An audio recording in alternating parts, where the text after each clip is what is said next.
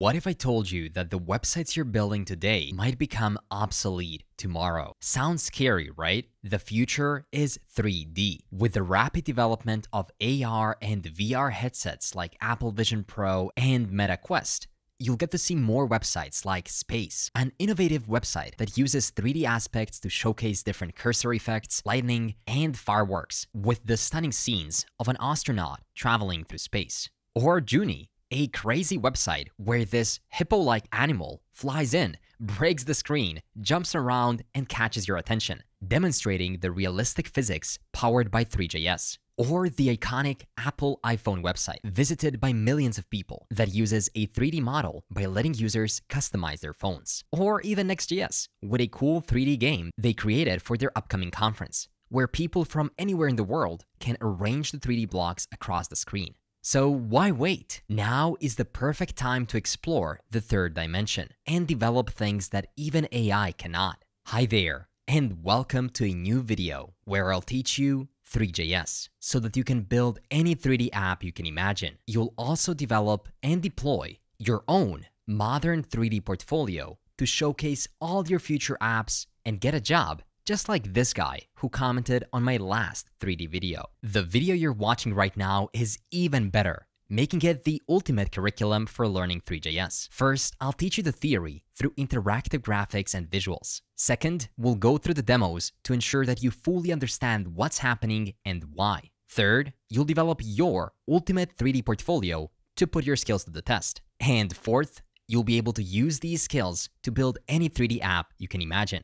I'll teach you what Three.js is and how it works, and then you'll learn about the 3D world and the concepts it's made of, such as scenes, geometry, materials, cameras, lights, and more. We'll start with the basics, plain HTML, CSS, and JavaScript, and then we'll transition those skills to building a 3D portfolio in React using React 3 Fiber. And I'll even show you a special tool that converts any 3D model into JavaScript code instantly. Just keep watching. Oh, and I'll make complex concepts super simple to understand by providing you demos you can build and even interactive graphics and visuals. Alongside this video, I've also prepared the ultimate Three.js guide, which covers a step-by-step roadmap, tips and tricks, and cool project ideas to take your 3D skills to the next level. The link to this completely free guide is in the description. You'll also have access to an open source code base, a custom Figma design, and a Discord server with a dedicated 3D portfolio channel to help you if you get stuck.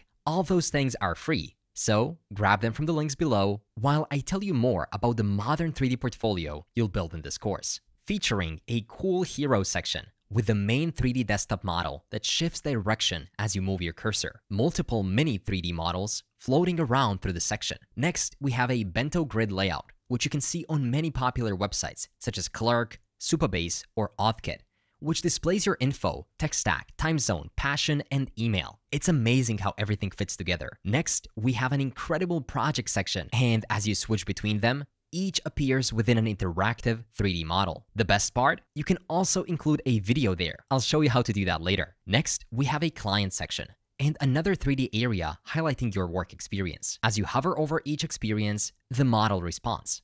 Pretty cool, right? Finally, we have a contact form with a terminal design. Through it, you can receive emails from people who just admire your portfolio or that want to hire you. They'll just type a message, get a success notification, and you can check your email, receive it, and celebrate. You'll also notice a short and sweet footer section where you can link your socials.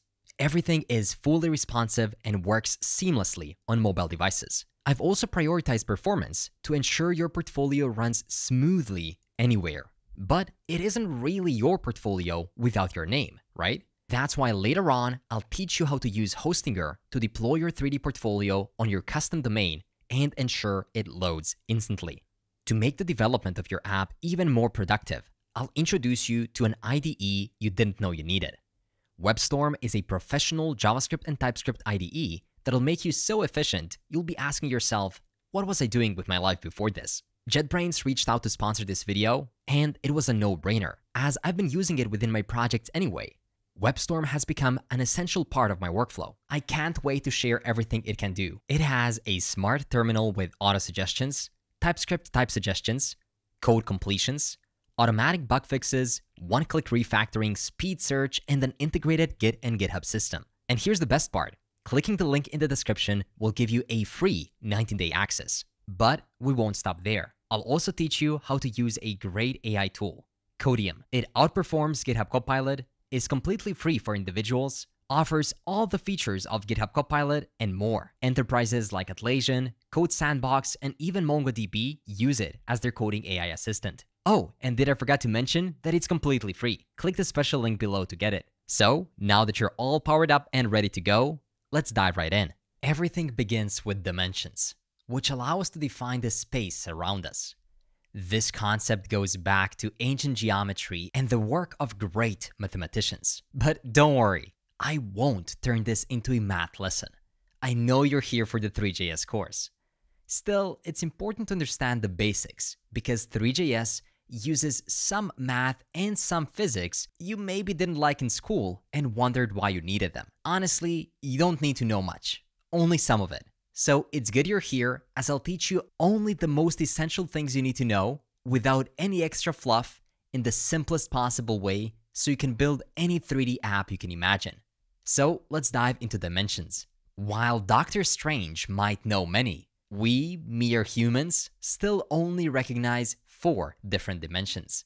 The 0th dimension is a point with no size, like a single dot on a map. The 1st dimension is a line with no width or height. The 2nd dimension is a shape with length and width but no depth, like a sheet of paper or those 2D games like Super Mario or Street Fighter we used to play as kids. The 3rd dimension is a space where shapes or objects have length, width, and depth, giving them volume.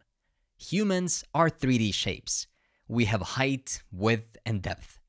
Unlike 2D graphics, 3D graphics provide a much more realistic and immersive experience with many more elements. And finally, there's the 4th dimension. Can you guess what it is? It's time. Time is the 4th dimension we use alongside length, width, and height.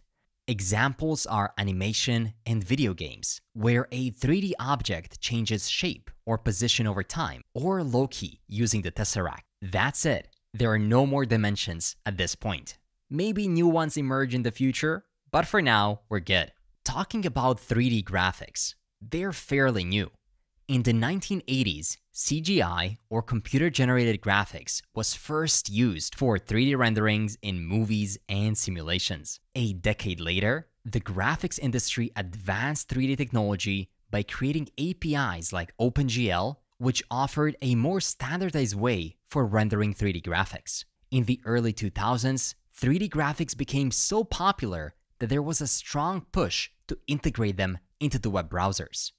Then, WebGL's revolution in rendering 3D objects on the web began in the early 2010s. It allows us to render 3D graphics directly in the web browser using JavaScript. WebGL is super impressive, but developing applications requires immense 3D graphics knowledge and many lines of code.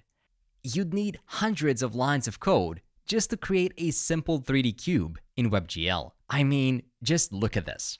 It feels like a nightmare. But then, Richard Cabello, better known as Mr. Doob, must have felt the same way, which led him to create Three.js, a JavaScript library built on top of WebGL that simplifies the development of 3D objects. I spoke with him at a recent dev conference, where he shared how the 3D development field will advance and its immense role in the future of the web. But more on that later.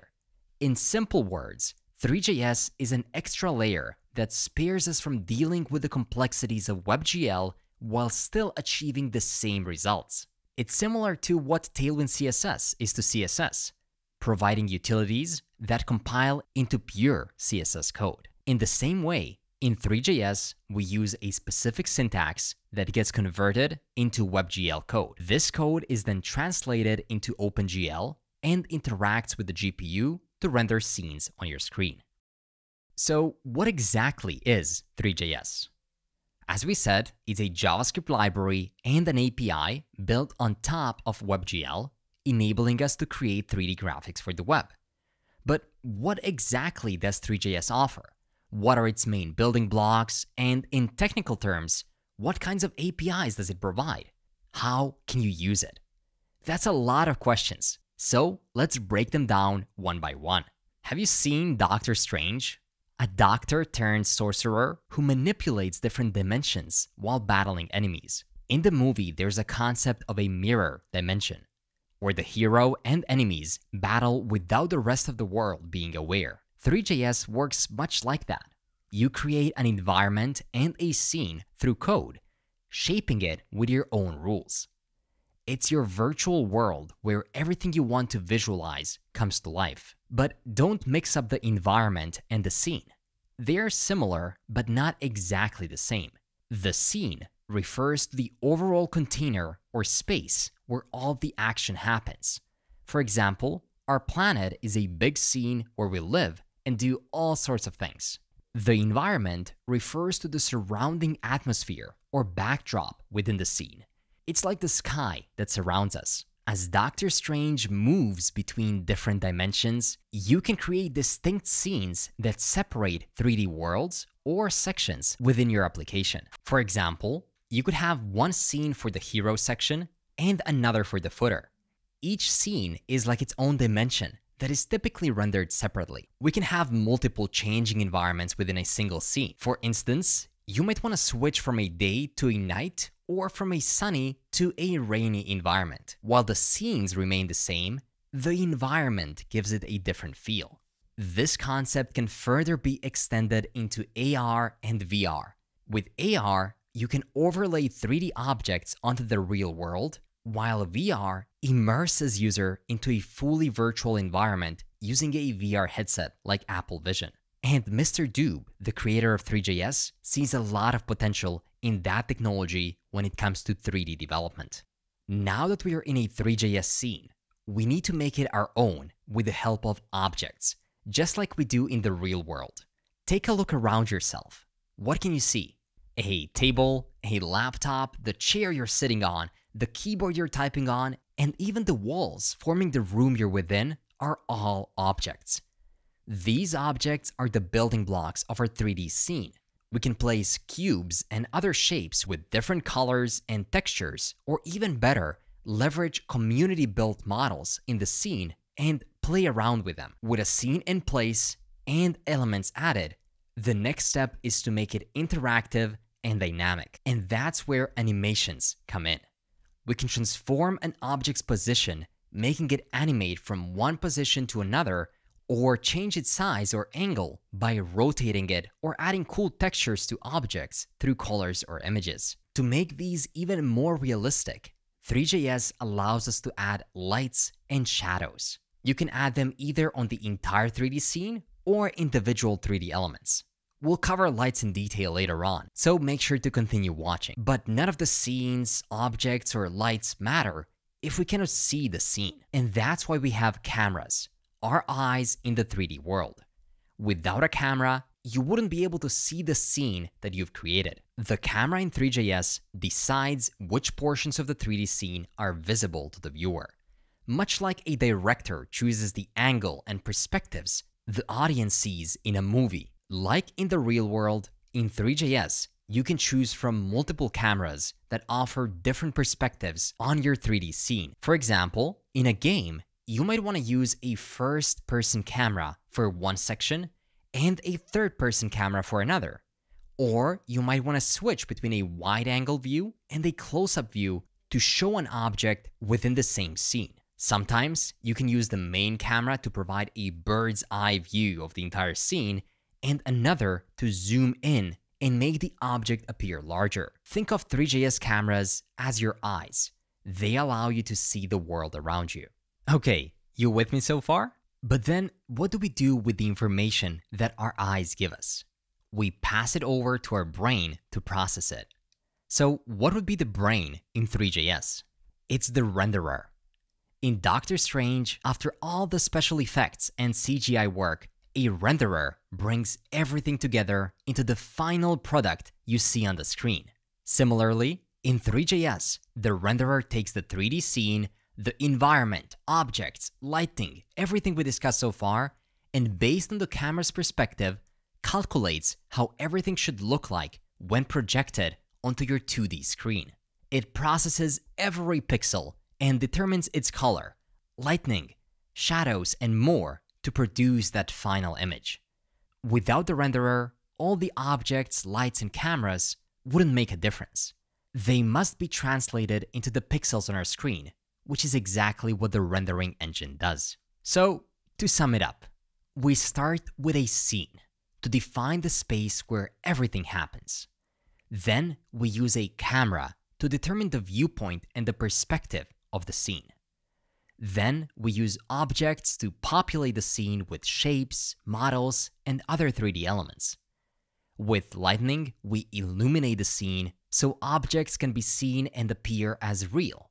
Then we update objects over time for dynamic behavior or movement. Finally, we render the scene by calculating it from the camera's viewpoint that can be turned into images to be displayed on your monitor. Then we display those images and we continue to update and render the scene to make the animation smooth. Now that you know the basics of Three.js and 3D rendering, let's dive deeper into the foundational concept, 3D objects. A 3D object is anything you can see or interact with in a 3D space. There are many different types of 3D objects in Three.js, each with its own purpose. A mesh is the most common type of 3D object. It's made by combining geometry and a material. For example, a cube in Three.js is created by combining a box geometry with a material and turning it into a mesh. More on this later as it's super important. Points are another type of 3D object, and they're a collection of small dots in a 3D space, often used to create effects like stars or particles. A line represents a simple connection between points in a 3D space. It's often used to draw shapes, grids, or wireframes. A group is a collection of multiple objects. Think of it as a div in HTML, which acts as a container to organize different elements. It allows us to transform many objects together. Sprite, a 3D object, not a drink, is an object that always faces the camera. It means it'll always be visible, no matter where we look. You can use it for billboards, icons, or particles in a scene. You might think that lights and cameras are also 3D objects, but they're not. They're more like separate entities or tools that influence how 3D objects are seen. And you know how everything in JavaScript is an object? Well, that's because everything inherits some basic properties. It's the same in Three.js. All elements I've mentioned, like meshes, points, lines, and more, start from the base JavaScript class called Object3D and extend its properties. Provides a common set of properties and methods for performing transformations, such as changing position, rotation, and scale for all types of entities in the 3D scene. Let me show you the most common properties. Position refers to where an object is located in the 3D world. It's described using three numbers, x, y, and z. X-axis moves the object left or right. Y-axis moves the object up or down. And Z-axis moves the object closer or farther away from you. Rotation refers to how an object is turned or spun around in the 3D world. You can rotate 3D objects around the X, Y, and Z axis, like stretching your head. X-axis tilts the object forward or backward, like nodding your head. Y-axis turns the object left or right, like shaking your head no. And Z-axis spins the objects clockwise or counterclockwise, like turning a steering wheel. Scale refers to how big or small an object is in the 3D world. Scaling an object along the X, Y, and Z axis can make it larger or smaller. X controls how wide the object is. Y controls how tall the object is.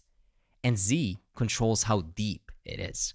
You can combine position, rotation, and scale to place an object exactly where you want it in the 3D scene, orient it in the desired direction, and size it appropriately. Now, which elements do we want to position, rotate, and scale to place on the screen? In most cases, it'll be the most common type of 3D object, a mesh. So let's explore it in detail. It's a core 3D object. When you think of a mesh, imagine it as a physical object with a specific shape and appearance. It can be a simple 3D geometric shape that Three.js provides, or a model created by merging different 3D shapes. A mesh is made up of two main parts, a geometry and a material.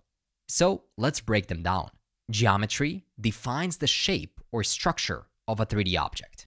It can be further explained by its three properties: vertices, edges, and faces. Vertices are the corner points or positions in 3D space where edges meet.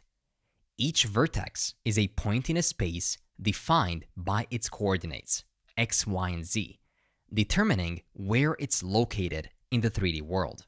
For example, a corner of the cube is one of 8 vertices, one at each corner. And if I had to put it in simple words, vertices are like the dots or pins you place to mark the corners of a shape. Edges, on the other hand, are the straight lines that connect two vertices.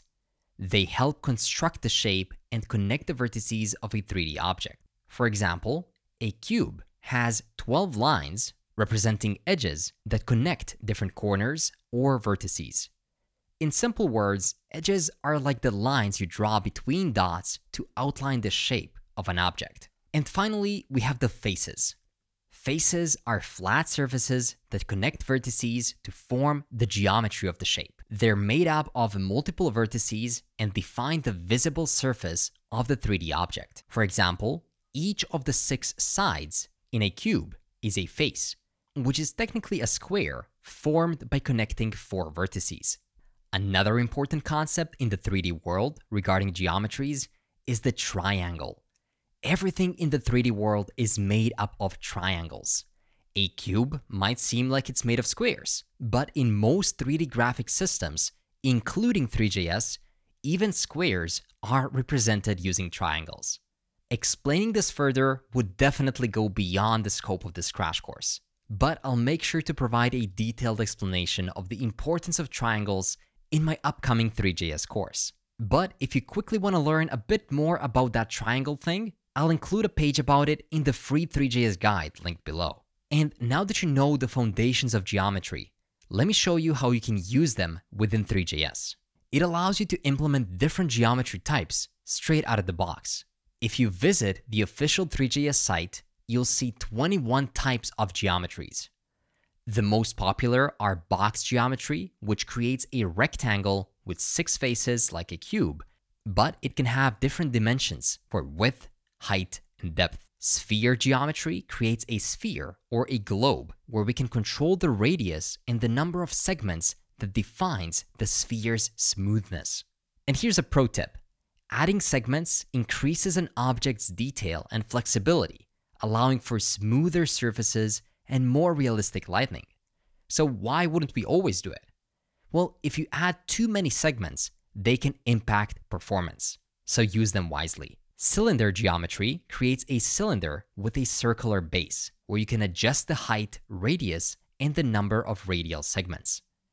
Plane geometry doesn't create a plane that flies, but creates a flat 2D plane that extends infinitely into the x and y directions by specifying its width and height.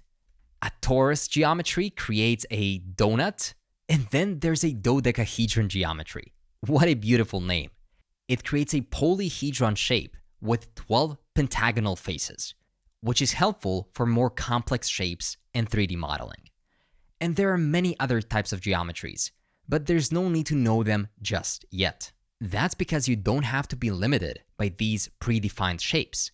Three.js doesn't stop you. You can create custom geometries by defining objects' vertices, edges, and faces directly in the code.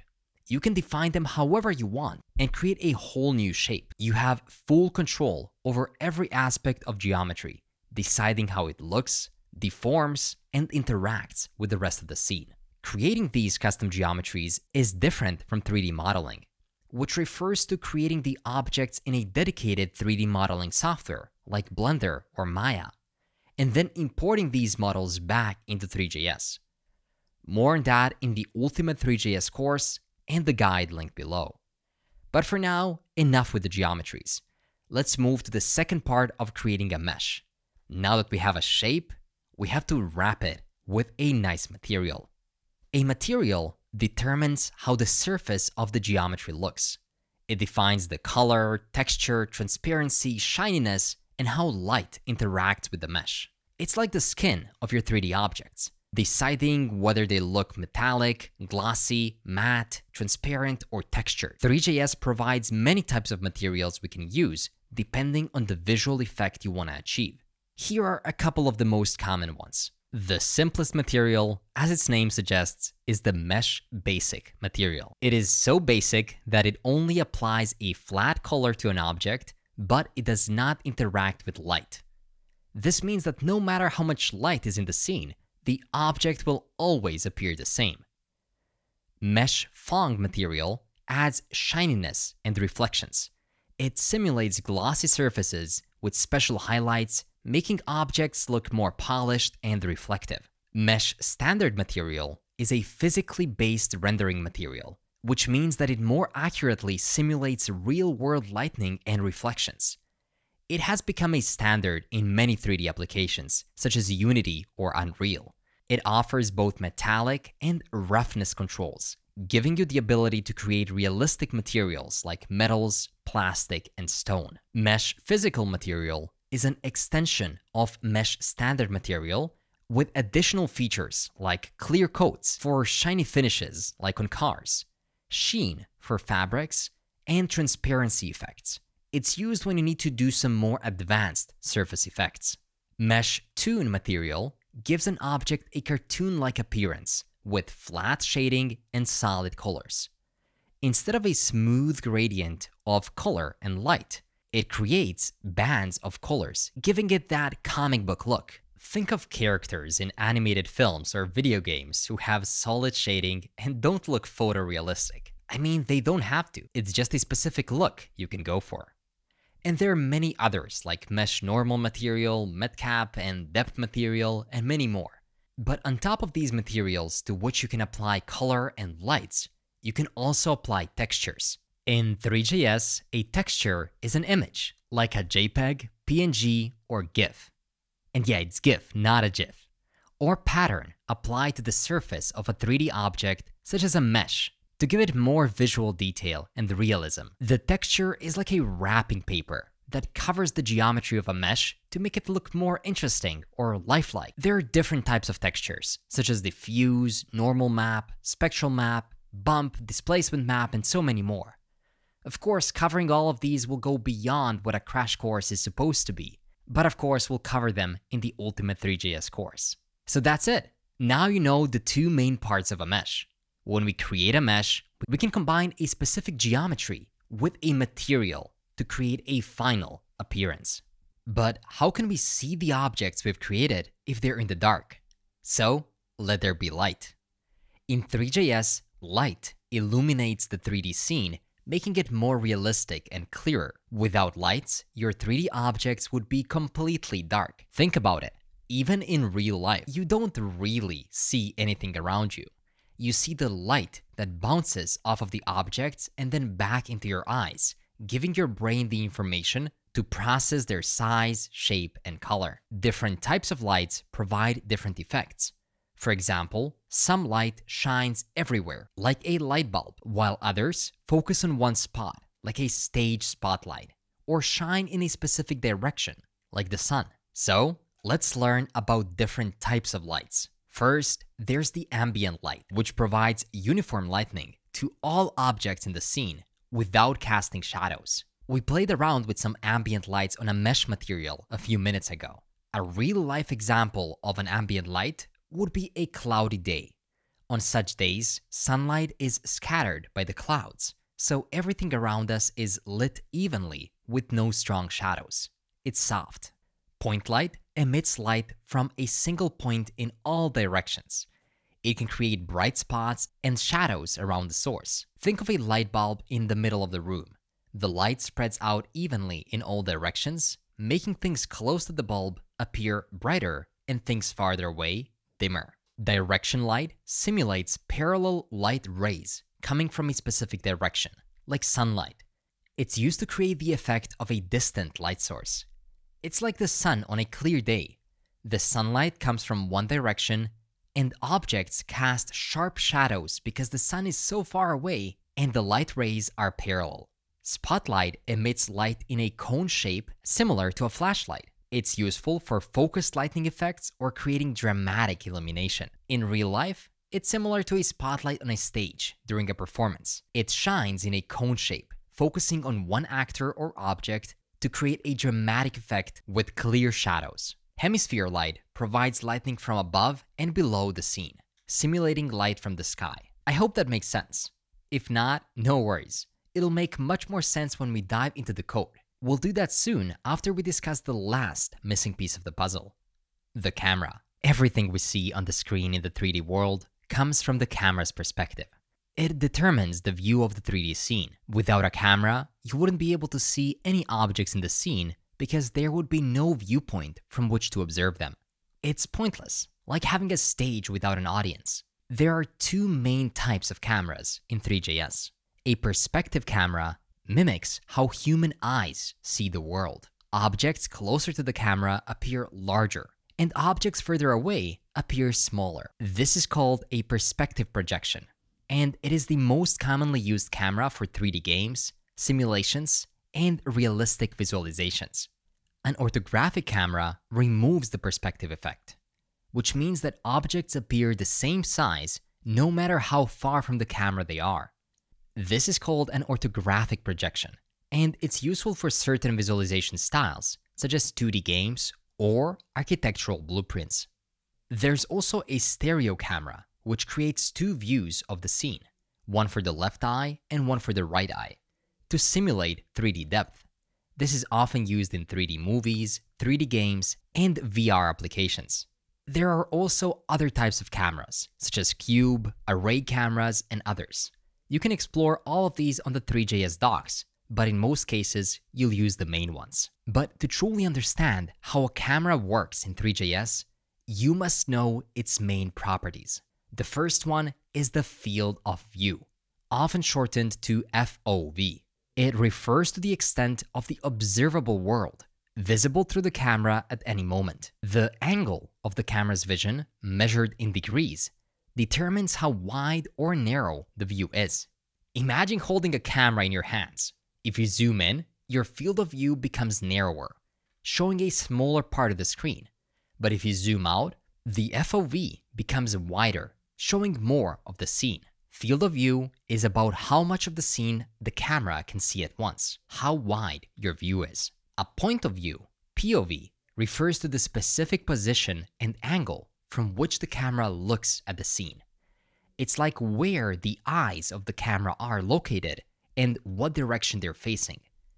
Imagine a first-person shooter, an FPS game. There, the point of view equals the character's vision and depends on the direction they're facing. In a third-person shooter, the camera is behind the character's back. In simple words, point of view is about the camera's position and direction. Where are you looking from? The aspect ratio is the ratio between the width and the height of the camera's view. It ensures that the objects in the scene aren't stretched or squashed when displayed on the screen. When you watch a movie on a widescreen TV versus a square TV, the aspect ratio changes, affecting how the content is displayed. In 3D, this property ensures that objects look natural regardless of screen size. And there's also the near and far clipping planes, which define the boundaries of the camera's view, determining how close or far objects can be for the camera to see and render them. It improves the performance and controls what part of the scene is shown. It's a camera's viewing range. The near clipping plane is the closest distance from the camera at which objects are visible. Any object closer to the camera than this distance will not be rendered. The far clipping plane on the other side is the farthest distance from the camera at which objects are visible. Any object beyond this distance will not be rendered. Think of it like a tree on a hill in a game that's far away. As you get further away, it becomes invisible. These were the most important camera properties. But while learning the foundations of Three.js, we learned that the camera and other 3D elements also extend the Object 3D class, which lets us position, rotate, and scale it. But sometimes that's not enough. And that's where camera controls come in. Instead of manually setting the camera's position and rotation, controls allow us to rotate, zoom, and pan the camera dynamically, often using mouse or touch inputs. These controls are commonly used in interactive 3D scenes, such as games, simulations, and VR experiences. Three.js offers a few built-in controls, each designed for different types of interactions. Let's dive into the main ones. Orbit controls are the most commonly used camera control. They allow us to rotate around a target point, zoom in and out, and pan the view, which means move side to side.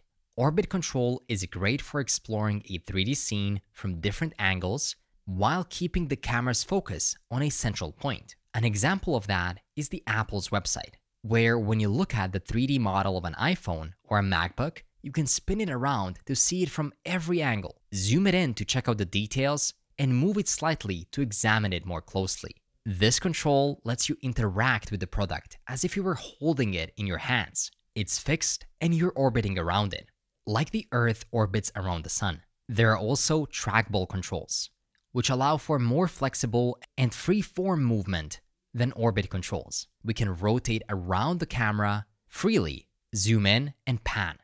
For example, in BioRender, a platform used by scientists, when working with 3D models of cells or molecules, you can rotate around them freely, zoom in or out, and shift around them without being fixed to one point. It's like floating around a model in space to look at it from all sides. Flight controls simulate movement like that in first-person exploration games, where the camera moves forward, backward, and side to side and rotates as if the user is flying through the 3D world. We mainly use flight controls in exploration games, VR environments, or simulations where users can fly through the scene. For example, in Google Earth VR, we can soar over cities, mountains, and oceans.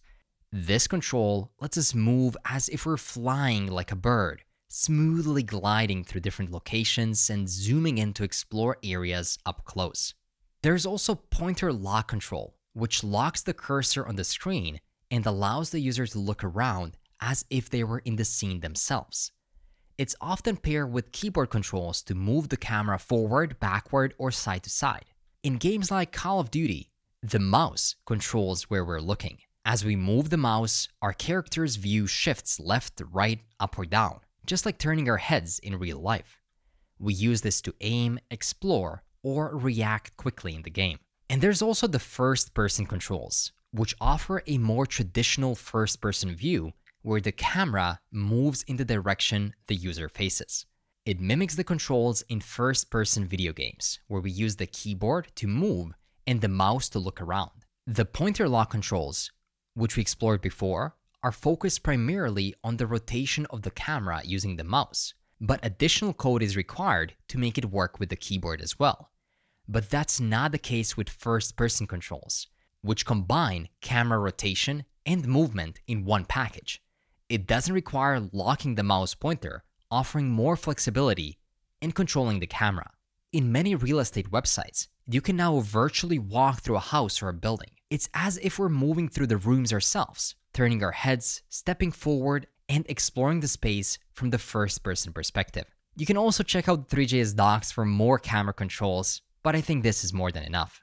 Now that we've covered the essentials of Three.js, let's put it into practice by creating a simple project using HTML, CSS, and JavaScript and infuse it with 3D. If you check out Three.js.org, go to Documentation and Installation, you'll notice that there's a couple of different ways to create a Three.js project.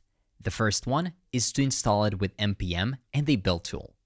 And the second one is to import it from a CDN. We'll start with that one first, so you can quickly put Three.js to use, but then soon enough, we'll transition over to the better approach, which is to install it with npm.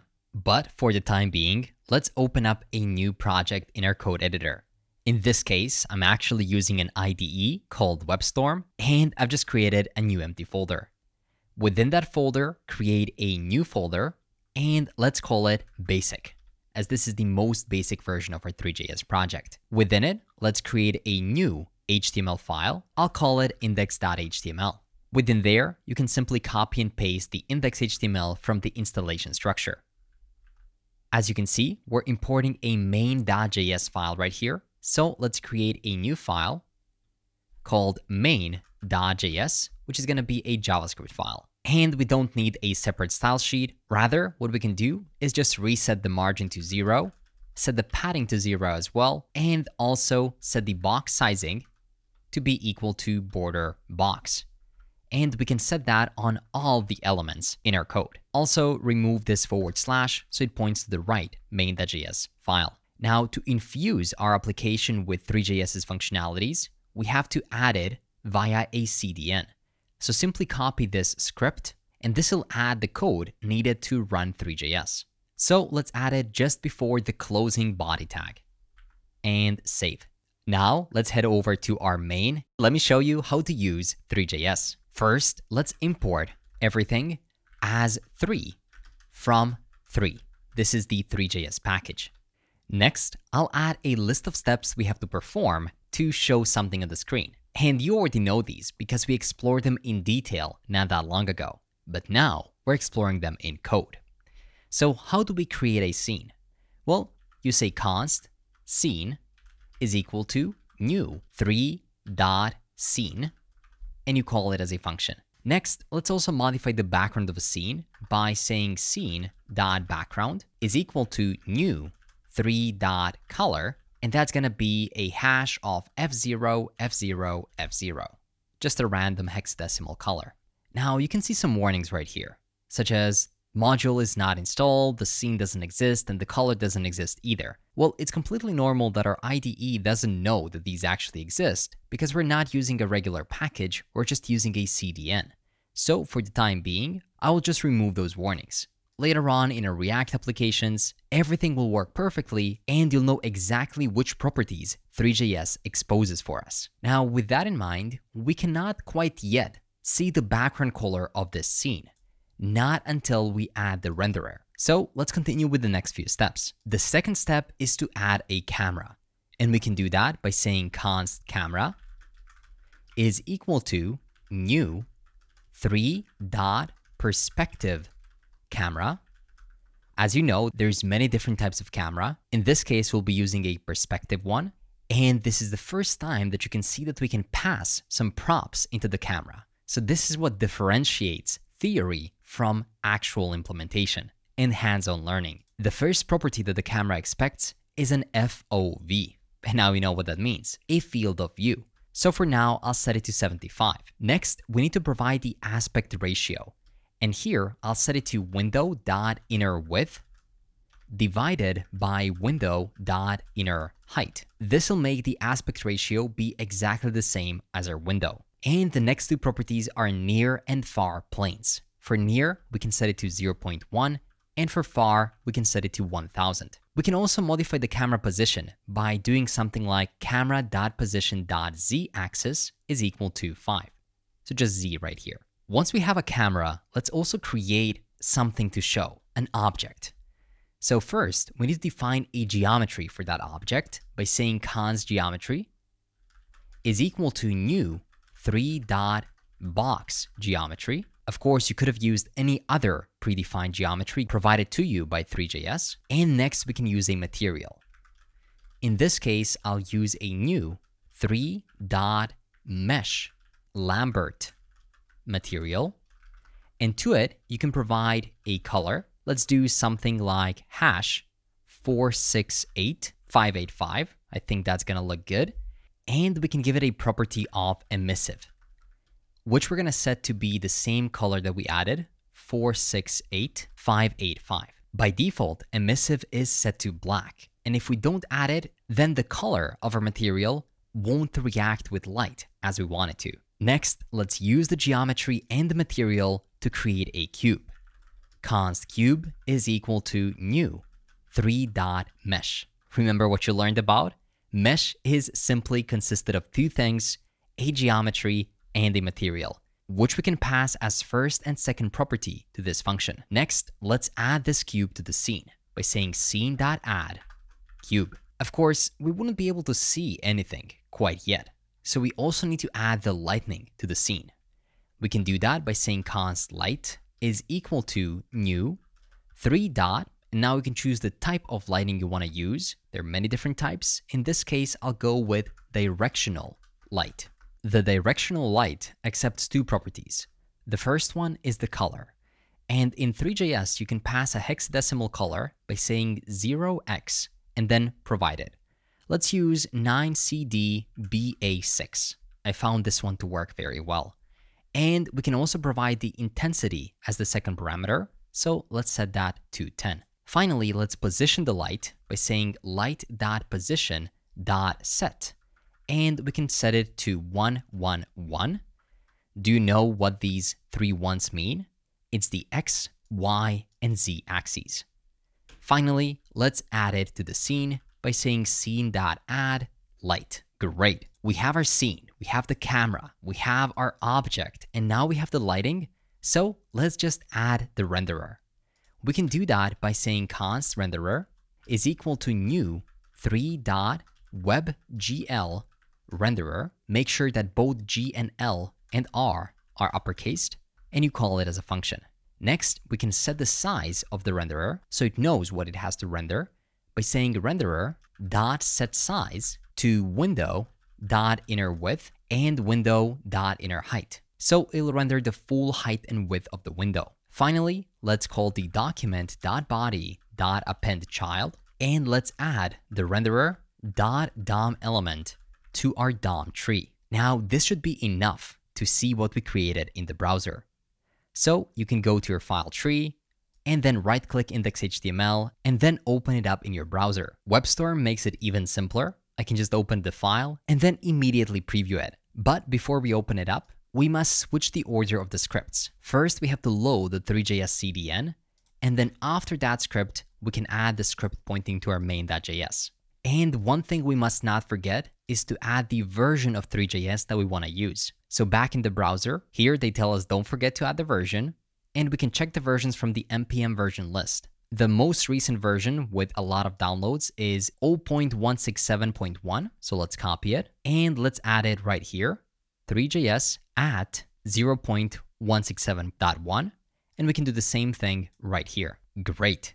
And just quickly going back to the main.js, make sure that everything coming after 3 starts with a capital letter because we're working with constructors, such as mesh, box geometry, perspective camera, color, oh, and even this scene right here. And finally, to see the scene, we have to render it. We have just set up the renderer, but now we need to call renderer.render, pass it the scene, and pass the camera from which we want to render that scene.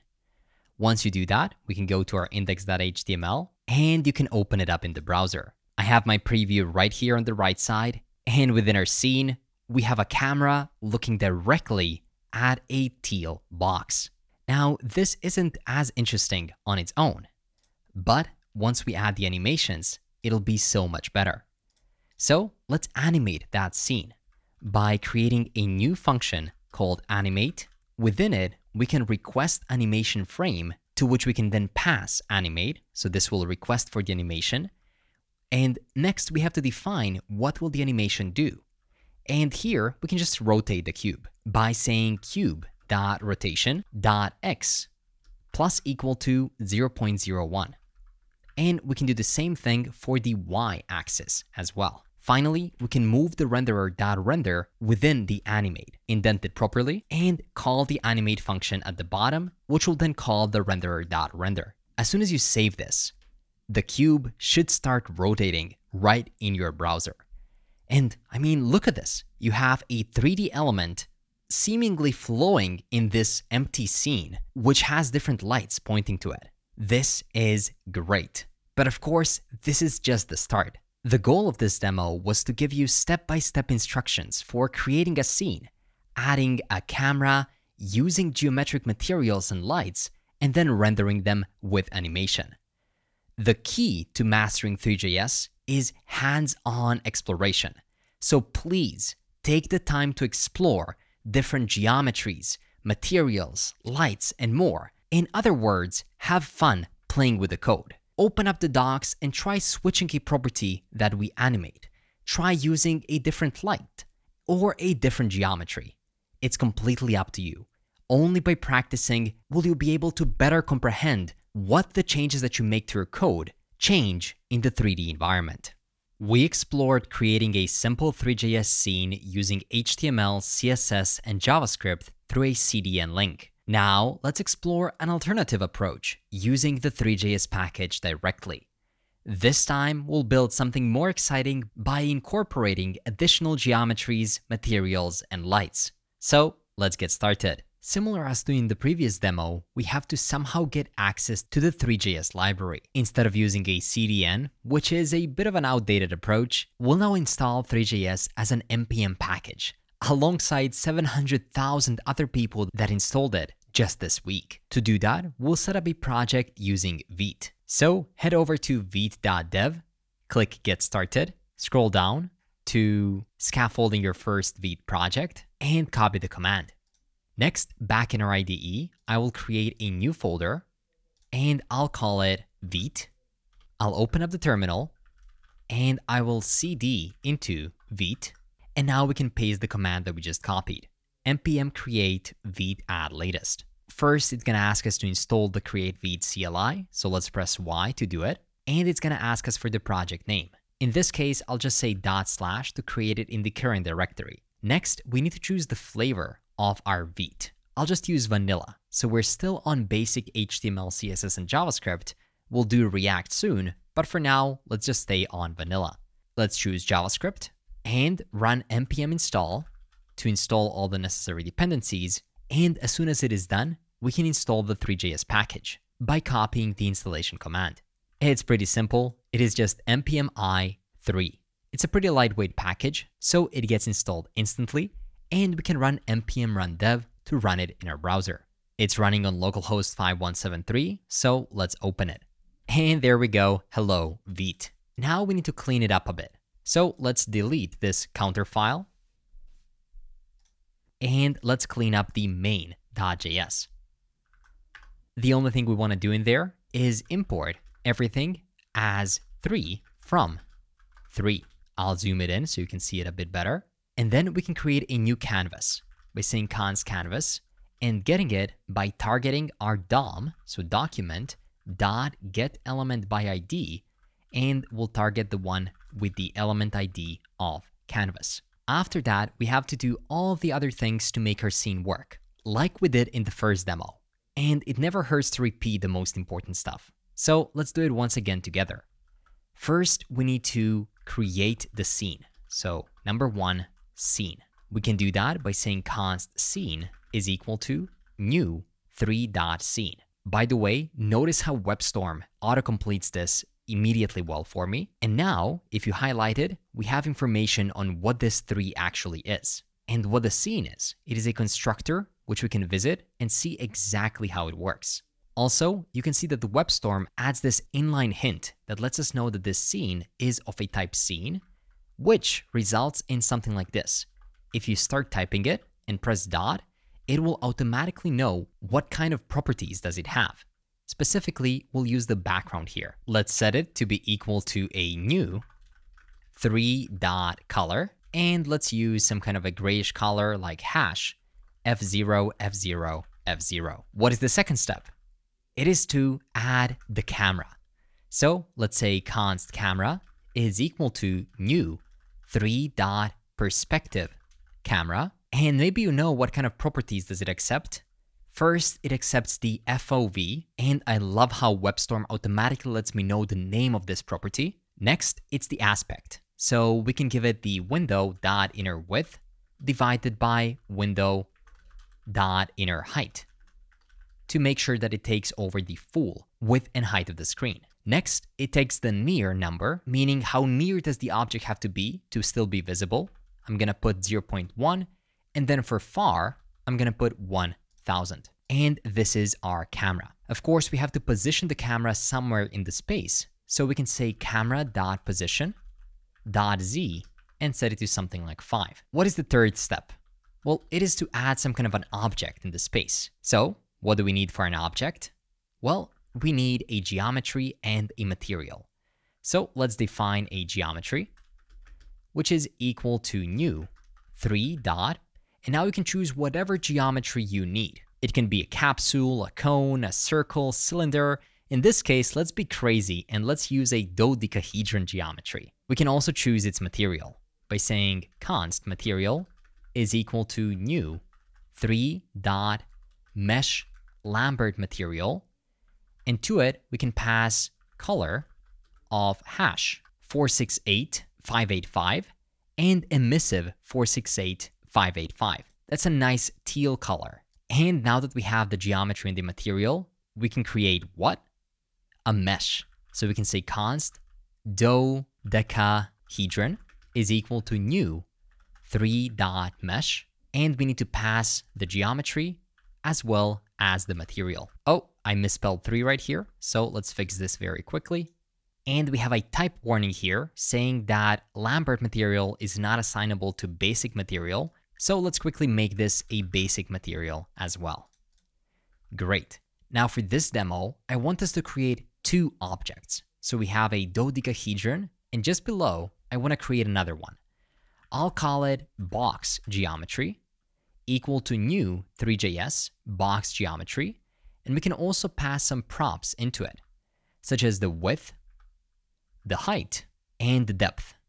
I did 2, 0.1, and 2 for the values. We also need to define the material, so let's duplicate the material from above and just rename it to box material, and let's just change the colors to something like hash B4, B4, B3. With the basic material, I believe we don't even have the access to the property emissive, so we can just remove it and keep the color, just to keep things very simple. Finally, we can create that box by saying const box is equal to new 3 dot mesh, to which we pass the box geometry and the material. Let's position this box in a space, something like box.position dot y is equal to -1.5. And now we can add both of these objects to a scene by saying scene.add dodecahedron, and let's also do scene.add box. We know that we cannot yet see those elements without lights. So step 4 is to add lights. We can do that by saying const light is equal to new 3 dot, in this case, let's use a spotlight.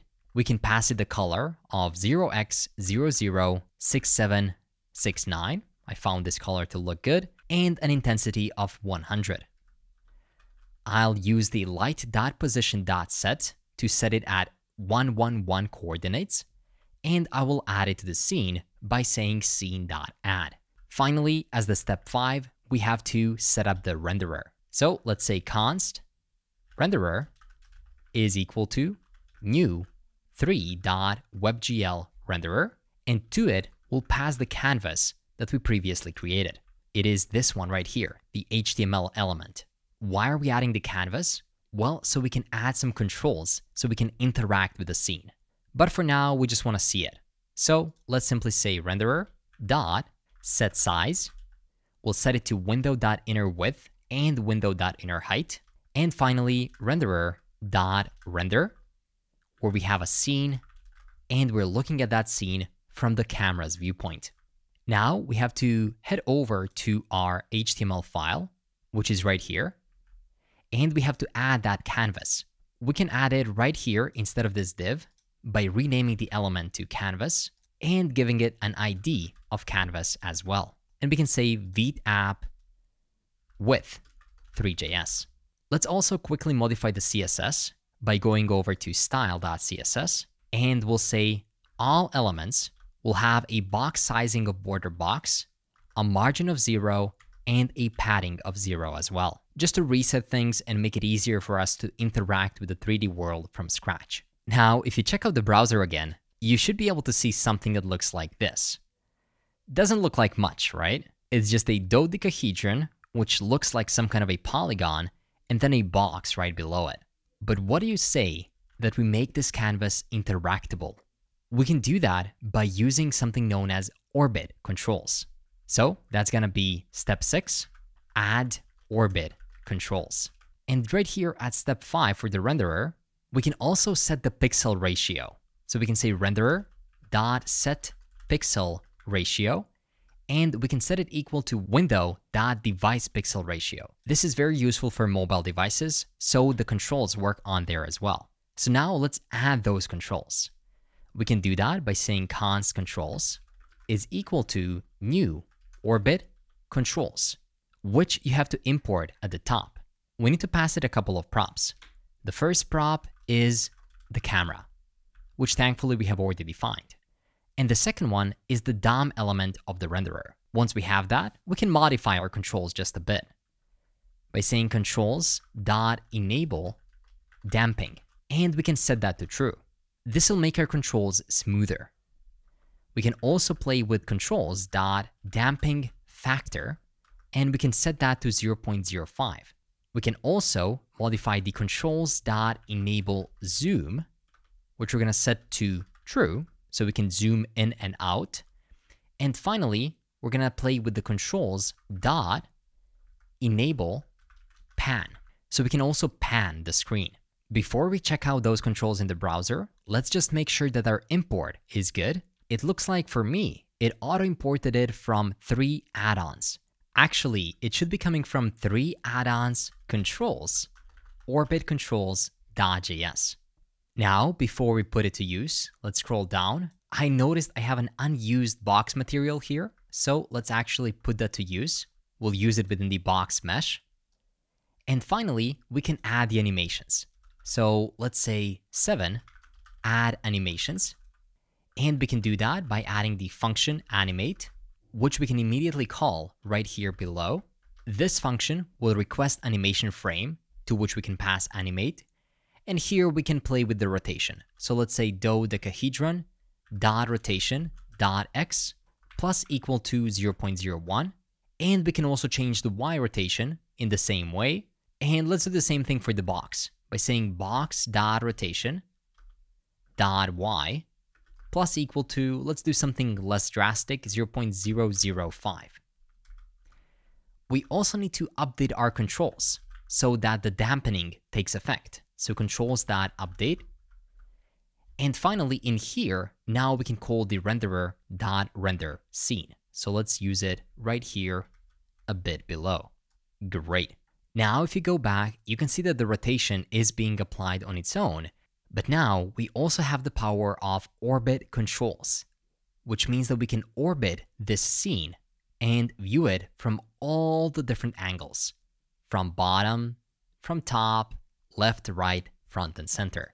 But since we're using a basic material right here, the scene doesn't look that good. So as I told you before, play with it a bit and see how you can change the colors, the lighting, and more.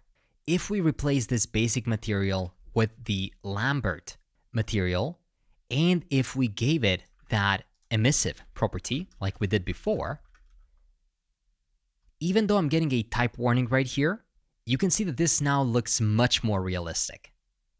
The light is actually bouncing off of it. And if we orbit, we can even get to the exact spot where the light is coming from. You can see it's kind of hitting it at this corner. Similar thing for the box. Let's try to change it to something like mesh standard material. And we can also give it that emissive property by saying emissive is equal to this color. There we go. Now you can see something beautiful. And that is that the teal color of this dodecahedron object actually reflects into the box. And of course, deeper in the course, we'll explain every little detail, such as why this mesh is complaining about this being a standard material and not a basic one. But for now, we're good. Finally, let me give you a pro tip. We also want this animation, as well as the orbit controls, work if we resize the window size. So to make that work, we can do a step 8 of handle window resizing, where we can say window that add event listener of resize. And when we resize, we want to call a callback function where we can reset the camera aspect to be the new window.inner width over the window height. We can update the camera projection matrix. It sounds tough, I know, but it basically just resets the camera position. And finally, we can reset the renderer size by setting it to window inner width, window inner height. Of course, let's spell it properly. And we also need to initially set the size, which I believe we are already doing. That's great. So now if you resize this window, you can see that everything still works perfectly. And this wasn't a lot of code, right? Just enough to add 2 different objects. But even with just 2, there was a lot of duplicated code. So you can imagine how things can quickly get messy as we add more objects. Without knowing the best practices or JavaScript patterns for reusability, you could quickly find yourself in a 3D nightmare. So be mindful when you're working with Three.js on a vanilla JavaScript project. There's also something else I wanted to show you. First was the way that I fixed this import at the top. How can you know that these orbit controls are coming exactly from this place? Well, it all comes down to reading the docs. Alongside playing with the code that you have here, in the last demo, I told you that the best way to learn about Three.js is to play with the code and see what happens. Well, the second best way is to read through the docs and explore some examples. You can see exactly how you can use each one of these properties. Not only that, you can see every single property that it accepts, as well as every event that it fires. And the best way for learning Three.js, or any other coding concept for that matter, is to combine the theory and reading the docs with modifying the code and seeing what happens. So if you haven't already downloaded Codium at the start, you can do so now by clicking the link in the description and getting it for your own IDE. In WebStorm, you can press Command-Shift-P and then search for plugins. And right here, we can search for Codium. Let's install it and restart my IDE and create an account. I'll just log in with Google. And then you can select a block of code or the entire thing that you want explained and just click Ask Chat or press Command-Shift-L. And just look at that. This code sets up a 3D scene using the Three.js library, rendering a rotating dodecahedron and the box with a spotlight. The scene is interactive, allowing the user to orbit, zoom, and pan using the mouse. The scene also responds to window resizing. Well, this is exactly what it is. And of course, you can continue asking it questions about the code, such as, we're using a perspective camera. What other camera types there are? And it's going to read both the code and the docs, combine the two, and say, hey, perspective camera is used in your code. It simulates the way the human eye sees the world. The orthographic camera does this, cube camera that, and so much more. It's a super useful tool for explanations. So that's it for this demo and the pro tips that came along with it. So far, we have reviewed many Three.js foundations and tested most of them in code. While writing that Three.js code, you may have felt like, whoa, this is so much better than writing WebGL code for a cube. But as you start to add more features to your 3D app, you'll notice that the amount of Three.js code grows and becomes harder and harder to manage and maintain. Do you know why? When working with Three.js, you typically write a lot of imperative code, meaning you're telling the computer what to do step by step. You're in control of everything, from initializing and positioning objects, handling rendering loops, updating the camera, and managing interactions. While having a lot of control is great, it also means you have to be very mindful of every detail. This can make your code messy and complicated as your project gets bigger. That's the challenge of scaling with Three.js, which coincidentally is the name of one of the important lectures of our upcoming Ultimate Three.js course. One small mistake and things can go wrong. And this is where React 3 Fiber or R3F for short, comes in. It takes a whole different approach by using the power of React.js. Instead of writing imperative code, you write declarative code. This means you have to describe what you want your scene to look like, and the React 3 fiber handles the details of making it happen. With R3F, you don't need to worry about the step-by-step process of updating the scene. You simply declare how you want things to be, and the React does the heavy lifting. Instance, if you want a cube to rotate when the user clicks a button, you can just update the state in React, and the React 3 fiber will automatically update the 3D scene for you. Since R3F is built on React, you can use React's features, such as components, hooks, and state management to break down your 3D scene into reusable components. Along with R3F, there's also React 3 Drei, which is a collection of useful helpers, components, and abstractions built on top of React 3 fiber. It provides ready-made tools like cameras, controls, and environment setups, which can significantly speed up your development by handling common tasks and simplifying complex setups. In short, Drei acts like a toolbox that extends R3F, so you don't have to reinvent the wheel for common 3D features. Think of it as Chat-CN. We use ready-made 3D features to build applications faster. We've been experimenting with vanilla JavaScript demos up to now. So let's try using Three.js in React with the React 3 fiber and see how it compares to the imperative approach we've used. Once again, we'll create another folder, and I'll call it Vite-React. I'll cd into Vite React and run npm create vite add latest. Once again, we'll do the / for the project name, and this time we'll use React as the framework. Let's use just React with regular JavaScript. And once again, we'll have to install the Three.js package, but this time we'll also use a React Three.js library called add-react-3/fiber. So we'll be installing that as well. And you can see how my terminal smartly auto-suggests to install React 3 Drei too.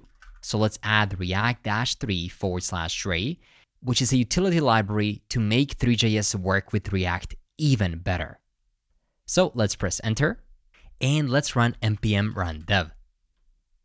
On localhost 5173, we have another Vite starter running, but this time with React. Now let's clean it up a bit to give us a clean slate for turning this into a 3D-powered React application. We can start by going into the source and then app.jsx. We can clean up everything that is in there and just say const app is equal to a functional component where we can simply return a div that says hello Three.js. And of course, we can do an export default app. Going back to the browser, we can see hello Three.js. Now I'll show you how to use Three.js within React. It all starts by utilizing some of the things that React 3 fiber provides us, such as a canvas. So let's turn this div into a canvas, and let's import it from React 3 fiber. To it, we can provide some inline styles by saying style is equal to, and we can give it a height such as 100 VH. We can also give it a width of 100 VW for the width, a display of flex, justify content is equal to center, and align items is equal to center as well, just to make sure that everything is nicely centered. The reason we're adding a canvas is to turn everything within it into a 3D rendering context. That's what the canvas does. It's a DOM canvas which accepts Three.js elements as children. So whatever you want to add to the scene, you can simply add it here. Maybe you want to add orbit controls from React 3 Drei.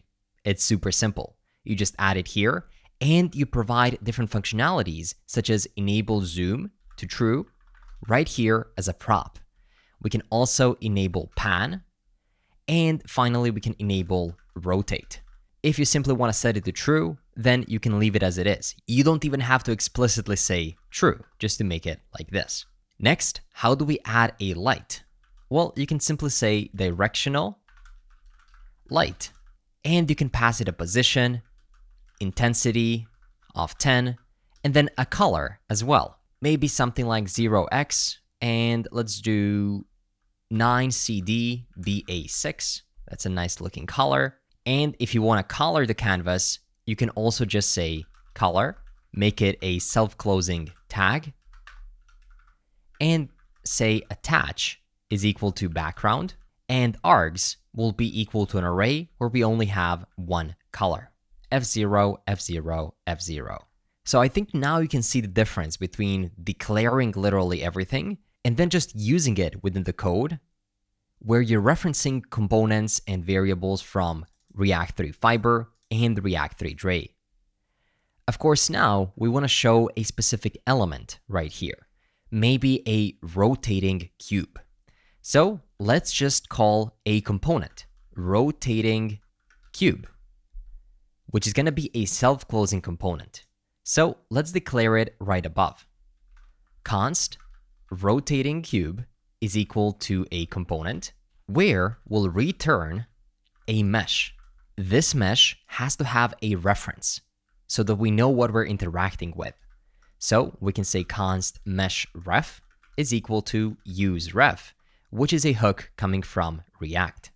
Now we can say mesh has a ref equal to mesh ref. This is some React specific functionality. And why are we using it? Well, we're using it because then we can leverage a use frame hook coming directly from React 3 Fiber. The use frame hook executes a callback before render in a shared frame loop.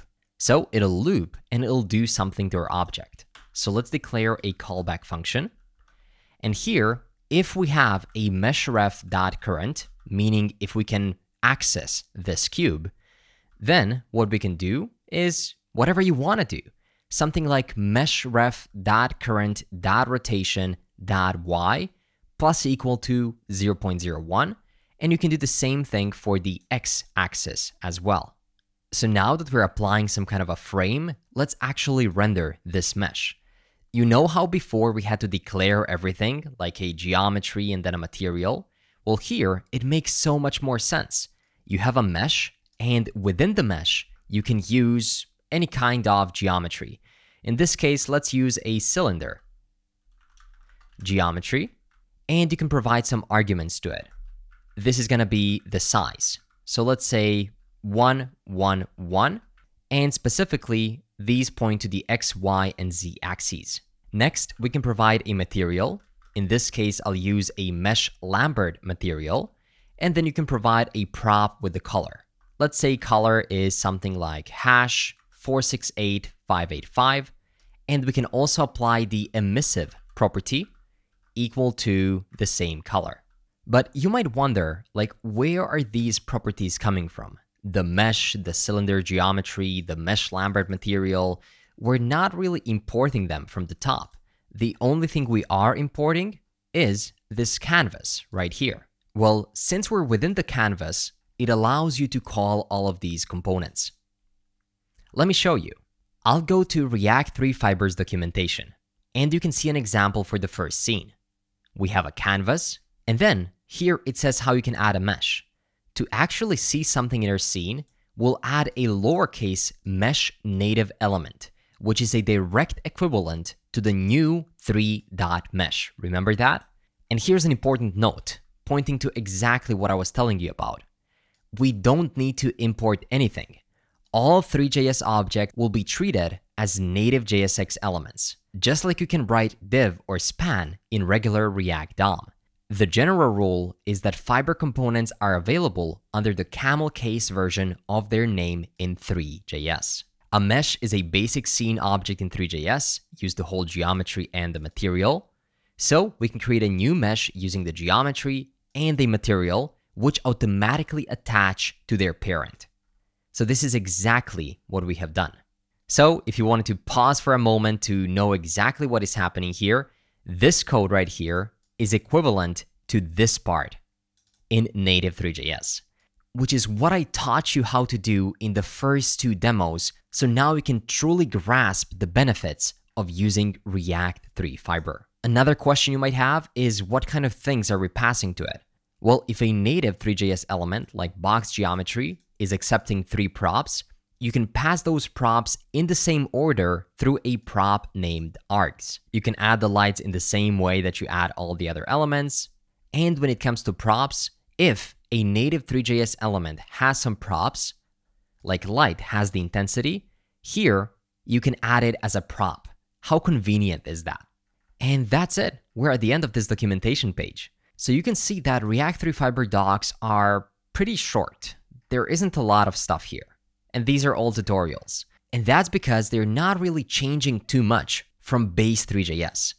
They're just making it easier for us to work with Three.js within React. So if you're wondering about which geometries exist, or which materials, or what you need to do to form a mesh, you would still go here to the original Three.js documentation, search for a different component or a property, and see exactly which properties does it accept. And then you know that you can pass them as args to our React 3 Fiber alternative. Great. Now, if we check out our local host, you can see a spinning cylinder, and you can also use your mouse to move across it. This is great. You can see how simple it was to add orbit controls using React 3 Drei. But let me show you one more cool thing. Like, React 3 Drei and React 3 Fiber are all about making your life working with Three.js within React and Next.js applications easier. So let's say you wanted to add some sparkles here. You can just say sparkles, import it from React 3 Drei, and then give it a couple of properties, such as a count is equal to 100, scale is equal to 1, size is equal to 6, speed, let's make them very slow, 0.002, noise can be 0.2, and color can be orange.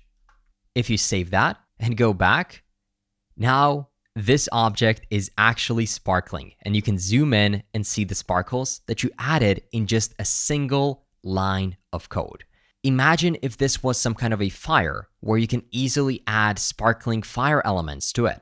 The possibilities are endless, and this code, super simple to understand. We can use Codium once again to explain this app, and you can see that it is a 3D scene using Three.js, where the scene is rendered within the canvas element, and then we add orbit controls to enable user interaction, directional light to add lighting, and then we set the color and add a rotating cube. So whenever you're unsure about something, it's always nice to use the explain functionality here. And there's also this docstring thing, which if you click it, it'll start generating docs in form of comment right above this code. So you can see it is super simple. You can accept it or change it or reject it, where it says that this is a canvas component that renders a rotating cube in the center of the screen with interactive camera controls, and it returns a JSX element representing the canvas. Super useful. So, isn't this easy? It's just like writing regular React.js code. The logic is more or less the same as in regular Three.js, but React 3 Fiber and React 3 Drei simplify the process. They help us write more maintainable and manageable code through components, and they offer built-in functions right out of the box. Now, a developer portfolio is not like any other project. It is a career asset designed to showcase everything you're capable of, making you an attractive candidate for any job. And that's why I'll teach you how to go a step further. See, hosting your portfolio on a personalized domain makes you more professional, memorable, and improves your credibility and search engine visibility. So, before we dive into coding, let's get that domain name. I highly recommend Hostinger for hosting your modern portfolio. And right now, they're offering a great deal which you don't want to miss. When it comes to hosting this modern portfolio, I personally go for the premium plan. And here's why it's perfect for this and many other projects. You can host 100 websites with the same account. You get a free domain name, which gives you a professional touch. You get a free SSL for HTTPS security, which creates trust with anyone visiting your portfolio. This deal won't last forever, and because I've partnered with Hostinger, you get an even bigger discount. Once you click the link in the description, click Claim Deal, and Add to Cart. Here, we'll have to choose the period of our hosting. With the crazy discount going on right now, I'll definitely choose 48 months to save the most money.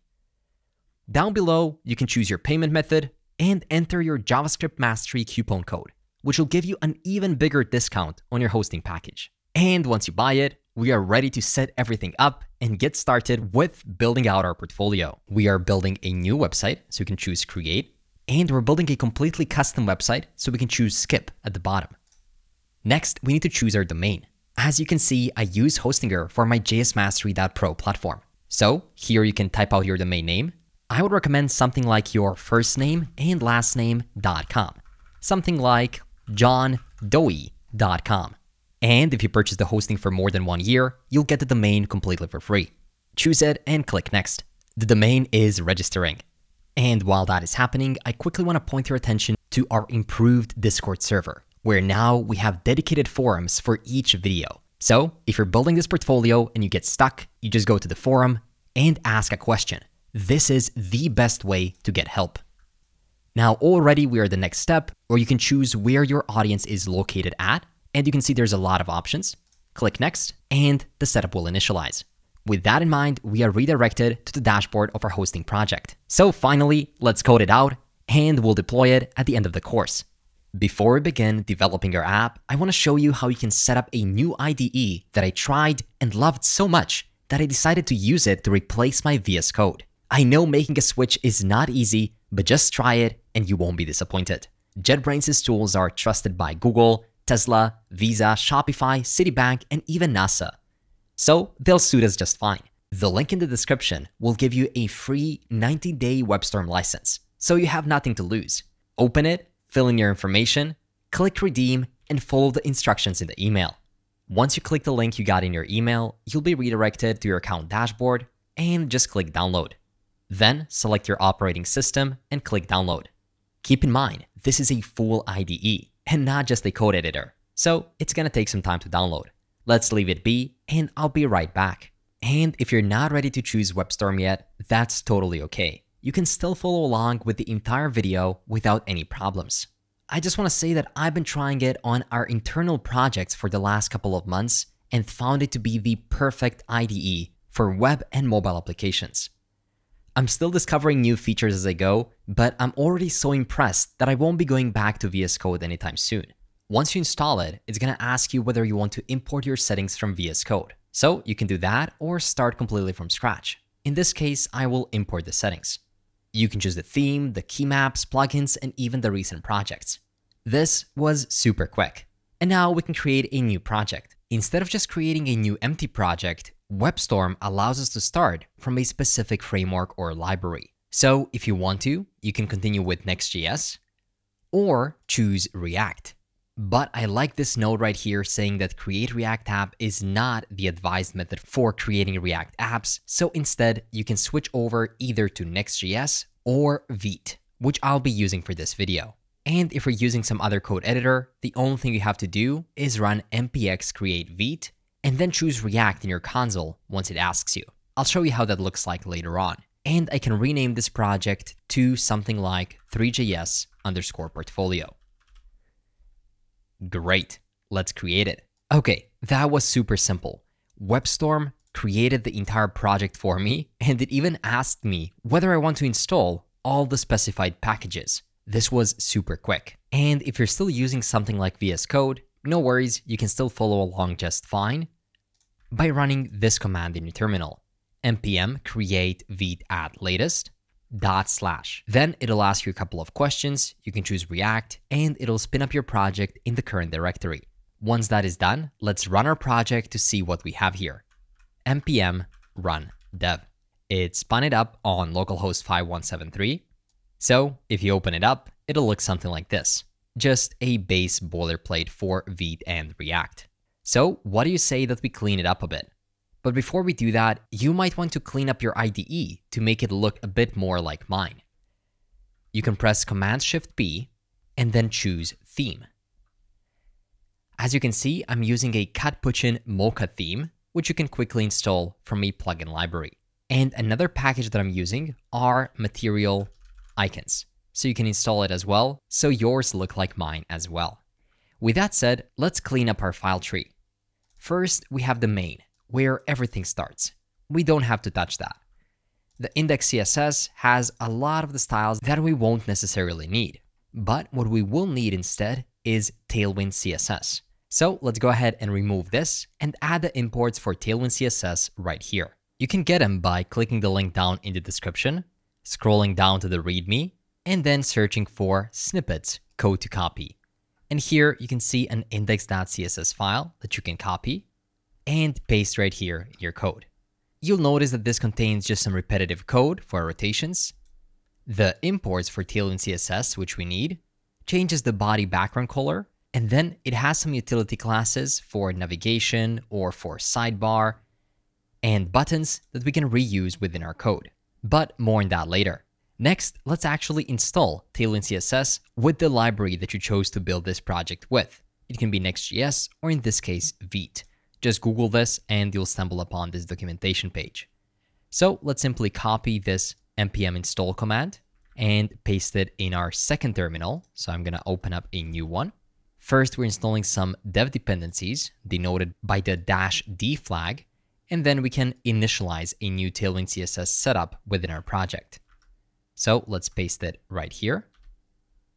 And you'll be able to see a new Tailwind config.js file appear.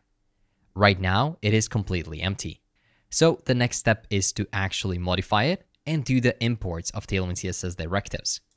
This one we have already done, and now we have to update the template paths.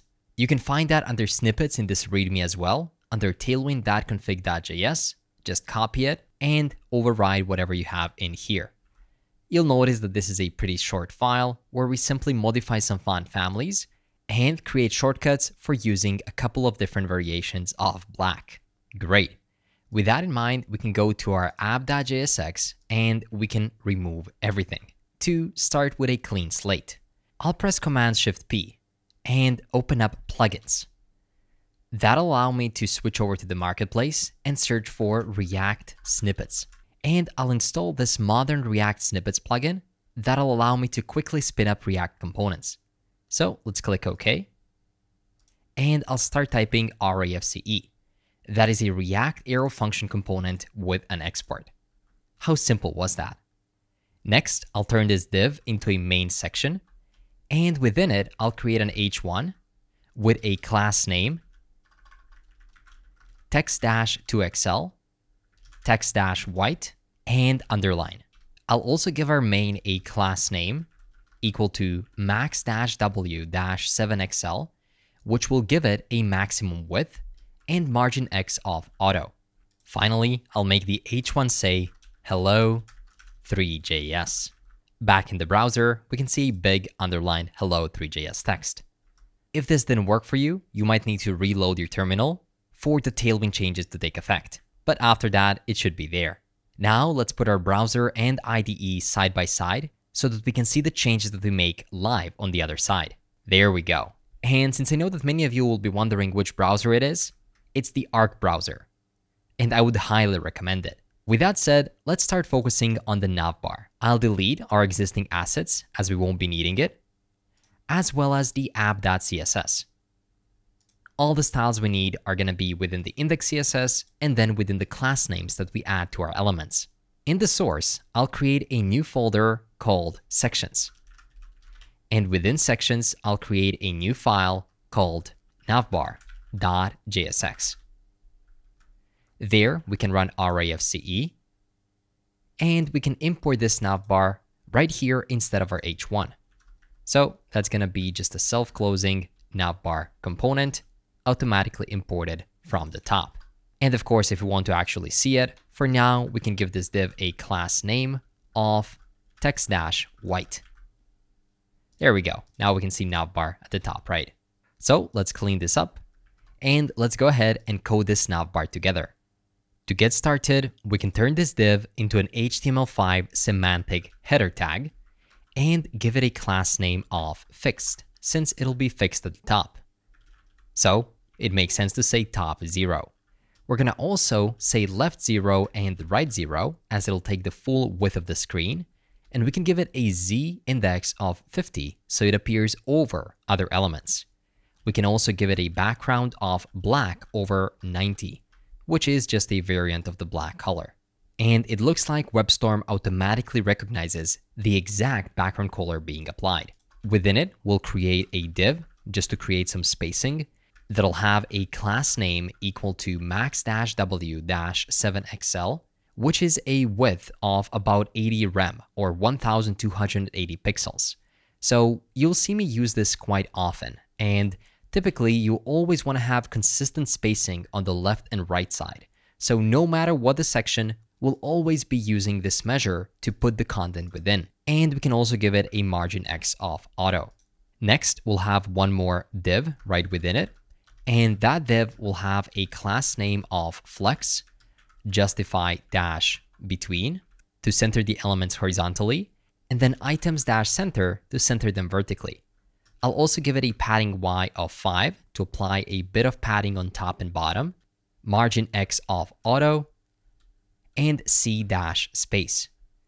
Whenever you notice that a specific class is not being recognized once you hover over it, that means that most likely it is a class that we have defined within our classes.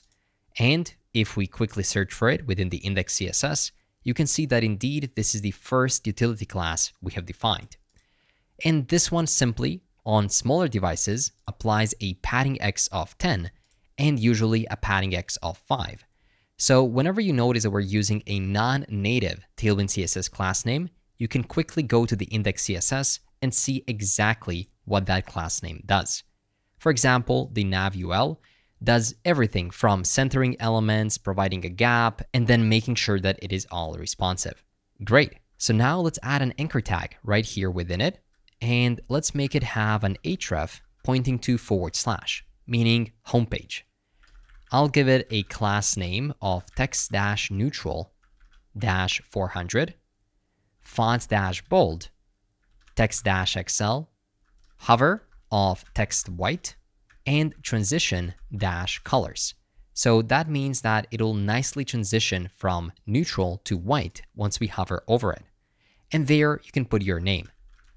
I'll say Adrian, and now you can see a nice hoverable Adrian name. If you want to, you can also create some kind of an icon with the first letter of your name and then put it right here next to your name, acting like a logo. Right below this anchor tag, I'll place a button. This button will render an image, and that image will have a source, and it'll render a menu icon. You know those 3 lines, often called a hamburger icon as well? Well, where are we going to get that icon from? Of course, you could use some kind of an icon library like Font Awesome to search for different icons, but sometimes it'll be hard to find the exact icons we're looking for. For example, these technology icons, or this earth, or these dots right here.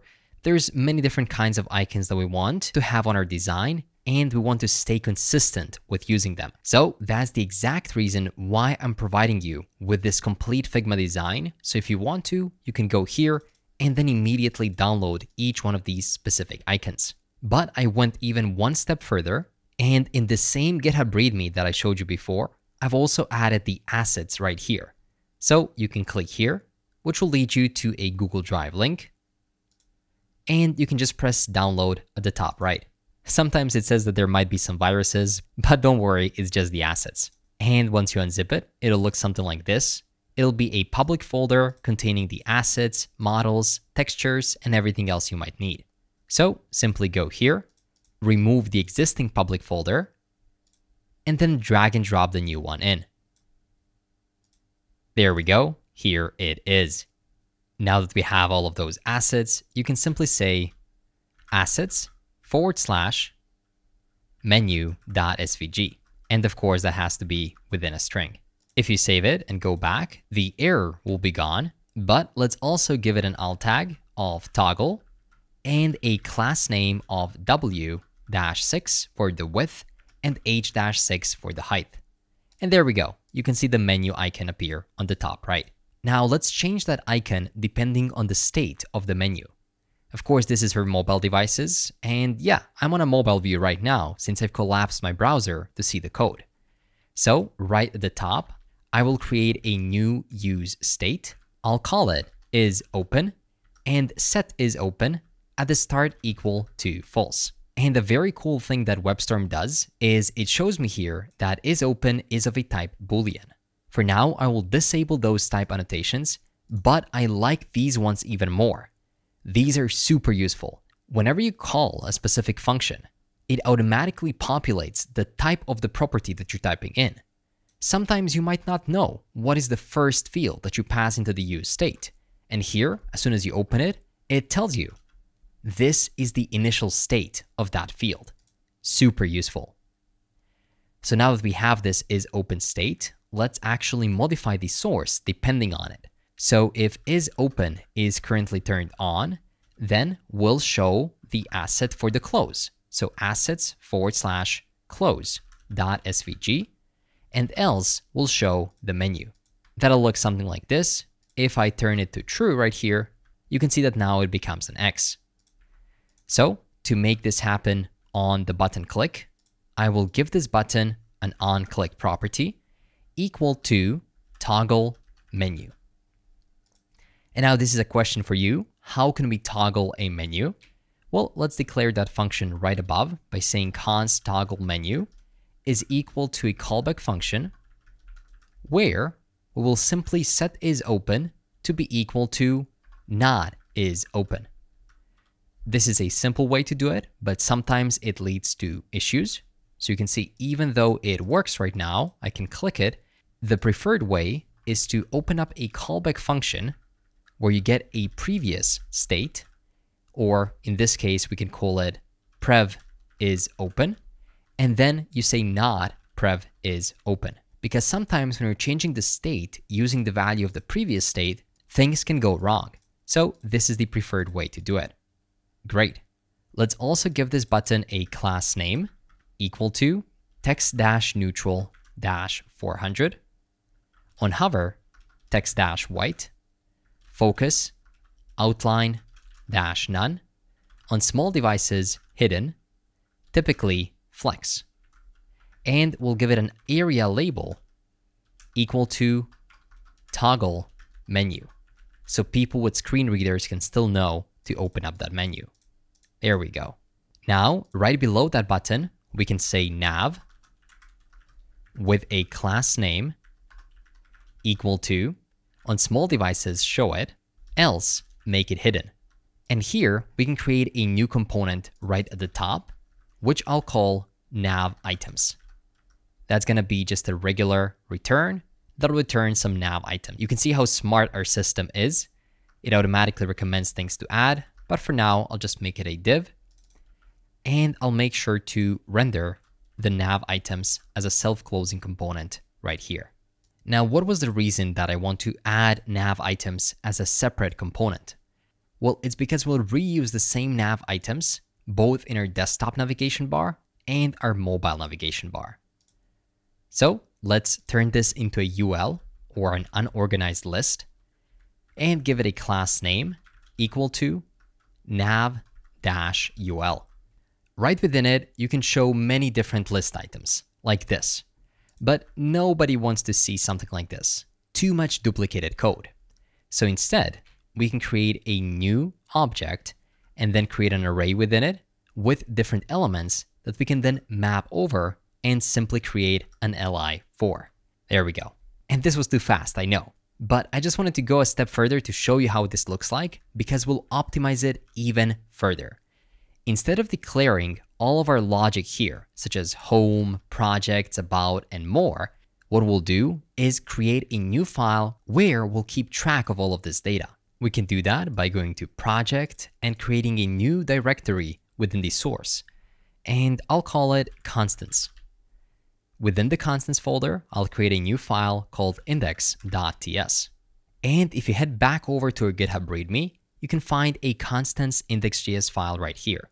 Copy it and paste it right here. You'll notice that there's a lot of stuff right here, but none of it is code and logic. What this contains is simply some content that you might want to change within your portfolio. So here we have a list of predefined links for our navigation bar. If you scroll down, you can see some client reviews.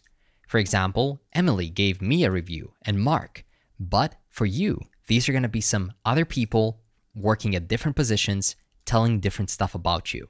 So it's always nice to extract the content from the logic. And how do we use it within the JSX? It is super simple. You just say nav links, import it from constants, and map over them, where we get each individual item. And for each item, we automatically return an li. By automatically return, I mean put a parenthesis right here and not a curly brace. That means instant return. Give it a key, since we're mapping over it, of something like item.id. Or instead of saying item every time, we can automatically destructure the ID, the href, and the name, and simply say ID right here. Why can we destructure these things? Well, because if you check the nav items, each one has an ID, name, and an href. Our li will also have a class name equal to nav-li. So let's go back to our app and let's make sure that we can properly import it. It looks like Vite is having some issues recognizing the nav links, even though they're properly linked right here. So let me try reloading my terminal for a second and see whether that will fix it. No, it still doesn't. Oh, would you look at that? I typed ts right here. Looks like I've been working with too much TypeScript. I'll go ahead and rename this to .js. We're working with JavaScript this time. And immediately this just works. Great. Now within each one of these LIs, we're gonna add an anchor tag with an href and a class name of nav-li _a, and we'll also add an onClick property on it, which for now we can let to be an empty callback function. If you save this, you cannot see anything on this screen size, but if we go outside of the mobile view, you can start seeing different elements such as home, about, work, and contact. So now we have created a desktop navigation bar right here, but creating a mobile one will be super simple. We just have to go a bit below, a few divs below actually, below the nav and below 2 more divs, and create another div for the mobile nav. We'll give it a class name equal to, and actually it'll be a dynamic template string. First, we'll say nav sidebar to give it some class names, and then say if is open, give it a max-h-screen, else give it a max-height 0. So this will ensure that this mobile nav is seen only on mobile devices and it takes the full height of the screen.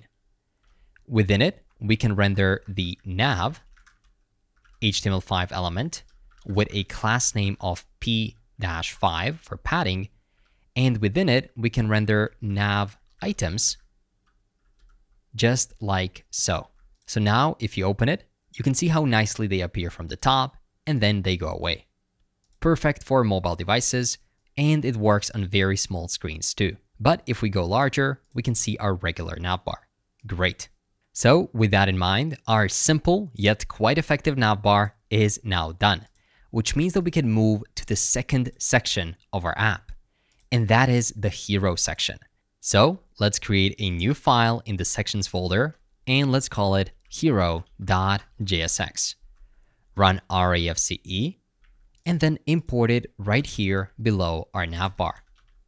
Super simple, right? You get the idea.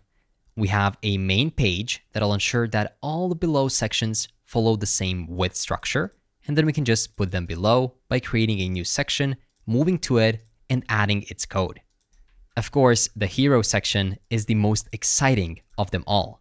Here, we'll dive headfirst into creating one large 3D model right here in the center, and then even adding some smaller floating 3D objects to the sides. I hope you're ready, so let's get started. First things first, I'll turn this div into a section with a class name equal to min-h-screen, which will make sure to take the full height of the currently visible screen. So if I go back and give it a border of 2 and border blue 500, you can see that it's wrapping exactly what we can currently see, minus the navbar. So next to the H screen, I'm gonna give it a W of full, flex-call, so the elements appear one below another, and a position of relative. Within it, I'll render a div with a class name of W-full, margin X of auto, flex, flex-call, and on small devices, margin top of 36, typically margin top of 20. This is to counteract the height of the navbar, C-space, and a gap of 3. Within it, I will render a p tag that'll say something like, "Hi, I am Adrian." And you can also render a span, inside of which you can render an emoji of something like wave.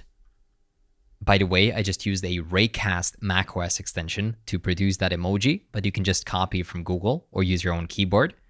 And we can give it a class name of waving-hand coming from CSS. So this will make the hand slowly wave.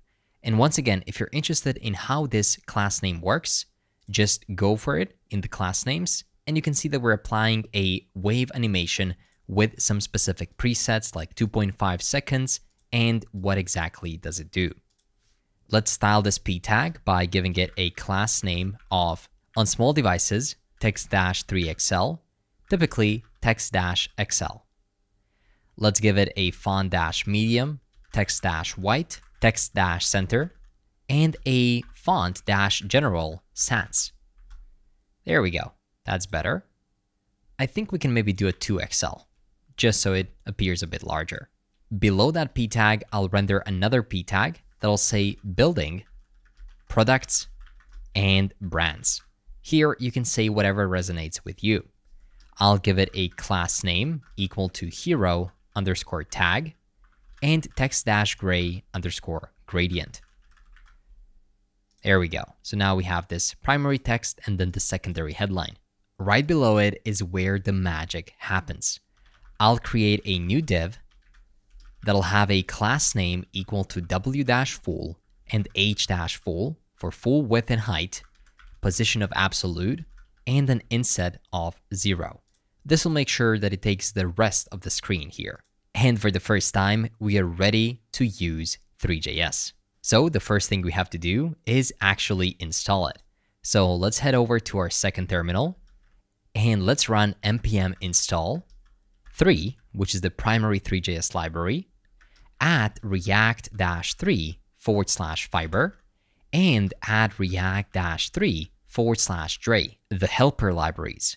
We can also install a package called React-responsive, which will help us making our scene responsive across different device sizes. And finally, there's also a package called Leva, and I'll explain what that does as soon as we use it.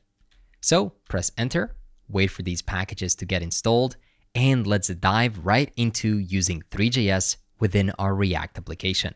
Everything starts with a canvas. So right here, wrap everything in a canvas component, and that canvas has to come from React-3/fiber. We can give it a class name equal to w-full and h-full, so it takes the full height and width of the screen. Within the canvas, we have to have some kind of a camera. So let's add a perspective camera, the camera like the human eyes, remember?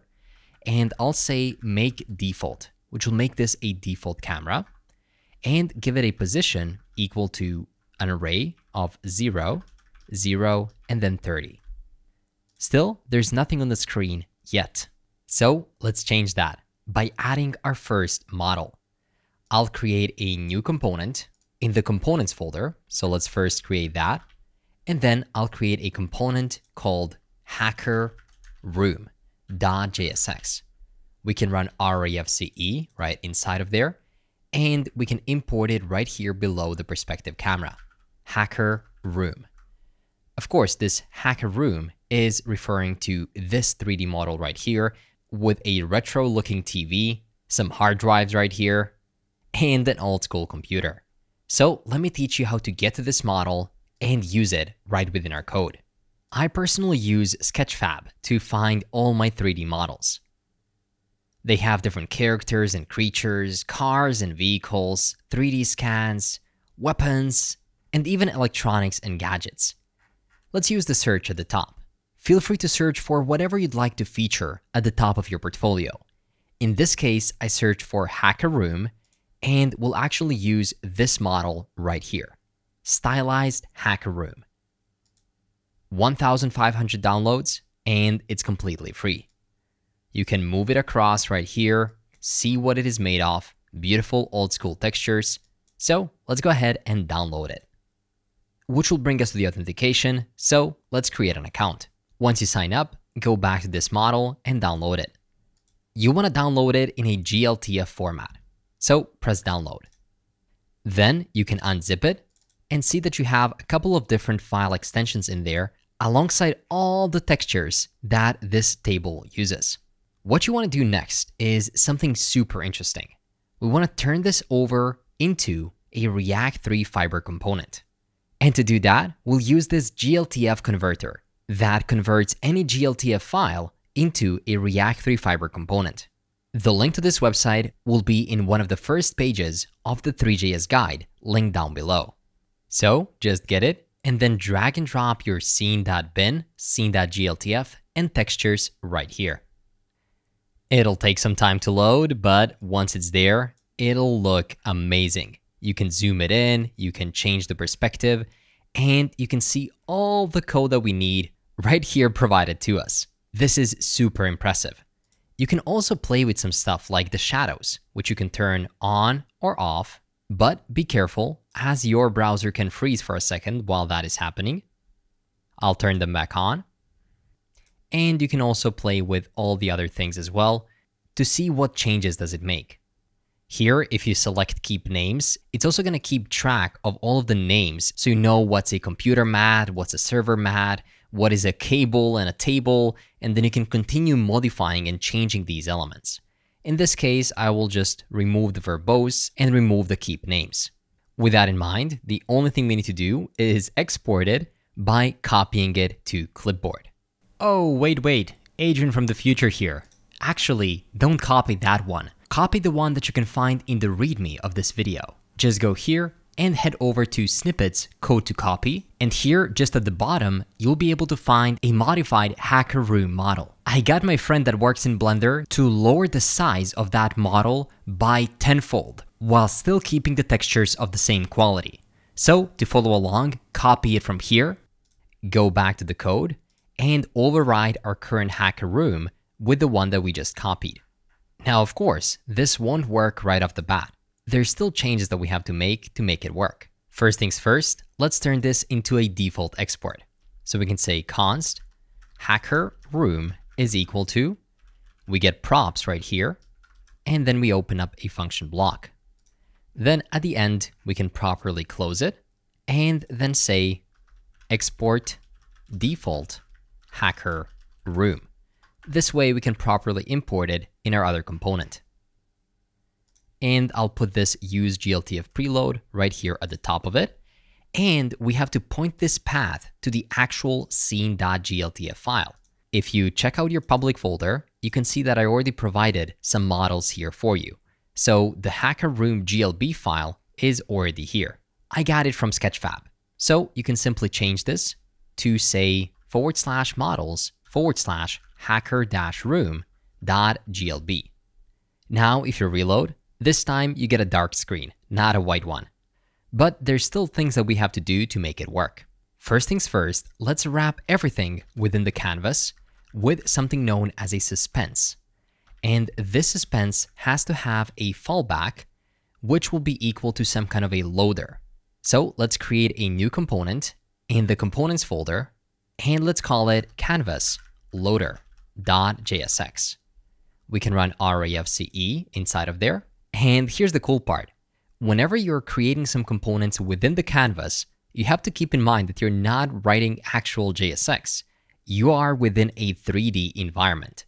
So if you still want to show some HTML within the canvas, you have to define it as an HTML tag. And this tag is coming from React 3 Drei. So we can say import HTML from React at react-3/Drei. There's also another cool thing that Drei provides us with, and it's a hook called use progress. And it does exactly what you think it might do. You say const progress is equal to use progress, and this gives you a number from 0 to 100 to indicate whether the model has loaded or not. So let's give this HTML a few more properties. I'll say as div, so we want it to appear as a div, center, and I'll give it some styles, such as a display of flex, justify content of center, align items of center as well, and a flex direction of column. Right within it, I will render a span element that'll have a class name equal to canvas-loader, and it can simply be a self-closing span. Below it, I'll render a p tag that'll have a style equal to font size of 14, color of hash F1, F1, F1, font weight of 800, and a margin top of 40. And within this p tag, we can say if progress is not equal to 0, then we want to render a dynamic template string of progress dot to fixed 2. So we want to fix it to 2 digits, %. So from 1 to 100%. Else we'll simply say loading ... Now, if we save this, go back to our hero section and add this canvas loader within the fallback part of the suspense and wrap our entire canvas with it so that the perspective camera and the hacker room are now within it, you can see just for a brief second that the loading appears in the middle, but some other error in the hacker room actually breaks it. So once we fix that other error in the hacker room, you'll be able to see this great loading that we just created. And just looking at my IDE right here, it seems like we have too many errors to fix, but actually it's pretty simple. You can notice that all of these meshes are using specific nodes and materials. But these nodes and materials are coming from useGLTF scene.gltf, which is a generic scene path, which we don't actually have. So right here, we have to refer to the same path that we used right below, models hacker room GLB. So let's copy it and let's paste it right here. Once you do that and reload, you'll actually start seeing loading and then it'll disappear. But at least now we're back on our working homepage. So this is good. Now, the next question we can ask ourselves is, why can't we see the model? It could be for many reasons. And the first one that comes to mind is its scale, position, and rotation, as you learned in the theory part of this video. So let's pass those as props. I'll pass scale equal to 0.05. I'll also pass the position equal to 0, 0, 0. And finally, I'll pass the rotation equal to an array of 0 minus math.pi over 2, and then 0 again. We use the minus math.pi over 2 to rotate our model clockwise by 90 degrees. And now if it loads, you can barely see something appear on the screen. And that's because we don't yet have lights. So let there be light. I'll add an ambient light with an intensity of 1. As soon as I save it, oh, it is just a bit more visible. So let me also add a directional light with a position equal to an array of 10, 10, 10, and an intensity of something like 0.5. Okay, there we go. That's better. What if we tried removing this rotation and just said 0? Well, now we're looking at it from the back, and I can maybe scale it a bit more so we can better see it. Oh, there we go. There it is. Let's do 0.07. We'll play much more with the rotation later on, but you can see how if you change it by a specific number of degrees, it'll change sides. So if we try doing something like 280, you can see it is facing our direction. Now, before we continue positioning it further and allowing you to pan it with your mouse, I want to get rid of these ugly warnings. When I hover over intensity or position or any other Three.js property, ESLint says it doesn't exist. But what it doesn't know is that whatever property is wrapped in a canvas inherits all the native Three.js properties.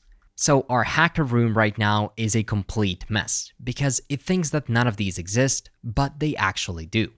So to make it understand that, I found this great article by Chris that talks about adding React 3 Fiber rules to ESLint. If you scroll down, you can see that he mentions installing a React 3 ESLint plugin. So let's type it out together. It's npm install @react-3/ESLint-plugin-save-dev. Once you install it, you have to update your ESLint file. So head over to eslint.config. It is located right here at the bottom, and you'll have to add another plugin by saying @react-3, and then here you have to specify React 3 Fiber. But where is this React 3 Fiber coming from? It's not really being mentioned in this article. But if you scroll down, you can see that he actually refers to a complete iPhone 15 Pro landing page. And here we can see that it's being imported from React 3 Fiber. So we can quickly get it imported by saying import React 3 Fiber coming from @react-3/fiber. But it is so crazy seeing this out in the wild, created by Aniket 3 weeks ago, because iPhone 15 Pro landing is another one of our great Three.js courses. So seeing that people create them and help each other by modifying ESLint configs regarding Three.js based on the project that I've created is pretty crazy, to be honest. I'm looking forward to creating so many more of these projects for you, and I'm glad you're watching this video. So let's go ahead and give it a shot. I will now save this and go back to the hacker room. Unfortunately, the warning is still there, but now at least we're getting additional information about these properties. So to fix up the warnings, I can just add an additional rule of React/no-unknown-property, and I'll set it to off. There we go. If I save this, you can see that the warnings are now gone. Same thing here. So now let's position our model so we can see it better and we can rotate it around. And I'll show you a super cool way of doing that. It consists of using a package called Leva. We can just import it at the top coming from this Leva package, and we need to pass it some controls. So let's say at the top, const controls is equal to use controls. That's also coming from Leva. And the first thing you need to pass is the schema or folder name. In this case, hacker room will be our schema name. And then you need to pass the settings for that schema, or the settings for the controls for the schema. So you can have things like rotation X, and then that can be maybe a default value of 2.5 with a min slider of 10 and a max slider of 10 as well. And then we can attach those controls directly to the model. So this hacker room that currently has a scale, position, and rotation, instead of that, I will now put this in multiple lines so we can better see it. And for the time being, I will comment out this scale and add a new scale that'll have an array of controls.position X, controls.position Y, and controls.position Z. And maybe instead of controls, for now, we can simply say something like X to be a bit shorter so we can better see what's happening. Let's rename these controls to X. And here, now we can provide different positions and rotations and everything else. So let's say position X is equal to 2.5 with different values. And we can duplicate this over for the two remaining positions, such as Y and Z. Now, if we save this, you can see that everything breaks. And if you go to inspect element, you'll see that there's an error that you'll often see when working in React with Three.js. It says error R3F. Input is not a part of the 3 namespace. So what really happened is that Leva controls try to render an HTML input element within the canvas. So whenever you say something is not a part of the 3 namespace, that usually means that you need to bring HTML elements or components that create HTML elements outside of the canvas. So let's move this Leva right here outside of the canvas and save it. Once you do that, you'll see this beautiful control window that'll allow you to change the position X Y, and Z of the hacker room. As a matter of fact, I will extend it to the full size, and now check this out. You can change its position and play around with it. But obviously it is too big. So let's add some more controls. I will duplicate and comment out the position and rotation as well. And I will rename them to x.position, specifically position X. And now we can change it to position Y and position Z. I noticed that I wrongly named these things before. This was supposed to be x.scale, X, scale Y, and scale Z. But for the scale, we can just use one value to expand it on all sides, since we have a predefined 3D model. So I will just say scale for all three of them. And for the rotation, we can rename it to rotation X, rotation Y, and rotation Z. Great. So now we need to add these over to our leva controls. We already have position X, Y, and Z. And now we can add rotation X with the same values. That was a smart autofill right here. And we can also add a scale property with similar values, min, max, and the existing one. As soon as you save this and reload the page, you'll notice that the controls change as well. And now you can position the element a bit more down. You can lower the scale of the element as it is too big. So we can see that 0.1 actually here works very well. And you can start changing the rotation to see which rotation would fit us best. This is such a powerful tool when working with 3D models and when trying to position them better on your screen. Perfect. So let's say that we want to have the position to something like this. X can be in the middle, something like 2. Y can be right here. And Z can be something like 2 as well. Rotation is fine at about 0.8. Rotation Y is fine like -3. And you can play with it until tomorrow if you want to. So now what we want to do is get these properties, get these values, and then set our object to be at these predefined values. So let's kind of replicate them right here. The position X is 2, position Y is -8. I'm just reading them from the right side, if you can see that. And position Z is 2. Rotation X is about 8.5. Rotation Y is like -3.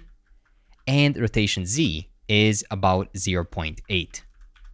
Scale is just set to 0.1 for all three. So we can duplicate it and we can change it right here as well.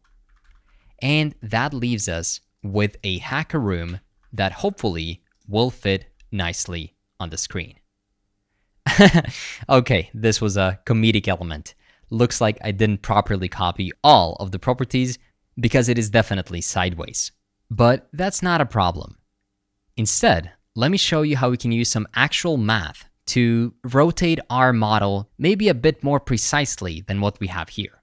First of all, let's set the X and the Z axis to 0, and then we can rotate vertically by minus math.pi. So this is by minus 90 degrees. And this will position it perfectly. Great. Also, there's a shorthand for the scale property. If you remove the array and just set it to one single property, it'll act as a shorthand for all of the values. But now what happens if we collapse this to a mobile size? Well, believe it or not, it's still kinda looking good. It is going outside of the screen a bit, but it's not that big of a deal. Still, we wanna make sure that it is perfect. So how would you change the position, the rotation, and the scale depending on the device size? Well, you can do that by using the package that we installed not that long ago. Its name is useMediaQuery. So you can say const is mobile, and then say is equal to useMediaQuery, and provide the max width that you're trying to calculate for. let's say 768 is the max size for what is considered to be a mobile. And then if you, for example, want to change the scale, depending on if this is viewed on mobile devices, you can maybe set it to 0.07, else 0.1. So a bit smaller on mobile devices. So if you reload, you can see how now it nicely fits on the screen. Of course, you could also add additional media queries for tablet devices and more. And how do you get to perfect values for each device size? Well, you can use Leva. You can play with different positions, rotations, and scales for different screen sizes, note them down, and then change them depending on the screen size. Of course, to be able to modify the model with Leva, you have to use this property right here called controls. And as we did before, you have to say controls dot and then scale, for example, if you want to modify the scale. Perfect. Alongside making this responsive for mobile devices, we can also make it responsive for tablet. So we can say const is tablet is equal to use media query, where we'll provide a min width of 678 and a max width of 124, which I would consider to be a laptop device. And then finally, we can add the last one, which is going to be called const is small. So this is something that is very, very small device, and it'll have a max width of something like 440 pixels. We cannot really fit a lot of stuff there, but we'll try. Okay, now that we have these three properties, I will call a special function from our constants called calculate sizes. So we can say const sizes is equal to calculate sizes. And to it, I will provide the is small, is mobile, and is tablet. So how does exactly this calculate sizes function work? Well, let's check it out. You can see a lot of numbers right here, but bear with me, it is pretty simple. So using Leva, I took some of my time to figure out what is the best desk position, desk scale, and then later on figuring out what's best for the cubes and other logos floating around the desk. Then, depending on media queries, I did that 3 or 4 times to figure out which values are the best for each screen size. And then I use a double ternary operator to check. If it's small, use this. If it's mobile, use this. And then else, use this.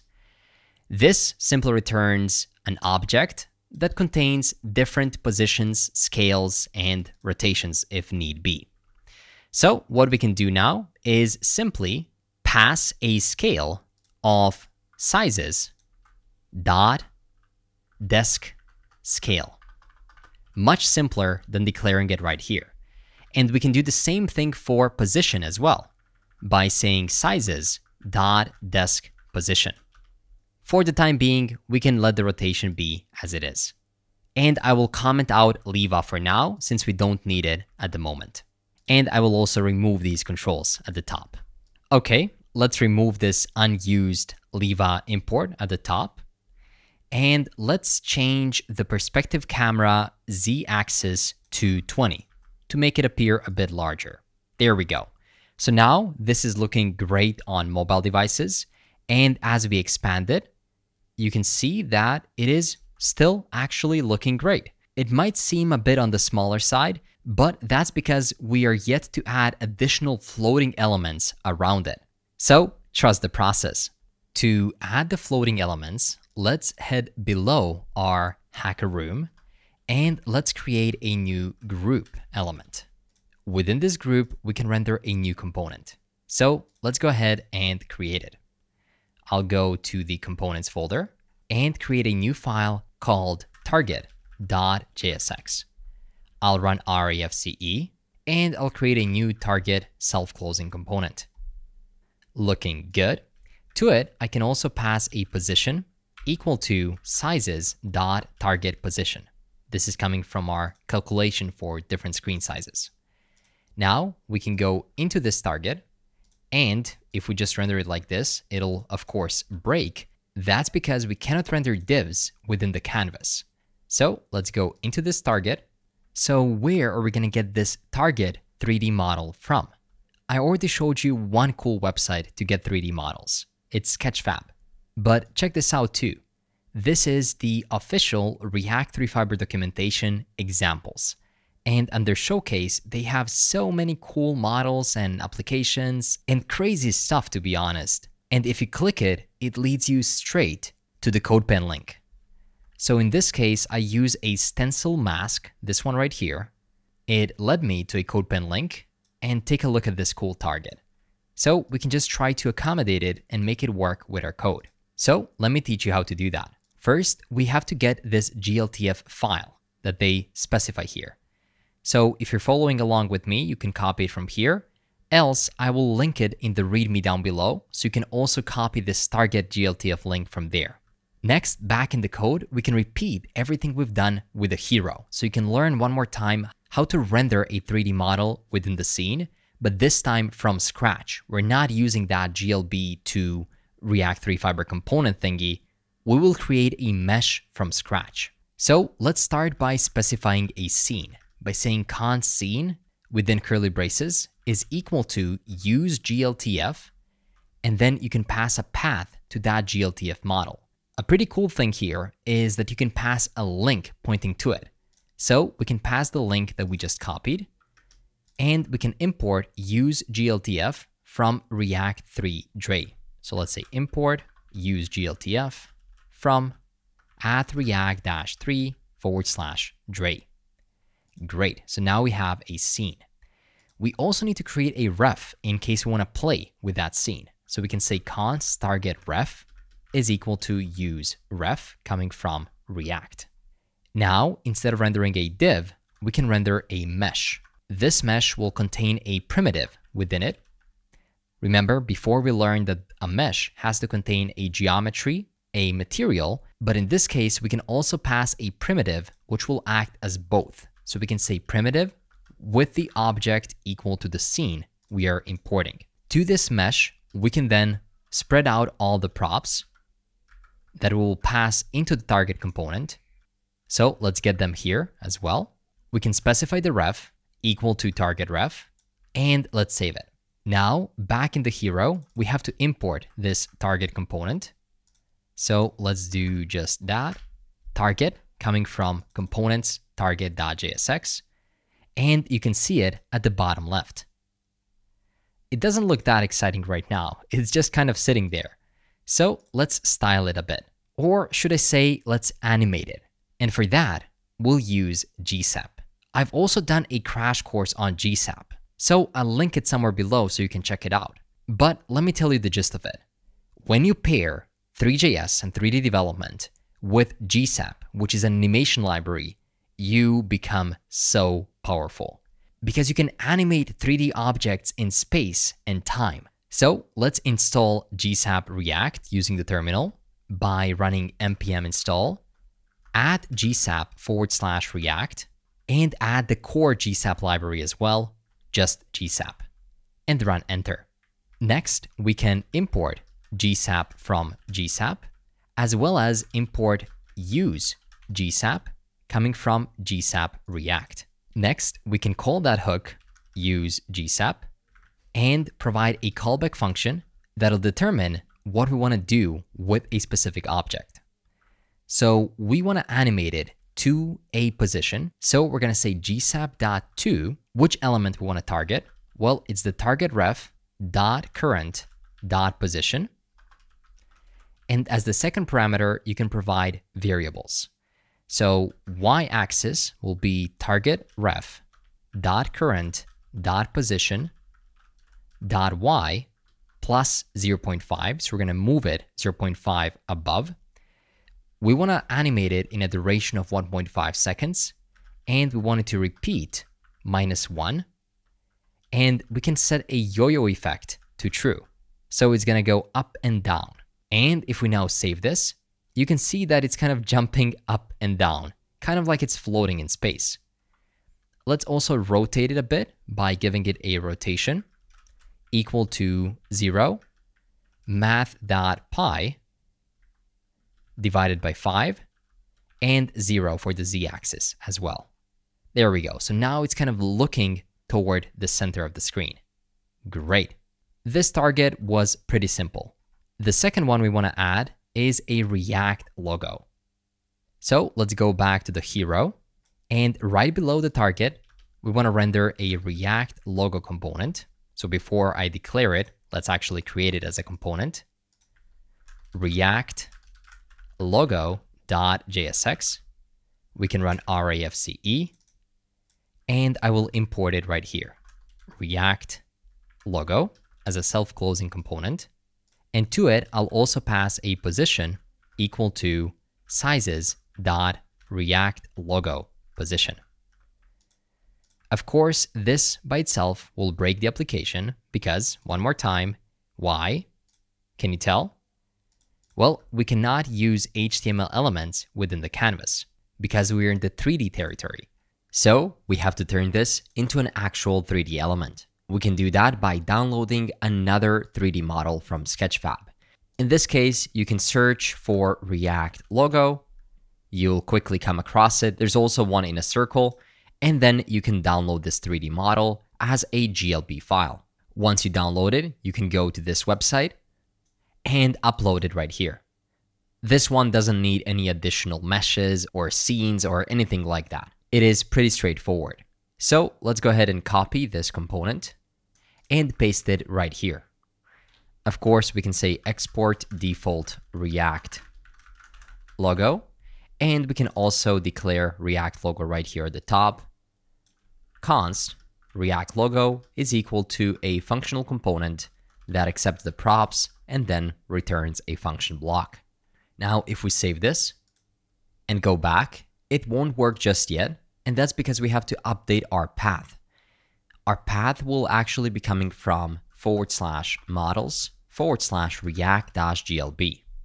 And as you might know, we need to add it right here at the bottom as well. So that's going to be /models/react.glb.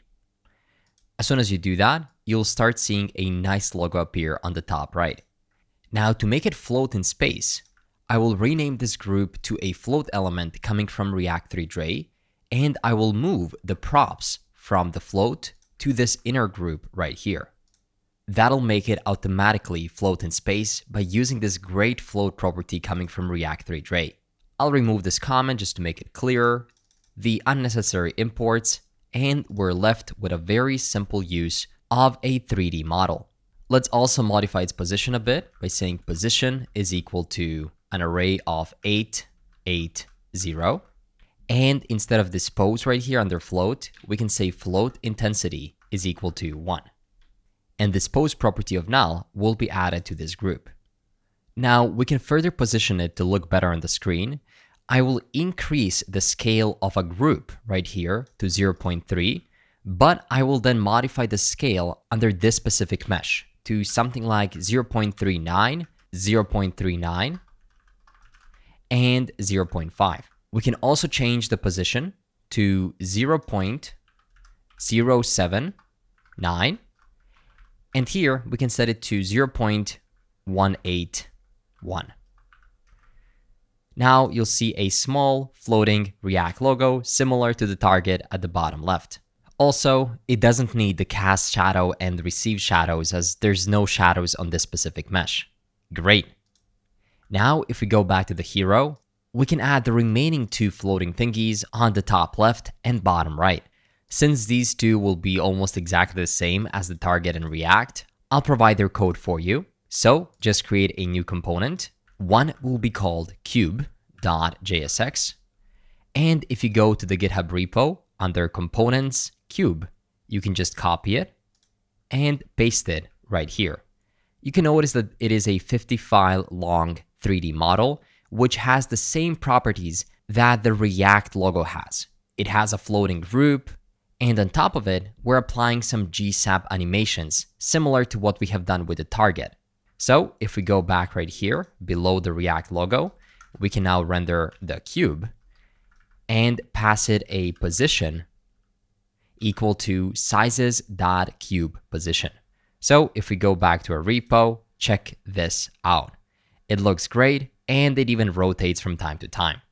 Finally, the last one we'll add is going to be a new file called rings.jsx.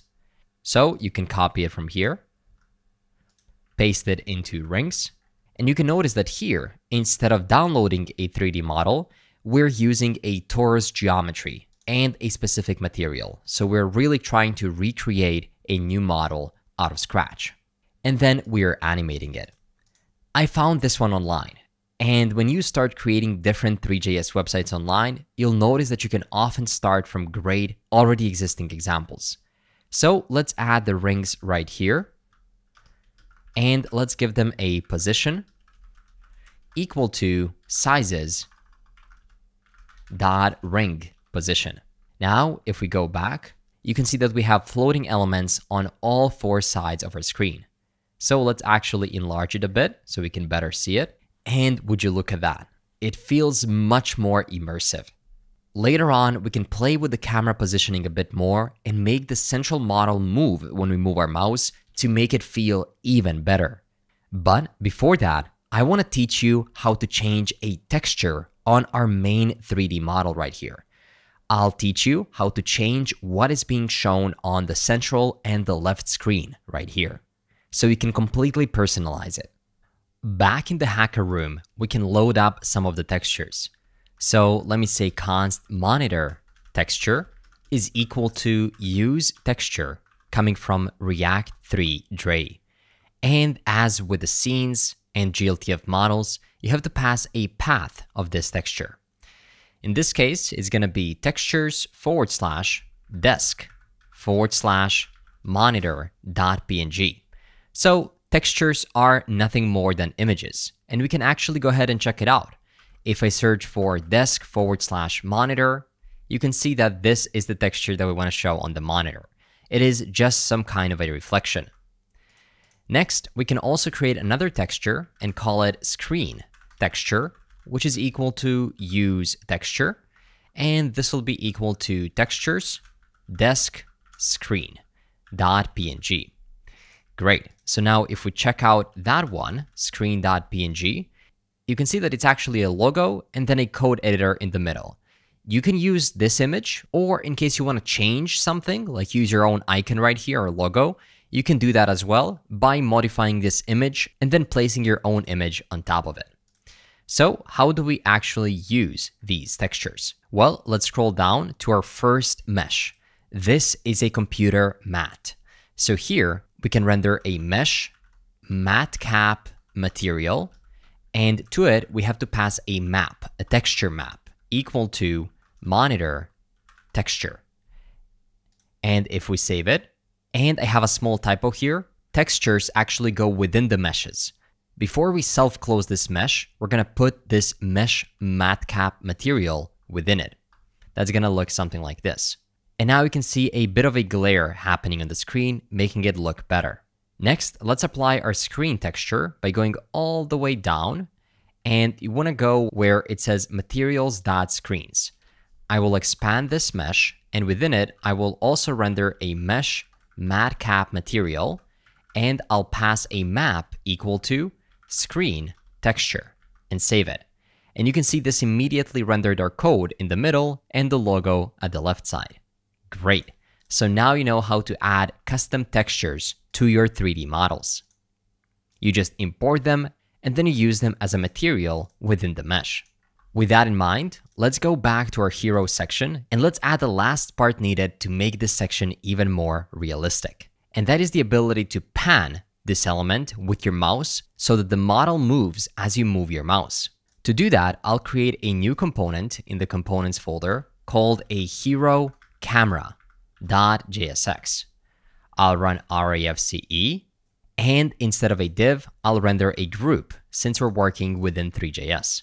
Next, I will get children right here as a prop to this hero camera, and I will wrap children within this group. So whatever we pass within it will still be showing. So now we can wrap our hacker room with a hero camera, just like this. We're gonna put it right within it. If we reload the screen, nothing will really happen. Same thing. But now this allows us to further control how we look at this model. So what we can do is first create a ref. Const group ref is equal to use ref coming from React. Next, we can use frame. This is coming from React 3 Fiber. It accepts a callback function of a state and a delta, which is a change. And here we can declare what we want to change. So we can slowly ease the camera position. And for that, we'll need a new package called math. It is super useful for all different types of math functions. So I'll say npm install maath, math. Once you install it, you can say easing.damp3. This is going to apply a dampening effect. And of course, we need to import this easing coming from math. You can call it as a function and pass the state.camera.position. This is the current position. And then you need to pass the target position. I'll set that to be equal to 0, 0, and then 20. As the third parameter, you can pass the smoothness time, which I'm going to set to 0.25. And the third one is the delta, the change that will happen. Finally, we can add a ref to this group equal to group ref. Now, you can notice that nothing is changing.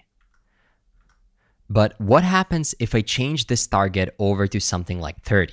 You can see that everything got smaller. And if I change it to something like 15, it animates to being larger. So let's keep it at 20 for now. And to this hero camera, we can pass a prop of isMobile equal to isMobile. Since mobile devices are small, we cannot really do any animations on there, at least not for this big model. So we can make use of it and only animate if not isMobile.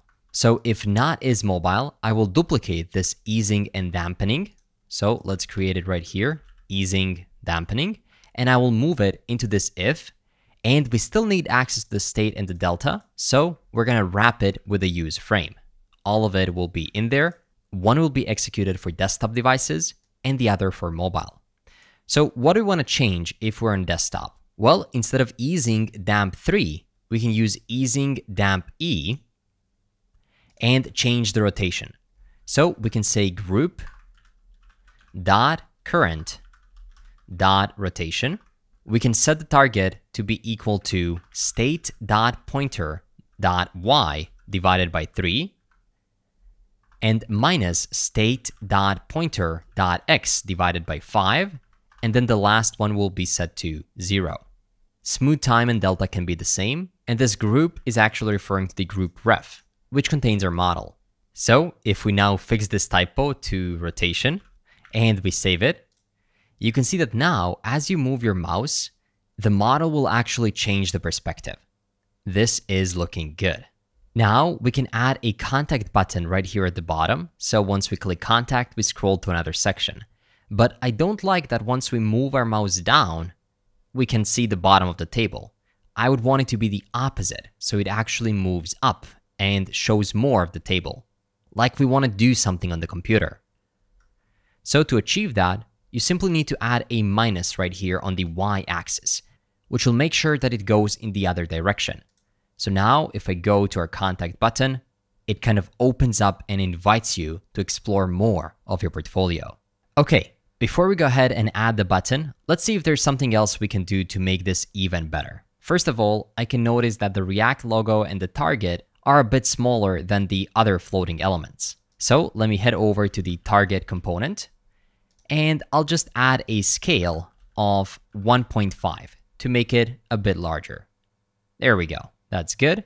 And for the React logo, we can do something similar by making the scale maybe 1.4. There we go. That's more like it. And if you want to enlarge the actual hacker room without modifying everything else on the screen, you can go into the hero camera and attach a scale to a group, because it'll apply the scale to all of its elements. So maybe something like 1.3. There we go. So now it's much larger. I think 1.2 will do. And let's see how this looks like on different device sizes. If I collapse it, you'll notice that we're a bit too big right here. So if I change the scale to 1.1 or 1, yeah, it does look a bit better on mobile devices. So we can use the same isMobile flag right here to determine whether it's 1.1 or just 1. So we can say if isMobile, then 1, else 1.3. There we go, looks good on mobile. And also I'm disabling the easing or the rotation on mobile. That's because sometimes it's weird as you scroll that the model scrolls too. If you want to re-enable it on mobile, you just have to remove this if check. And then, as you can see, it moves as well. But since there's not too much space, I would prefer to remove it. Great. With that in mind, let's go back to the hero section and let's quickly add the button that will lead us to the next section. That's going to happen right here below the canvas and below one more div. We can create a div with a class name equal to absolute. That's because we want to show it on top of the canvas. Bottom 7, left 0, right 0, w-full, z index of 10, and c-space to create some spacing. Within it, we can render an anchor tag with an href pointing to #contact, which will be another section of our page, with a class name of w-fit. Within it, we can render a button, and this button will be a custom component which we can create so we can reuse it in different places. So for now, let me comment it out and create a new component called button.jsx, run rafce, and now we can import this button right here by saying button. It'll be a self-closing button component, but let's make sure to properly import it first. So it's going to come from components button.jsx, and we can give it a prop of name, which can be something like let's work together. The isBeam property, which I'll show you what it does very soon, we have to implement it. And then a container class equal to, on small devices, wfit, usually wfull, and on small devices, min-w of 96 pixels. So now we can accept those props within our button component by destructuring them and getting the name, the isBeam, which by default will be set to false, and the container class. Next, we can return a regular button component that'll have a class name equal to a dynamic template string of btn, and then it'll render the additional container classes that we want to pass. Within it, we can simply render the name we're passing into that button. So if we save it, now we can see the let's work together button. But what about this isBeam thing? Well, let me show you. If isBeam is turned on, then we can render a span element. This span will have a class name equal to relative, flex, h3, and w3. So it's only taking about 12 pixels on each side. Within it, we can render one more span that's going to be self-closing, and it'll have a class name equal to btn-ping, and we can duplicate it and render btn-ping underscore dot just beneath it. So now if we save this, you can see this pinging green dot, which kind of invites the user to click it. Beautiful. With that in mind, our hero section is completely done. It was the toughest section of our portfolio and one of the most interesting ones. But don't worry, as we'll have many more interesting sections to come. The next one is this amazing Bento Grid, where you can display all the information about yourself and provide a quick way for people to contact you. After that, we have a beautiful work section where we'll show this amazing 3D model, and within it, you can display your project's demos and you can switch between them by pressing this button. Moving below, we have our typical testimonials, and then an amazing work experience section where we'll animate a model whenever a user clicks any of your work experience sections. And finally, there's a contact section. So with that in mind, the next section we'll be working on is the About Me Bento Grid section. But before we focus on that, I want to take a second and make sure that you really understood everything that is happening in our hero section. Starting off at the top, we're using a use media query hook coming from React responsive library that allows us to create a couple of these checks that make it easier for us to make our 3D models responsive on all screen sizes. We do that through a smartly created but a bit manually calculated function that returns an object where we're changing the scales and the positions and rotations of different elements depending on those media queries. Next, we have some regular HTML, but here is where the magic happens. We create our first canvas. A canvas is a space for our 3D scene. Within that scene, we position a camera, and then we render our hacker room. Alongside it, we also render a group with 4 different floating elements to the top left, right, and bottom left and right positions. We add the lights and make it happen. But of course, the hacker room is the star of the show.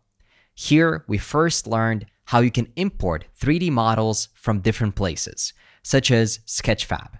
And once you download them, we learned how to use a GLTF to React 3 Fiber component website that quickly turned this model into a nice component, and we simply had to point to the GLB model. Then you also learned that you can use different images as textures, which you can then add as materials to meshes. In some of these floating elements, we also learned that you can use GSAP, which is an animation library separate from Three.js, but combining them together makes you a very powerful Three.js and animations developer. So if you want to check it out further, there's going to be a course about it linked below. Here, we also learned that you can use an online hosted path to some of these models. You don't necessarily have to have them stored in your system. Finally, we played a bit with position, scale, and rotation, making you move from theory, where we were learning about X, Y, and Z positions, to practice, where you can actually use them within your code. Hopefully, this makes sense. If not, no worries. As we start developing additional sections, we'll revisit this entire process many times so you can truly become an independent and confident 3D developer. So with that in mind, let's move to our next section of the day, which will be an about section. So let's create a new section and let's call it about.jsx, run rafce, and then import it within the app. Once you do that, you can navigate over to it. We can collapse our editor so we can see both things at the same time, and we can get started developing it. So let's start by turning this div into a section with a class name of c-space to give it some space and a margin y of 20. Next, we can wrap it in a div that'll have a class name of grid. Yep, we'll actually be using grid here. I typically prefer flex, but in this case, we really will have a grid-like structure, so let's utilize it. On extra large devices, the grid will have 3 columns. So we can say XL grid cols 3. On extra large devices, the grid will have 6 rows. So we can say grid rows 6. On medium devices, we'll have a grid of 2 columns, and typically we'll have a grid of 1 column with a gap of 5 in between the elements and a full height. Within it, we can finally start creating one of those columns. So let's create a div with a class name equal to call-span-1 on extra large devices row-span-3. And within it, we can have a div with a class name equal to grid-container. Within this div, we can have an image that'll have a source equal to /assets/grid1.png with an alt tag equal to grid-1 and a class name of w-full. On small devices, h- in square brackets 276 pixels with an h fit and an object-contain. If you save this and scroll down, you should be able to see a beautiful image presenting our first grid cell. Below that image, we'll render another div, inside of which we'll have a P that's going to say, "Hi, I am Adrian." Of course, you would put your own name here, and we're going to give it a class name equal to grid-head text. There we go. That's better. Below this p tag, let's render a second p tag that'll have a class name equal to grid-subtext. And here we can say something like, with 12 years of experience, or in your case, you can put 1, 2, 3, however many you have, I have honed my skills in front-end and back-end development with a focus on animated 3D websites. There we go. This is looking good. Now we can properly indent all of these divs and p tags. That's going to look something like this. And we can go below 1, 2, 3 more divs. There we can create our second span. So right now we are closing the first initial span, this one right here. And now we're opening up a second one. This span will have a class name equal to call-span-1 and on extra large devices row-span-3. Within it, we can create another div with a class name equal to grid-container. And within it, we can render another image with a source equal to assets/grid2.png. We can also start with a / so it finds this image. And we can give it an alt tag of grid-2 and a class name equal to w-full on small devices w-276 pixels. That's going to be still within the class name, so we can fix it. h-fit and object-contain. If we save it, you can see this beautiful illustration where we have JavaScript mastery in the middle and you have some other logos on the side. This is Framer Motion, Tailwind CSS, Next.js, React, Three.js, and TypeScript. If you want to exchange this image, it's pretty simple. You would just head over to the public folder and put your own image within the assets and then refer to it right here instead of assets grid2. Now below this image, not below the div, just the image, we can create a new div, and within it, we can create a p tag with a class name equal to grid-head text, and there we can say tech stack. There we go. Right below it, we can duplicate it and create a grid with a subtext class name that'll say something like, I specialize in JavaScript/TypeScript with a focus on React and Next.js ecosystems. And if we save it, that's looking good. Of course, you can write this on your own to make it more personal to you. Now let's go 1, 2, 3 divs down and let's create another span element. Again, it'll be very similar. It'll start with a class name equal to call-span-1. On extra large devices, it'll be row-span-4. Within it, we want to have another div with a class name equal to grid-container.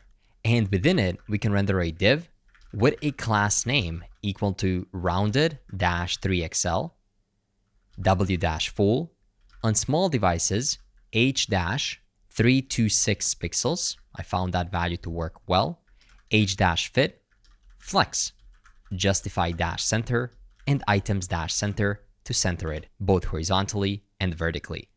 So since we're on a mobile view right now, we can see all of these elements appearing one below another, but very soon you'll be able to see them in a grid that looks something like this.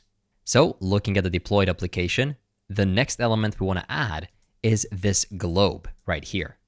And adding it will be super simple. That's because somebody actually created an npm package which simply exposes this Three.js element. So we saw a couple of different ways to infuse your apps with Three.js.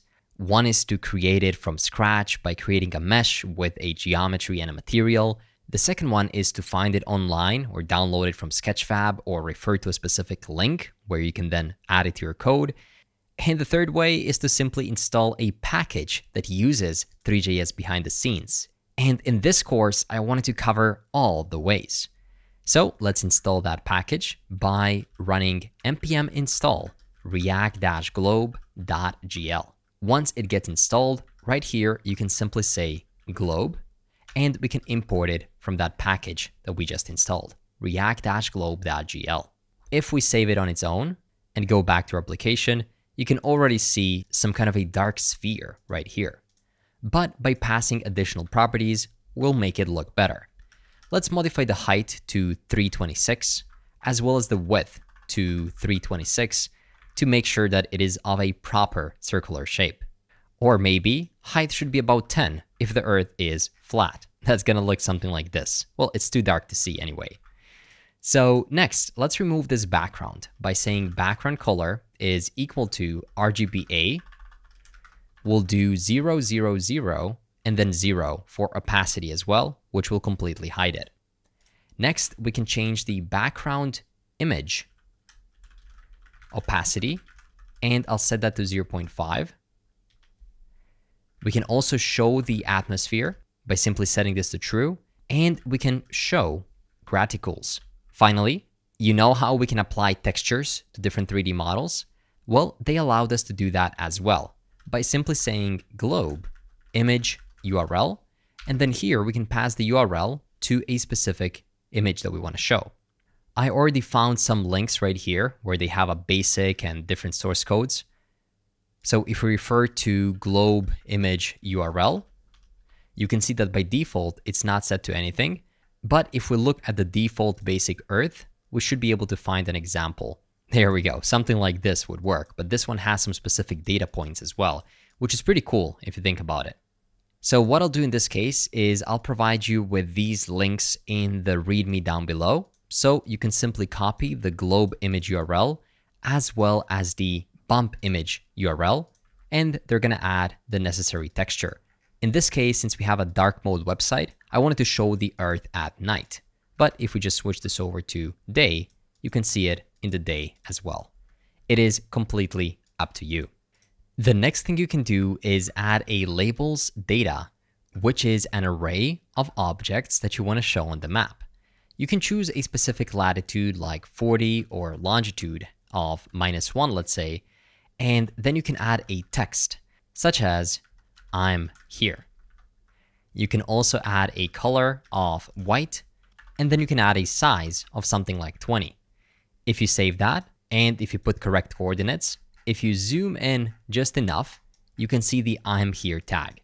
Feel free to add this in case you want to share your location with other people. Else, it's still good to include the map because it points that you work worldwide remotely. So in this case, I will actually remove this labels data. Great.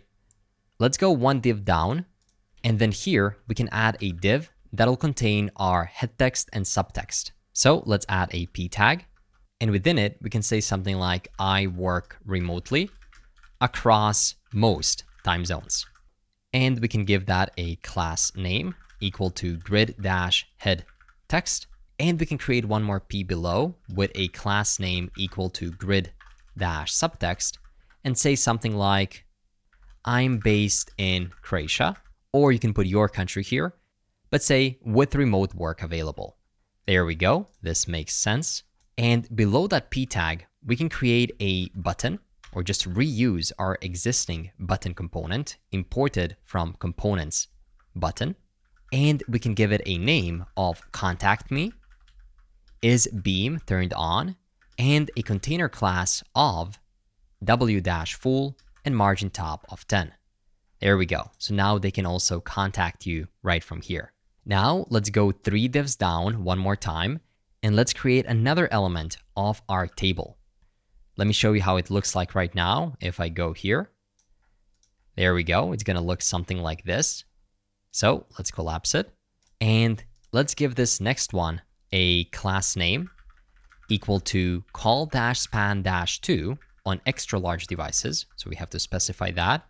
And on extra large devices, row-span-3. Right within it, we can have a div with a class name equal to grid-container. And within it, we can render an image that'll have a source of /assets/grid3.png. That'll render this image right here, a very cool modern illustration. And it can have an alt tag of grid-3 and a class name equal to w-full on small devices h-2 266 pixels, age-fit, and object-contain. Right below it, we can explain what this illustration means. So below the image, let's create a new div, and within that div, we'll have a p tag with a class name of grid-head text that'll say something like my passion for coding.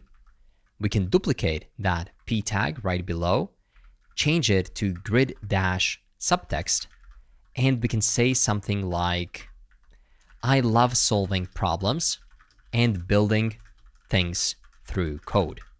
Coding isn't just my profession, it is my passion. If we save it, that's looking good. We can one more time go 3 divs down and create yet another table cell by creating a div with a class name equal to on extra large devices call-span-1 and on extra large devices row-span-2. Within it, we'll have another div with a class name equal to grid-container. And within that div, we'll have an image. You know the drill by now. They'll have a source of assets/grid4.png with an alt tag of grid4 and a class name of w-full. On medium devices, age-126 pixels. On small devices, age-276 pixels, age-fit, object-cover, and on small devices, object-top, which will change its position. There we go. So this is looking pretty good. We have some kind of numbers.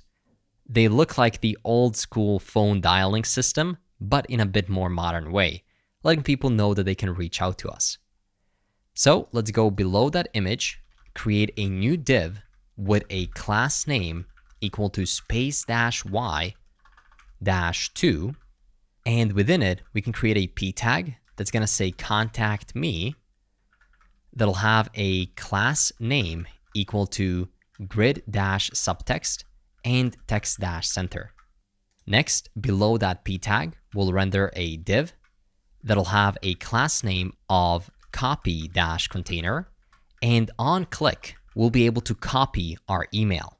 So here, I can call a function called handle copy, which we can declare right here above by saying const handle copy is equal to an arrow function. And in this function, we simply want to copy to clipboard our email. So we can say navigator.clipboard.write text. It is that simple. And then here you write what you want them to copy. In my case, I'll use adrian@jsmastery.pro. You can use your own email. Once we copy it, we want to somehow save it to the state so we can indicate that indeed it has been copied. So let's create a new state. Use state. We'll call it has copied, set has copied at the start equal to false. And then here, once we copy it, we can set has copied to true. And then we can set timeout, which will make sure to, after some amount of time, like 2000 milliseconds, which is 2000 seconds, reset the set has copied back to false. So we can recopy it if we want to.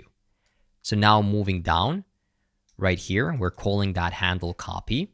And within it, we can render an image. This image will have a source. If has copied is already true, then we'll render the assets/tick.svg. So that's a check mark. Else we'll render the assets/copy.svg with an alt tag of copy. That's going to look something like this. And you can actually click it and it'll reset back to nothing.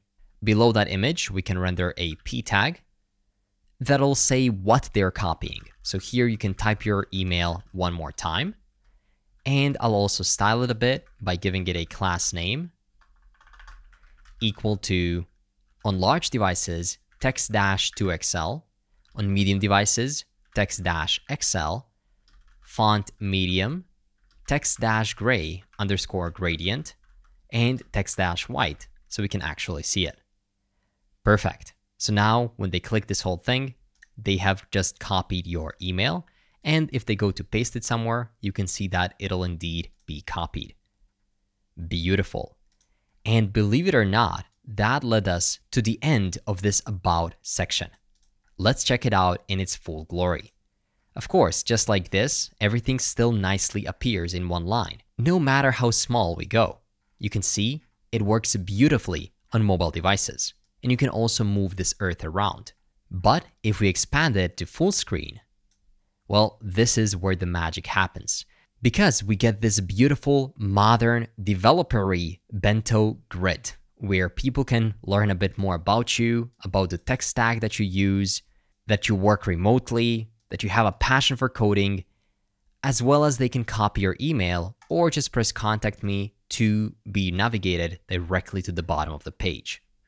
Beautiful. But let's just fix some little inconsistencies. For example, with this contact me button, it's not taking the full width of the card.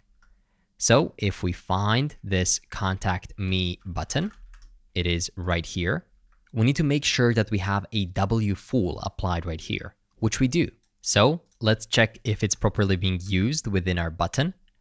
Oh, and looks like we have an extra $sign right here. This was just supposed to be rendering the container class. And if we fix it, you can see that the contact me button now takes the full width, and this is looking even better. Great. So now our hero section is done, and we have a beautiful Bento Grid About Us section. The next section we can focus on is the selected work section. Yep, this is an exciting one where you can move around this 3D monitor that showcases a video of a demo of your specific project. In this case, we're looking at a podcaster AI platform, another one of our YouTube videos. But if you click here, it actually changes the data to another project. The model then rotates, and then as you can see, another demo fires up. So this is a very cool functionality. I think it's quite practical and effective as well. So let me teach you how to do it. I collapsed my browser. I will close the About section, and I will create a new section. I'll call it projects.jsx. Run RAFCE. Open up those projects right here as a self-closing component. We can dive right into it and start implementing it. First things first, let's turn this div into a section. It'll have a class name of c-space and a margin y of 20. Right within it, we can have a p tag with a class name of head-text, and it can say my work. There we go. So we can proudly showcase it. Right beneath it, we can have a div that'll create another grid. So we can create a div with a class name of grid. On large devices, grid-calls-2, typically grid-calls-1, margin top of 12, gap of 5 between the elements, and a W of full. Next, we can have an inner div with a class name of flex, flex-call, gap of 5, relative. On small devices, padding of 10, typically padding Y of 10, padding X of 5, shadow-2XL, and shadow-black-200. And let's fix this class name spelling. We cannot see it yet as it's quite dark, but we can add another div right within it with a class name of absolute, top-0, and right-0. And within it, we want to show our project image. So let's say img with a source equal to my projects. This is coming from constants 0.spotlight. We can give it an alt tag of spotlight and a class name of w-full, h-96, object-cover, and rounded-xl. If we save this, you can see a spotlight, which is a beam of light in a specific shade, just to make this project special. So each project can have its own spotlight. If you go to My Projects, you'll see that we have a few different projects, and each one will have a different spotlight value. Of course, these are the projects that I created, and I want to invite you to completely modify this information here from podcaster to maybe something that you created. Give each project a title, description, an href to a deployed site, class name, texture, logo style, and so much more. Or you can simply follow along with my projects and then actually build and deploy them by following my YouTube tutorials. So if we go back, we can go below this div that's wrapping this image after we indent it properly. Below it, we'll have another div that'll have a class name equal to p-3 backdrop-filter backdrop-blur -3xl wfit and rounded-lg. We can also give it a style of my project's 0.logo style. So this will just give it some kind of a special color backdrop within which we can display our project logo. So within it, let's render an image with a source equal to my project's 0.logo. We can give it an alt tag of logo and a class name equal to w10, h10, and shadow-sm. There we go. So now you can see a logo of our first project. Now, instead of simply saying my project 0 every time, let's rather create a current project. So for now, we can say const current project is equal to my project 0. Later on, we will switch this 0 number or the index depending on which one are we currently checking out. But for now, we can simply say current project instead of my project 0, and everything will still work perfectly. Now we can go below this div that encloses the logo, and we can create another div which will be a container for our text. So let's give it a class name equal to flex-call gap of 5, text-white 600, and margin y of 5. Within it, we can render a p tag that'll render the current project.title. And we can give it a class name equal to text-white, text-2xl, font-semi-bold, and animated text. So now this is much more pronounced. We can create an additional p tag below with a class name equal to animated text that's going to render the current project.description, or DESC for short. We can duplicate it and render another one, which would be sub-DESC, sub-description. So if we save it, you can see how everything nicely appears right here. Next, we want to render technologies that we used to create this project. So let's go below this div containing the sub-description, and let's create another div with a class name equal to flex, items-center, justify-between, flex-wrap, and a gap of 5. Within it, we can render a div with a class name equal to flex, items-center, and a gap of 3 in between the elements. And there, we can map over current project dot tags dot map. And for each tag, we also want to get its index, and we want to immediately return a div. This div will have a key equal to index and a class name equal to tech-logo, within which we want to render an img tag with a source equal to tag.path and an alt tag equal to tag.name. And if we save this, you can see React, Tailwind, TypeScript, and Framer Motion appear right here, one after another. Right below this map and below another div, we'll put something to the right side of these icons. And that's going to be just a basic anchor tag. That'll render a p tag that's going to say check live site. And it'll also render an image with a source equal to /assets /arrow-up.png with a class name equal to w3 and h-3 for the size. And let's also give it an alt tag equal to arrow. And we can style this anchor tag by giving it a class name of flex, items-center, gap of 2, cursor-pointer to make it appear clickable, and a text-white-600. Beautiful. Let's also give it an href pointing to current project.href and a target underscore blank to make sure that it opens up in a new page and doesn't close our currently open portfolio. When you provide a target of underscore blank, you also have to give it a rel equal to no refer. Great. So now we have this check live site link and we have our technology icons, which means that the left side of our project details is now done. But now the interesting part happens. Right below these icons and the live site link, we'll add arrows from going to left and right project to be able to learn more about other ones.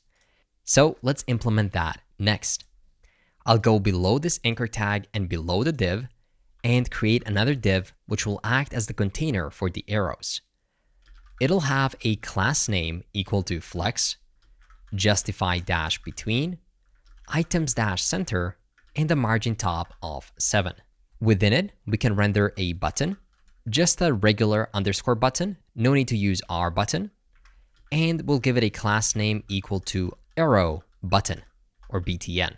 We can also give it an onClick, which is going to call a callback function, handle navigation, and we'll pass a direction of previous. So this is a function that we have to declare. So let's do that right above. I'll go to the top of our functional component and say const handle navigation, which takes in a direction in which the person wants to go, left or right, and then based on that, it'll modify the index. So let's implement that logic right away. For this to work, we have to have the index of the selected project. So let's create a new use state. Let's call it selected project index. Set selected project index at the start set to 0. Next, within handle navigation, we can set selected project index by calling a callback function within the setter state. Remember what this does? It gives you access to the previous state. So I can call it prev index. And then we can check for the direction. If the direction is equal to previous, then we can return and check if prev index is triple equal to 0, then we have to go to the last one. But for that, we have to figure out how many projects do we actually have. So right above our component, we can say const project count is equal to myProjects.length.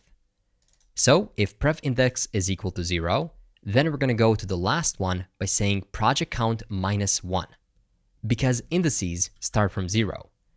Else, we simply want to say prev index -1 to go to the previous one.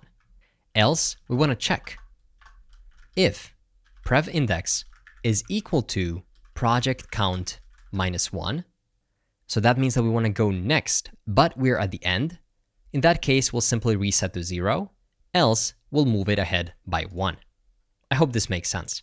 Now that we have this logic and the handle navigation function, we can scroll down and we're handling direction to go to the previous project.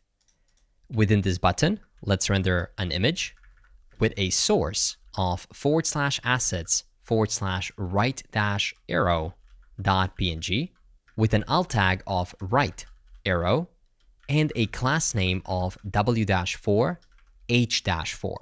And now we can duplicate this button just below and change everything to the right button. So on click, it'll go to the next project. It'll be assets right arrow, and the top one will actually be the left one. And here it'll say left arrow. If we save this, you can see 2 new buttons appear that point to left and right. So now we can actually use the currently selected project index to change the current project. It no longer has to be my projects 0. Actually, it'll be my projects and then selected project index. So if I save this, check this out. You can actually move between different projects. Isn't this amazing? But this is only the first part of our amazing My Work section. Because now we'll actually develop a computer screen where it's gonna rotate once you change the project and will be showing that project's demo right within this 3D computer. So let's do that next by going to the bottom of the JSX, and we'll go below this button and below two more divs right here. There we can create a div which will act as the container for our canvas.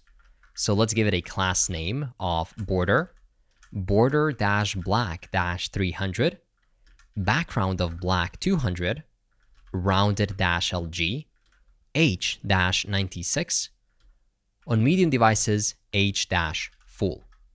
If we save this, you can see a nice space within which we can display our 3D model.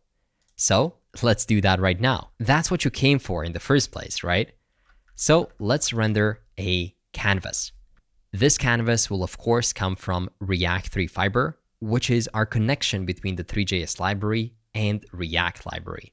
Within the canvas, let's just render some lights.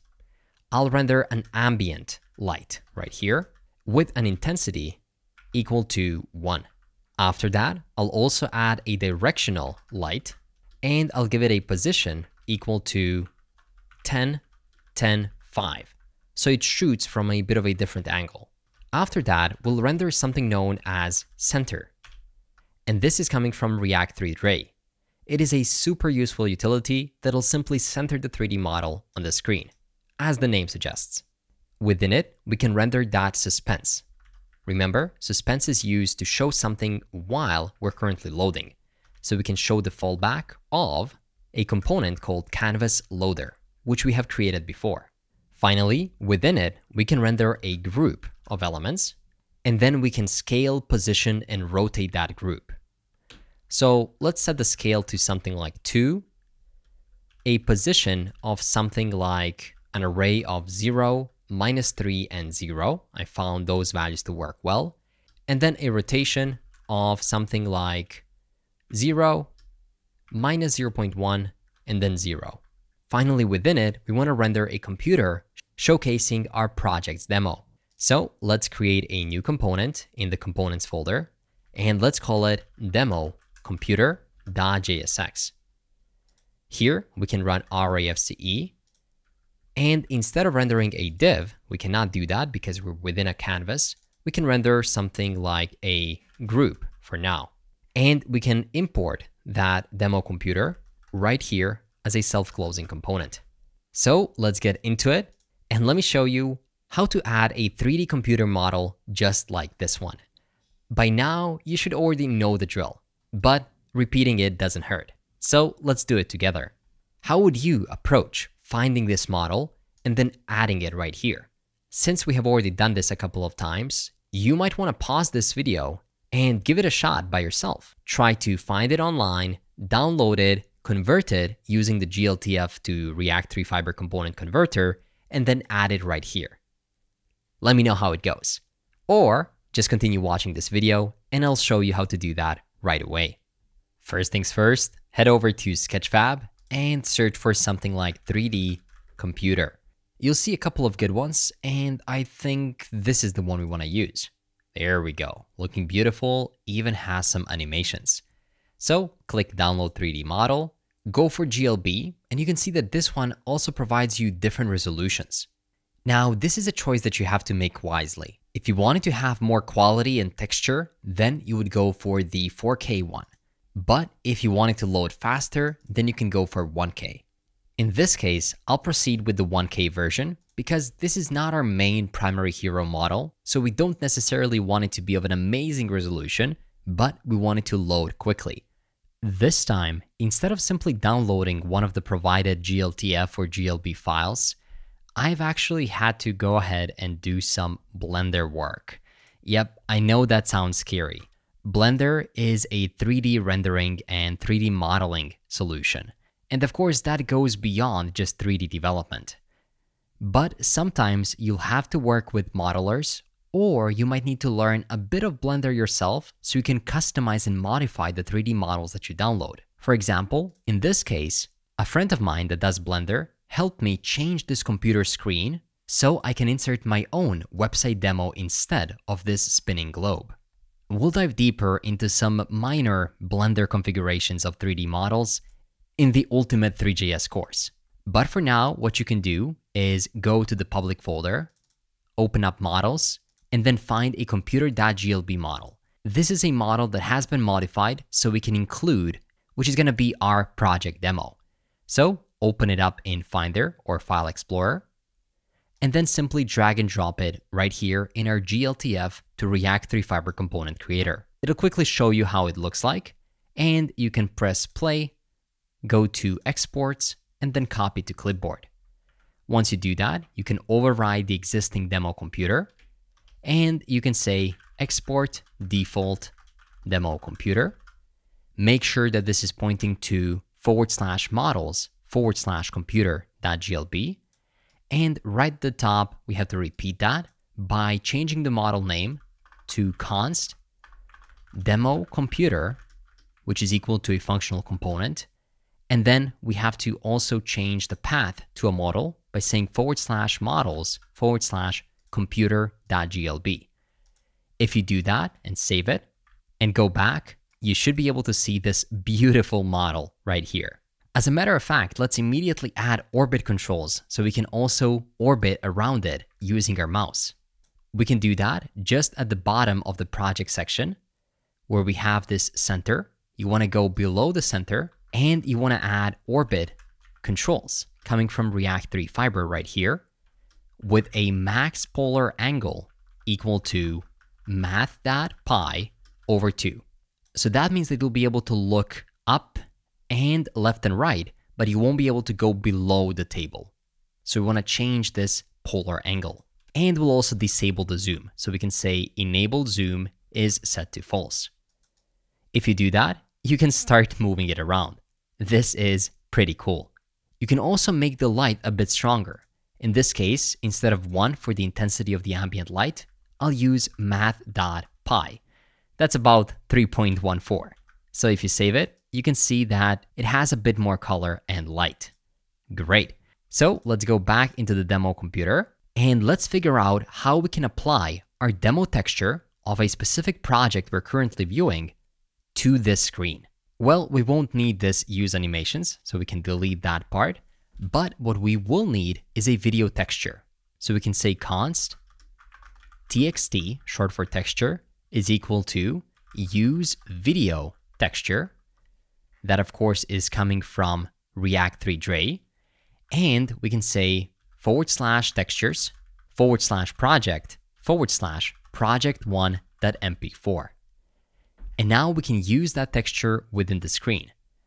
By checking the first mesh with the name of monitor screen, we can expand it, as you might know already.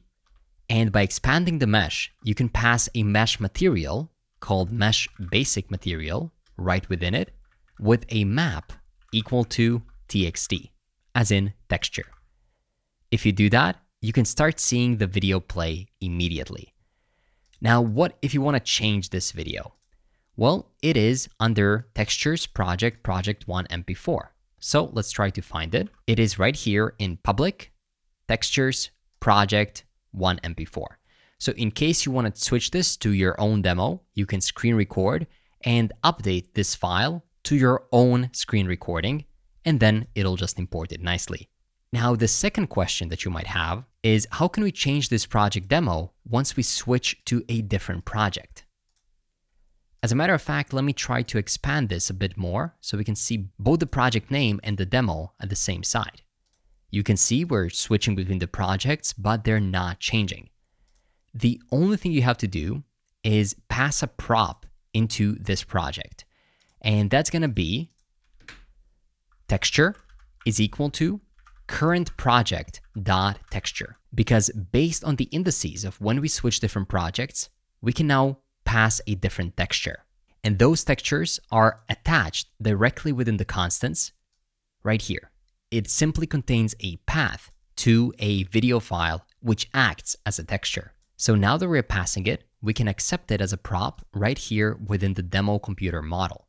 So we can say use video texture, and then we can say if props.texture exists, then we can say props.texture, else we can simply use the predefined number1 texture. Let's save it. And now if I switch to a second project, you can see that it actually switched. This is amazing. Great, this works too. Next, I don't really see the change that well if the demos are all dark, as you can see in this case. Well, here it's light, so it's a bit better, but still, it's hard to notice that something changed on this screen because there's too many moving screens anyway. So to make that change a bit more apparent, we can use GSAP to add a bit of an animation. So let's say use GSAP, which we have to import from GSAP React. That's gonna take in a callback function. And in there, we can call GSAP from the main GSAP library. So that's import GSAP from GSAP dot from.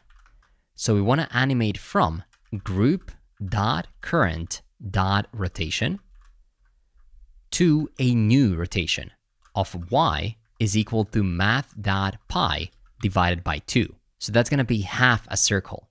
It's going to do it in a duration of 1 second with an ease of power 3.out. I found this animation to work the best. And when is this animation going to run? Well, once the dependency of the use GSAP hook changes, and that is whenever a texture changes. So we have to call this after defining the texture right here.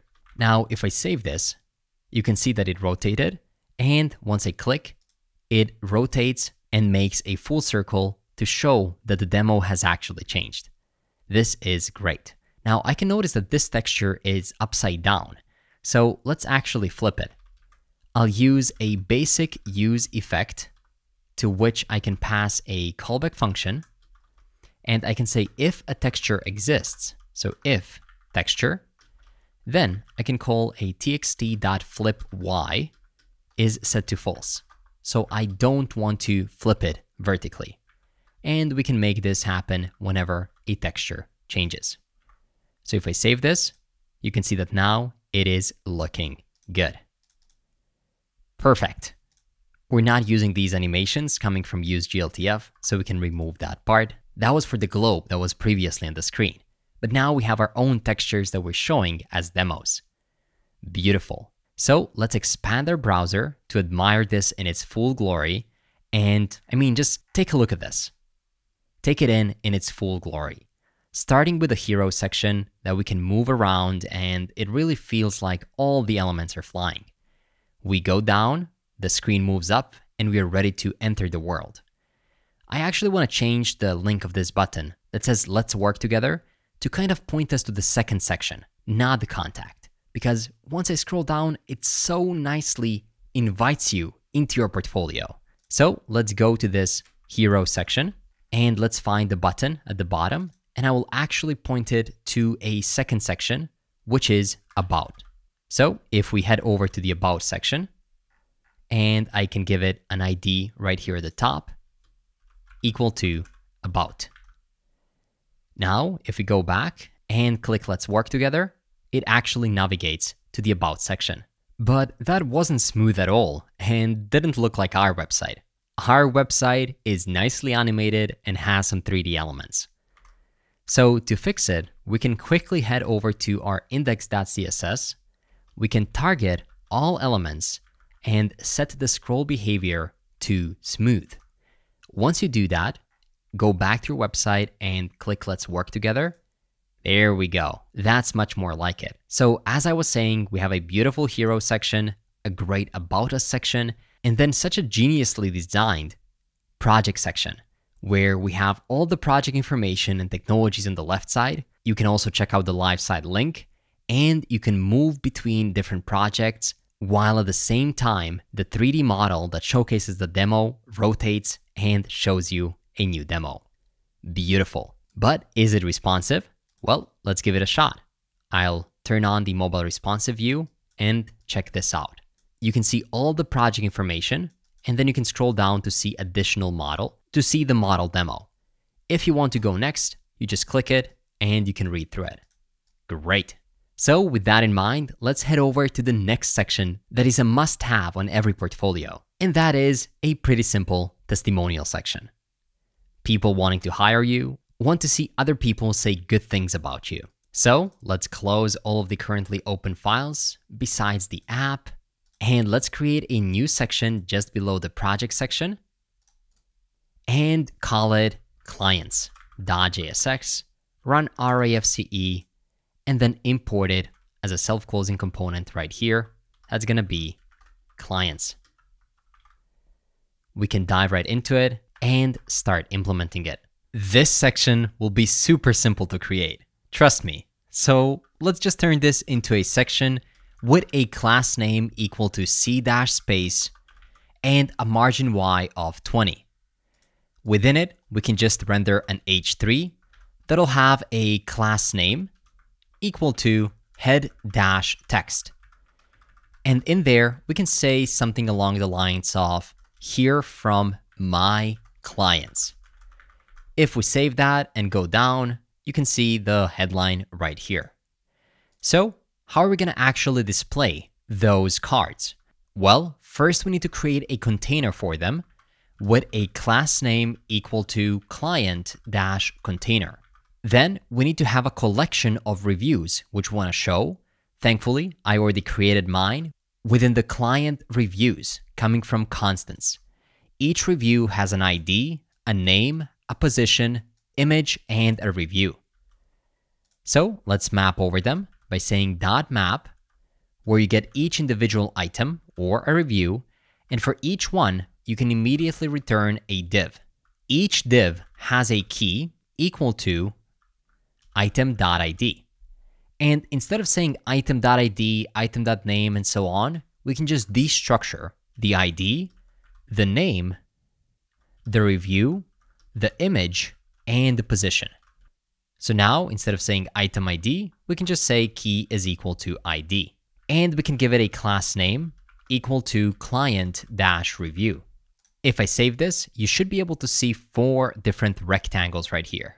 Well, barely, because they're not that noticeable. But within each one, we can create a div. And then within that div, we can create a p tag with a class name of text-white, font-light, and there we can render the actual review. So now we have 4 different pieces of text telling something nice about you.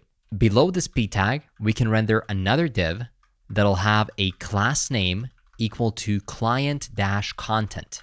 And the cool thing about this component that we're creating right now is that it's just one component, but we're mapping over it, so technically it appears like a reusable component.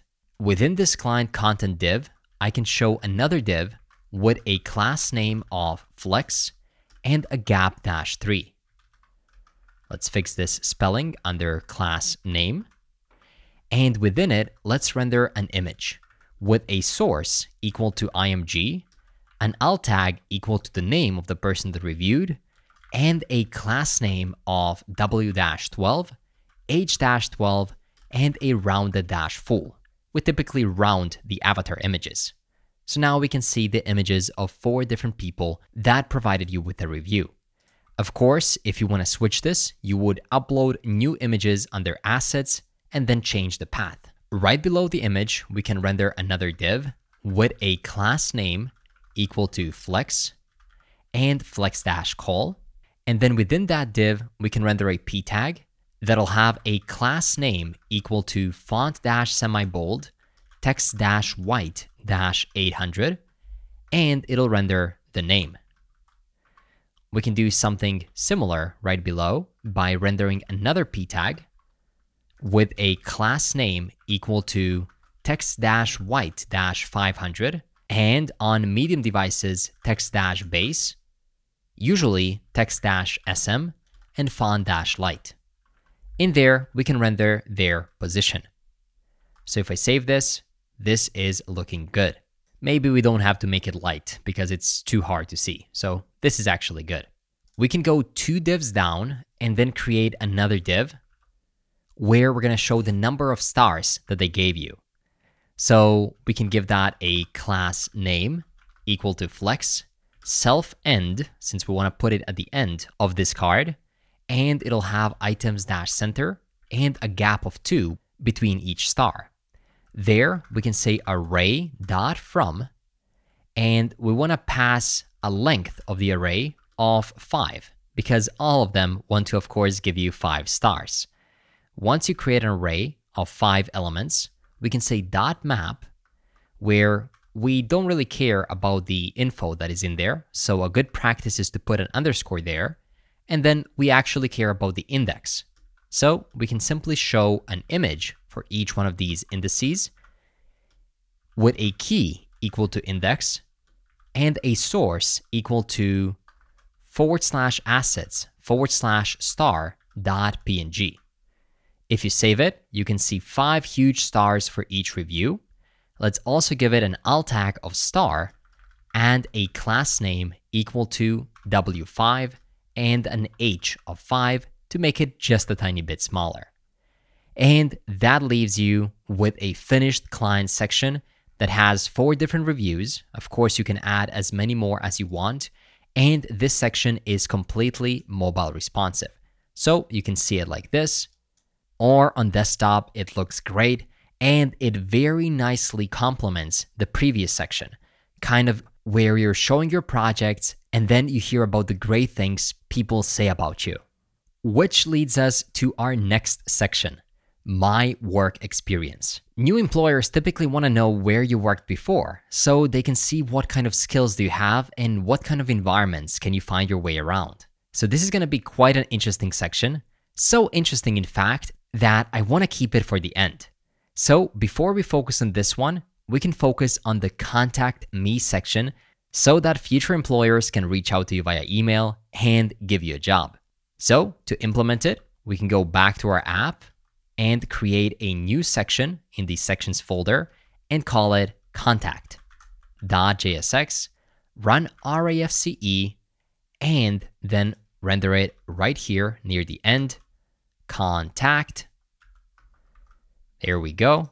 We can go into it, turn it into a section with a class name of C-space and margin Y20, and then do what we always do, which is to render an H3 with a class name equal to head-text. That'll say something like contact me. And now we're ready to create yet another great section of your new 3D portfolio. First things first, I'll wrap this H3 within a div. That div will have a class name equal to relative, min-h-screen, flex, items-center, justify-center, and flex-call, so the elements appear one below another. Next, right within it, I'll render a self-closing image with a source equal to /assets /terminal.png. It'll have an alt tag of terminal background, and you'll see very soon why that is. And it'll have a class name of absolute, as it'll be absolutely positioned, with an inset of 0 and min-h-screen. So if I save it, check this out. It's like a terminal window from within which people can contact you. So let's go right below this image, still within the same div, and create another div with a class name equal to contact-container. Within it, we can put this H3 and maybe change it to something more casual, like let's talk. Then right below it, we can have a p tag, and that p tag will have a class name equal to text-lg, text-white-600, and a margin top of 3. Here, we can say something along the lines of, whether you're looking to build a new website, improve your existing platform, or bring a new project to life, I'm here to help. Or feel free to write something that resonates with you. Next, right here, we can create a form. Later on, we'll interact with that form, so we have to create a ref pointing to it, as well as a state and a handler. So right at the top, we can say const form ref is equal to use ref, of course, coming from React.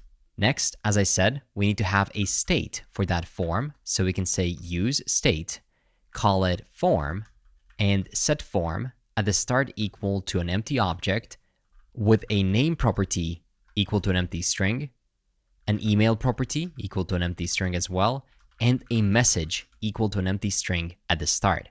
We can also create a handle change function, which we can call once we type something in. So whenever the input changes, and of course we'll need a handle submit functionality as well, both of which I'll leave pretty empty for now. We'll add some logic later on. And let's not forget, once we submit, we'll actually have to turn on the loading. So let's create a new state of loading, set loading, at the start set to false. And let's go back to the JSX. Now to this form, we can provide a ref equal to form ref, and an onSubmit handler equal to handle submit. We can also give it a class name equal to margin top of 12, flex dash call, space dash y dash 7 to create some space. Right within it, we can render a label for our first input. This label will have a class name equal to space dash y dash 3 to create some space, and it'll contain a span element that'll have a class name equal to field dash label, and it'll say full name, just like this. Right below it, we can render a self-closing input tag that'll have a type is equal to text, a name equal to name, a value equal to form.name, an onChange equal to handle change, a required field, a class name equal to field-input, and a placeholder equal to John Doe. If we save this, you can see a beautiful full name field. Well, it's not really that beautiful, it is just simple and effective. So now we can duplicate this 2 more times. Duplicate the entire label containing the span and the input 1 and 2 more times. There we go. Now we can further modify them. The second one, instead of full name, can just say email. The type will be an email field, the name will be email, the field in the form will point to the email field. I think you see where this is going. And the placeholder can be johndoe@gmail.com. Great. Finally, let's focus on the last one, which will contain the actual message. So the span will say your message, like this. And instead of an input, let's use a text area that'll have a name equal to message, a value equal to form.message, an onChange equal to handle change, required with 5 rows, a class name of field input, and a placeholder of, hi, I'm interested in ... Somebody might want to start typing something like that to you. Or if you want to be funny, something like, hi, I want to give you a job, ... That's most likely why they're reaching out, right? So they can explain their reasoning right here. Great. This terminal image is a bit skewed right here on mobile devices. So if you want to, you can disable it on mobile. You can do that by disabling this image right here. And it still works very well. But I'm gonna keep it because on desktop devices, this is quite an interesting way to show a contact form, especially for a developer portfolio. So with that in mind, let's add a button that they can use to send you a message. We'll add it below the last label, still within the form, by adding a button with a class name equal to field-btn, a type equal to submit, and it's gonna be disabled while it is loading. Now, the text of the button, if it's loading, will be sending ... else it'll be send message.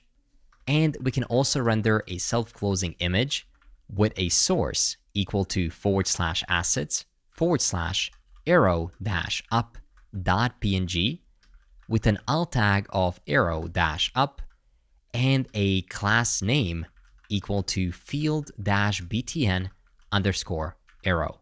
And that's going to look something like this. Pretty clean. Of course, if you click it, you won't be able to submit because the full name field is required. So now let's implement the actual sending functionality by scrolling to the top of the component and first keeping track of what our users are typing in. In the handle change, we can destructure the event to get the target out of it, and then we can destructure the name and the value of what we're typing in. Once we get that, you can call the set form. You can destructure the previous values of the form by saying .form, and then dynamically you can change the field of this specific name with this specific value. So this is a very clean way of creating a reusable handle change component that you can use on any field. How does it work is it takes the name of the input and the value of the input and then updates it accordingly based on the name and the value. Great. Now to implement the actual email sending logic, we'll use a very simple free tool that allows you to do just that. It's called email.js. You can get to it by typing email.js.com and click create a free account. It's so simple, they don't even offer OAuth. You'll have to type in your email and name manually. Once you sign in, you'll be greeted with a dashboard that looks something like this, specifying that you have 200 free requests and inviting you to create a new service. So let's add a new Gmail service, give it a name, copy the service ID, and for now paste it as a comment right here, and then click Connect Account. Once you grant your email permissions, it's going to say connected. Then create a service. And if it has been connected successfully, you should also be getting an email from email.js indicating that it works. So how do we actually integrate it? Well, let's go into the handle submit. Let's get an event right here. That's going to be a click submit event. And whenever you submit a form in the browser, it reloads the browser. But since we're working on a single page application, we don't want that to happen. So we can say e.prevent default. Next, we can set the loading to true because we're starting to send our email. Then we'll have to use an email.js library. So let's go to our terminal and run npm install @email.js/browser. Once it installs, you'll be able to use email.js, which you can import right here at the top by saying import email.js from @email.js/browser. On this email.js variable, you have a send method, which accepts a service ID. So this is the ID that we just copied from email.js, and you can add it as a string right here. It also accepts a second thing, which is a template ID. So head over to the second link on the left sidebar here and check out your default template. It simply says email to this address from name and then reply to.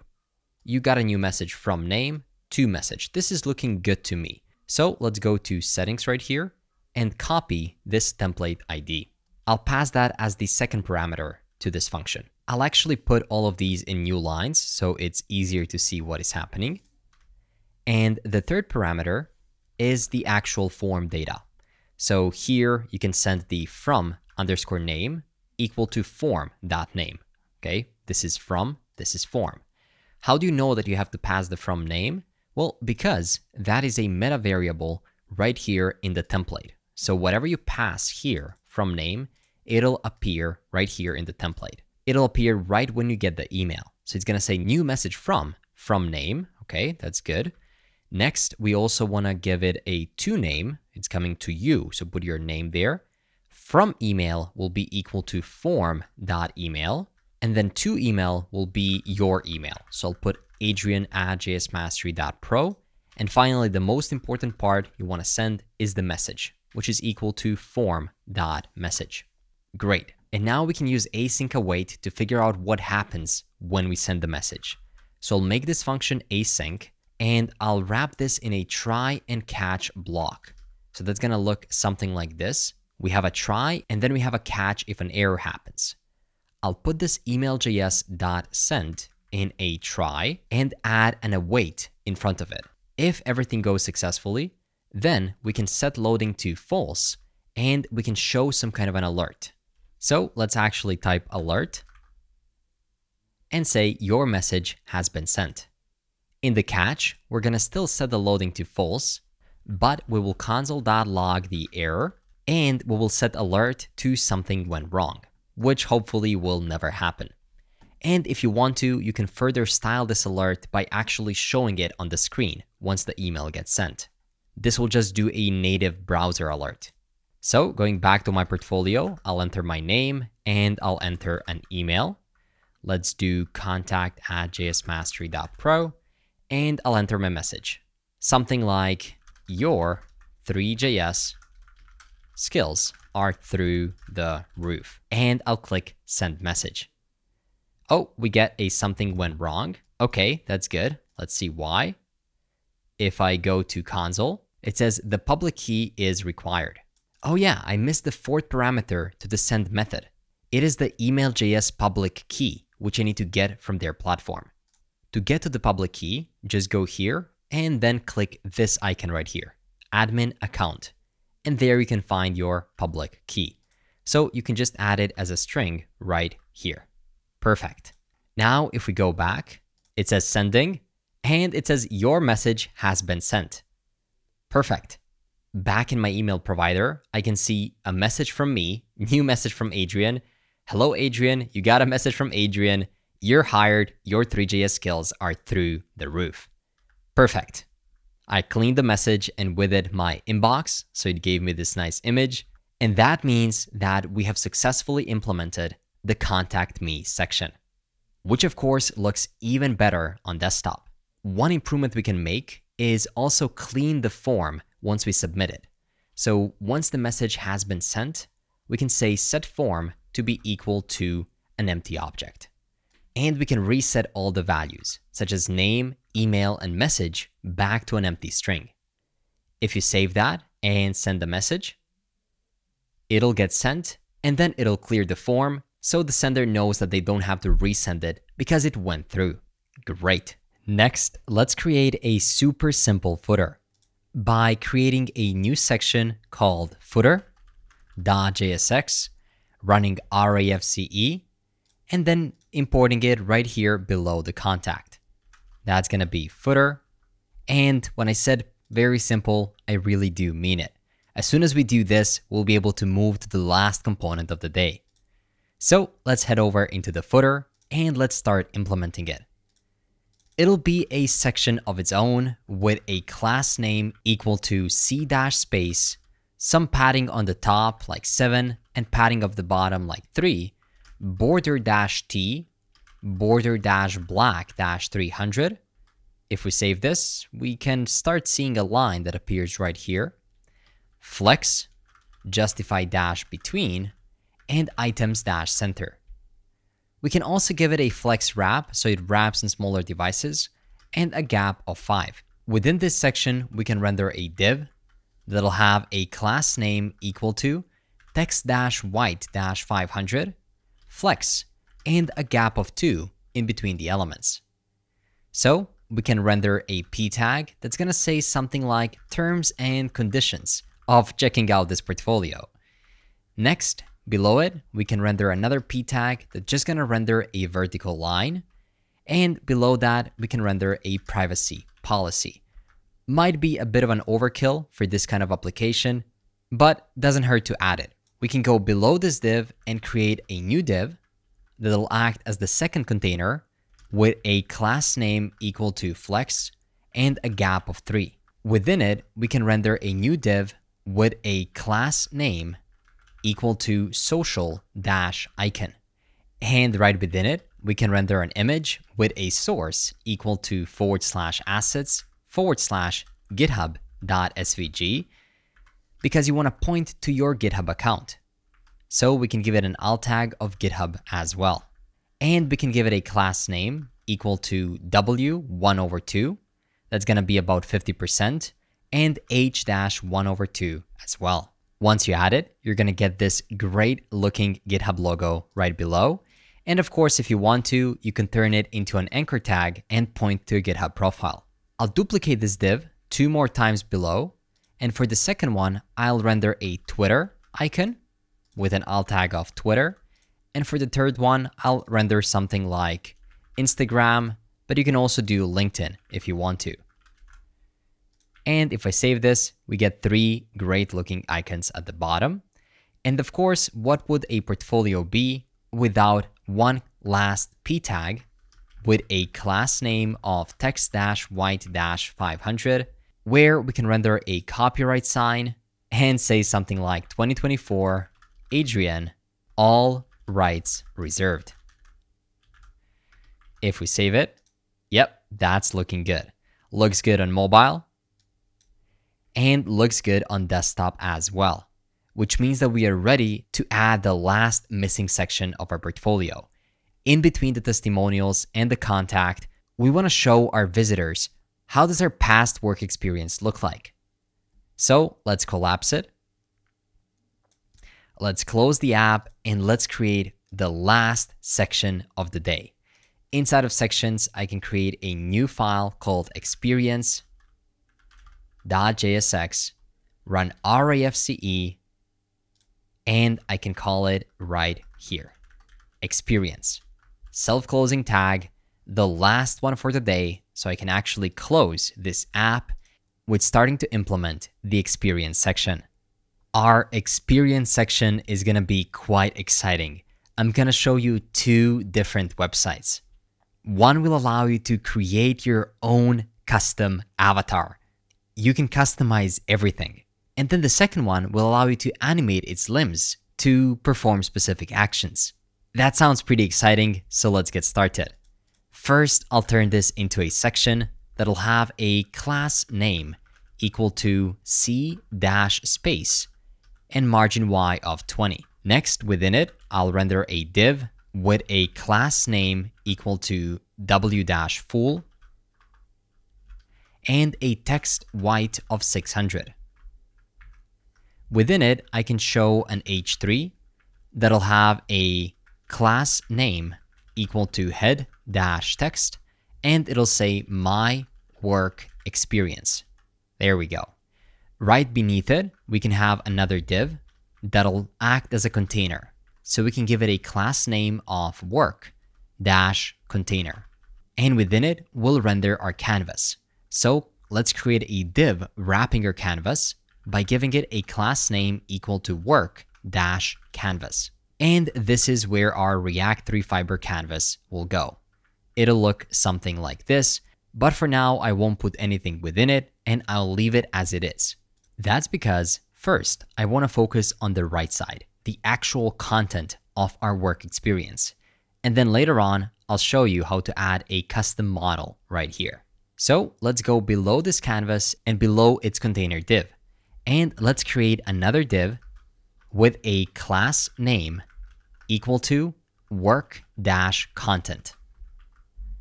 Within it, we can create another div that'll have a class name to create some spacing, such as on small devices, padding y of 10, typically padding y of 5, on small devices, padding x of 5, and otherwise padding x of 2.5. There we go, now we have some spacing. Within it, we can map over our work experience by opening a new dynamic block of code and saying work experiences coming from constants dot map, where we get each individual item of a work experience and its belonging index. And then we can use an immediate return by using parentheses to render a div for each one of these work experiences. Let's command click work experiences to see what we have in there so you can modify it. We have an ID, a name of the company, position, or short for POS, duration when you work there, a title of your job, icon, and an animation that we want to display on our 3D model. More on that later. So feel free to modify this to reflect your work experiences. With that said, we can destructure those values right here. So I will destructure the name, the position, the duration, the title, and the animation. If there's something else, we can get it later on. But for now, I think that should be it. And since we have an ID, we don't even need to get an index right here. So we can just get an ID as well. Great. So let's give this div a key equal to ID. and a class name equal to work-content_container, and give it another class name of group. Within it, we can render an inner div that'll have a class name equal to flex-column, so the elements appear one below another, h-full, justify-start, items-center, and padding y of 2. Within it, we can render another div that'll wrap an image. So let's give it a class name equal to work-content_logo. And within it, we can render an img that'll have a source equal to icon. I don't think I have destructured that, so let me destructure icon right here, with an alt tag equal to logo, and a class name equal to w-full and h-full. So now we can see 3 beautiful icons appear right here on the left. We can go below this div that is wrapping your icon, and we can render a self-closing div with a class name equal to work-content, and this will just create a bar in between them. Barely noticeable, but it is there. Now we can go one more div outside and create a new div within which we can display some more information. So it can have a class name of, on small devices, padding of 5 to create some spacing, typically padding x of 2.5, and a padding y of 5. So let's start displaying that great information. We can create a p tag with a class name of font-bold and text-white-800. And we can render the name of the company right within it. There we go, that's looking good. Now, right below that p tag, we can render another p tag with a class name equal to text-sm and margin bottom of 5. There, we can render the POS, or the position, and then say --, and then render the duration. That's gonna look something like this. Finally, below that p tag, I can render another p tag that'll have a class name of group-hover. So once we hover on that, we wanna change the text over to white and provide a transition for which we can do that of ease in out and a duration of 500 milliseconds. So now if you render a title right here, which is more or less the description, this will show up. The text will initially be gray, but you don't even have to hover over the text. If you just hover on the card, the text will turn white so you can read it with more contrast. This is looking amazing, and it's looking even better on desktop. But the question is, what will we put right here on the left side? Check this out. We'll put your own custom created avatar. This is the one that I created, and right now it's kind of just standing there in an idle position. But check this out. As you hover your cursor from a position to a position, it changes animations. So in 2019, we were at Notion and it is saluting. Then in Figma, it is clapping to itself, I guess. And then in Framer, it is jumping out of success. So this is a pretty fun addition to a Three.js portfolio. So let's go ahead and implement it together. It'll be a multi-part implementation. First, I'll teach you how to create your own 3D avatar. Then I'll teach you how to add animations to it. And then I'll teach you how to add it within your code. So let's do that together. As I've given you the link to that amazing website that transforms GLB models into React 3 Fiber components, on the second page of the same guide that is linked below for free, you can find detailed instructions on using this avatar creator website to, well, create your own avatar. So download it by clicking the link down in the description, and I'll see you on the dashboard. Once you create your account, you should be redirected to a dashboard that looks something like this. The first step is to choose web as your platform. You can also choose React, and then click this link, which will open up your avatar creator. You can start from many of these predefined templates. I'll try to pick a character that looks most like a developer. Let's go with this one right here. Okay, I feel a bit like playing Sims. You can dress up your character by choosing different clothes, change the pants too, the gender, and all of the facial features.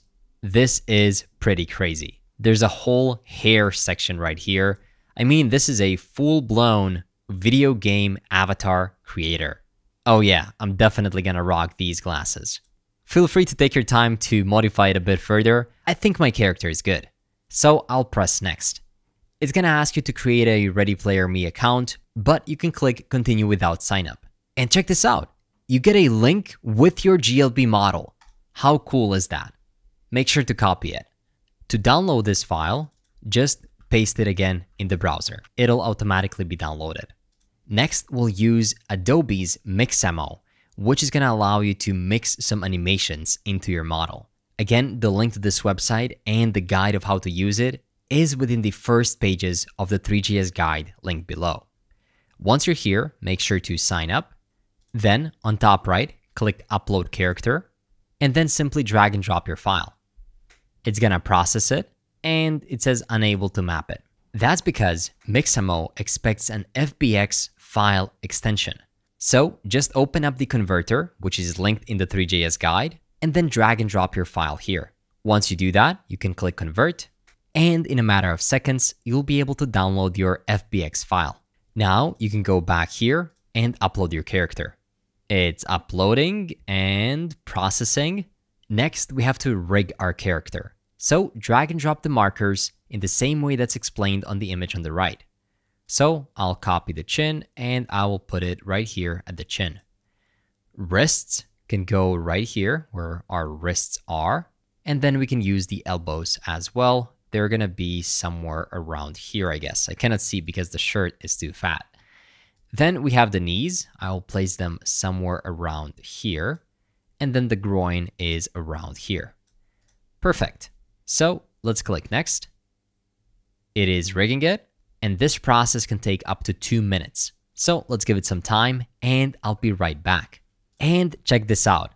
The character is looking good. It is turning around, and you can also enable the skeleton view, which just makes this happen, I guess. So let's disable that skeleton view and let's click next.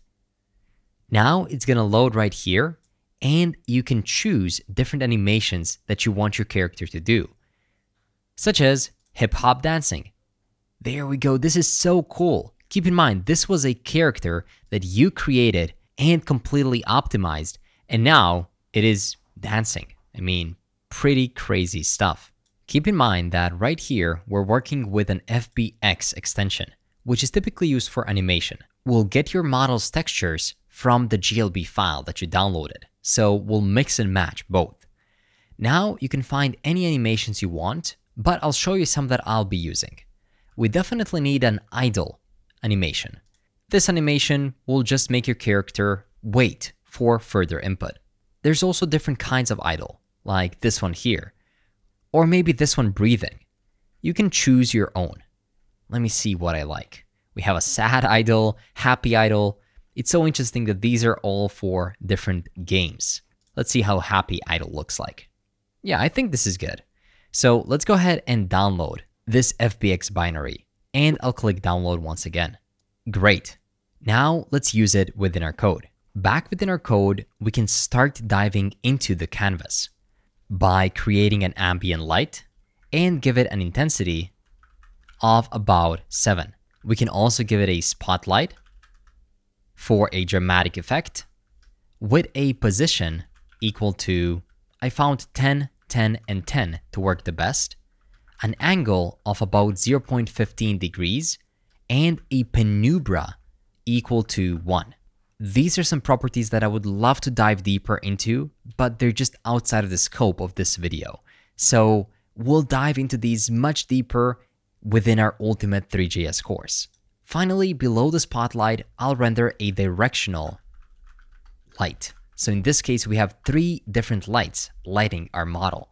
It'll have a position equal to 10, 10, 10, same as before, within an array, and an intensity equal to 1. Finally, we can render orbit controls, so we can actually move our model with an enable zoom equal to false, and a max polar angle equal to math.pi divided by 2. We have done this before already. This prevents you from looking beneath the model, but you can look in front and on the sides. Finally, we're going to render a suspense right here in case loading takes a bit longer, where we can add a fallback and use our canvas loader component right here. And finally, within, we can render our model. So let's create a new component that's going to be called developer. That's us, a developer model.jsx. Within here, run rafce and exchange developer to group because we are within a Three.js environment, and simply call it right here, developer, as a self-closing component. To it, we can pass a position y equal to -3 and a scale equal to 3. Of course, everything breaks right now, but that's because we haven't actually put a real model right here. So let's do that next. And you already know how to do that. Just upload your GLB right into this website. Remember to upload the first model that you downloaded from that avatar creator, not the FBX files. It's gonna look something like this. Pretty crazy. Click play, click exports, and copy to clipboard, and then override this thing right here. Make sure to say export default developer. And at the top, you can also set up this model and rename it to developer. So const developer is equal to a functional component that accepts props. Now, a very important thing right here is to specify the right path. So we actually have to add our GLB model into our public folder. So go to public, models, human, and then right here, you need to add a developer.glb file. In my case, that'll be this one, readyplayermodel.glb. I'll simply drag and drop it here, remove the existing one, and rename it to developer.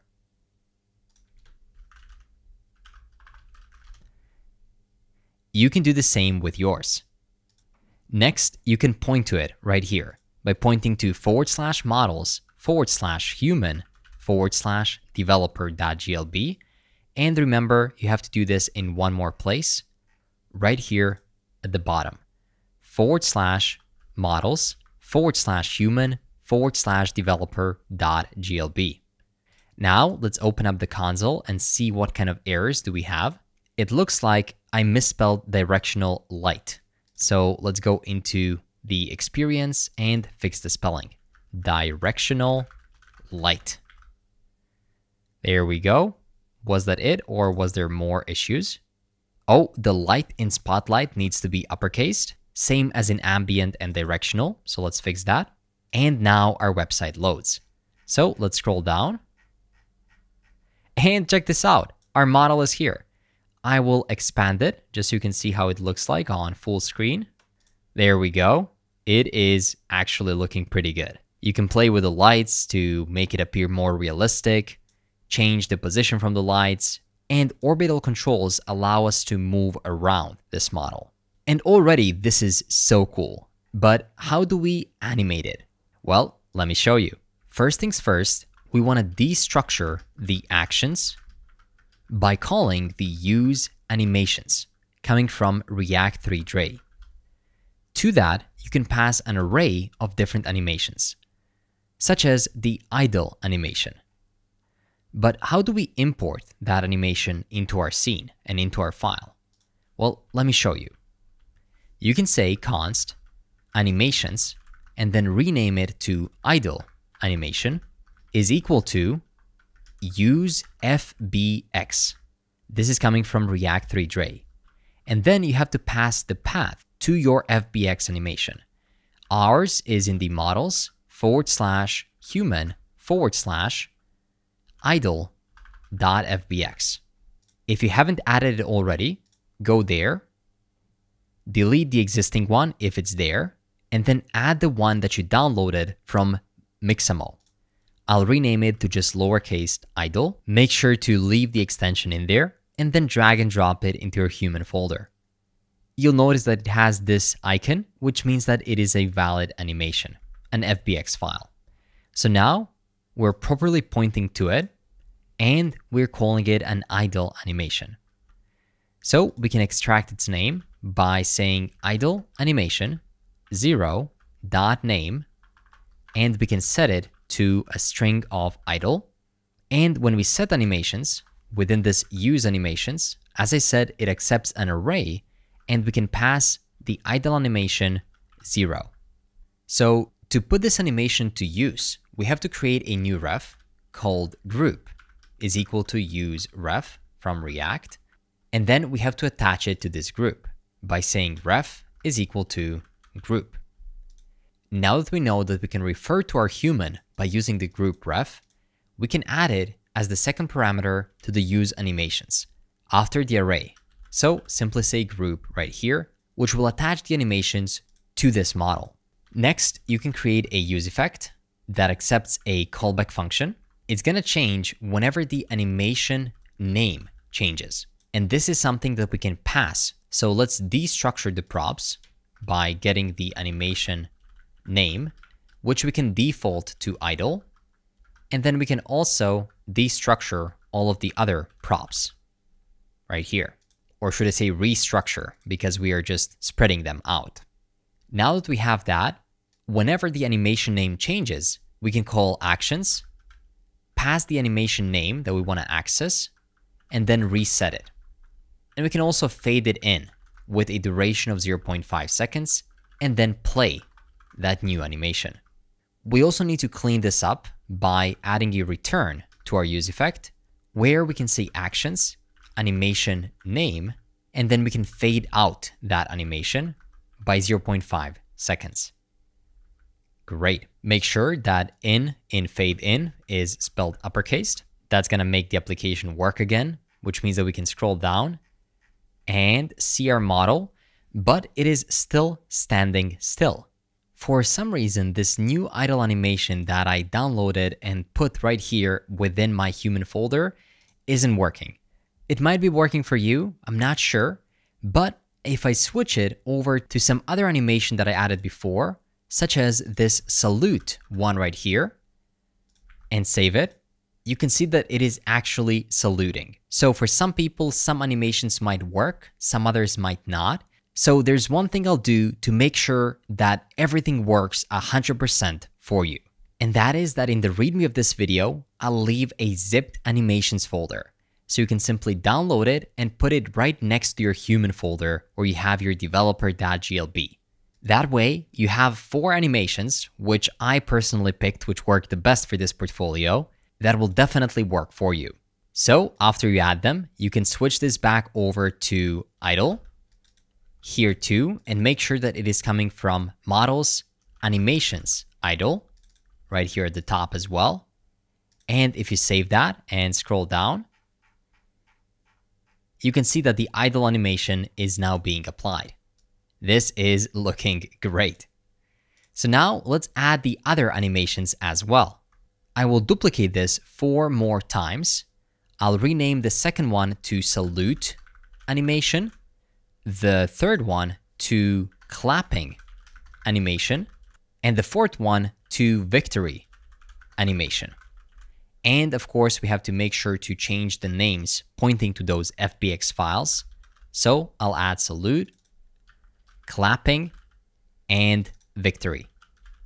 We also have to change their names right here below by saying salute animation. The name will be salute. Clapping animation. The name will be clapping. And finally, we have victory animation. The name will be victory. Now, after you reload the page, we can still see the idle animation right here. So how can we actually switch between them? Well, let's head over to the experience section and let's add a new state. By using the use state, call it animation name, set animation name at the start set to idle. And then here's the cool part. Where we're mapping over our work experiences section, we can give this div an onClick property. It'll be a callback function that'll call setAnimationName, and we can pass the animation dot to lowercase. So each one of these work experiences has a specific animation name attached to it. So once we're there, we're going to simply let it play. Also, I'll add an on pointer over. This is similar to onClick, but it'll show once we add our pointer over a specific element. And there, we also want to do the same thing. So set animation name to be equal to animation dot to lowercase. And the last one is on pointer out. So once we extract our pointer, we want to set a callback function and set the animation name to be equal to back to idle. Let's test it out. Of course, make sure that you're passing the animation that we have selected back to our developer model. That is right here, developer. You can say animation name is equal to animation name. Make sure to name it properly, save it, go to the developer file, and then we have to make use of these 4 animations by extracting their actions.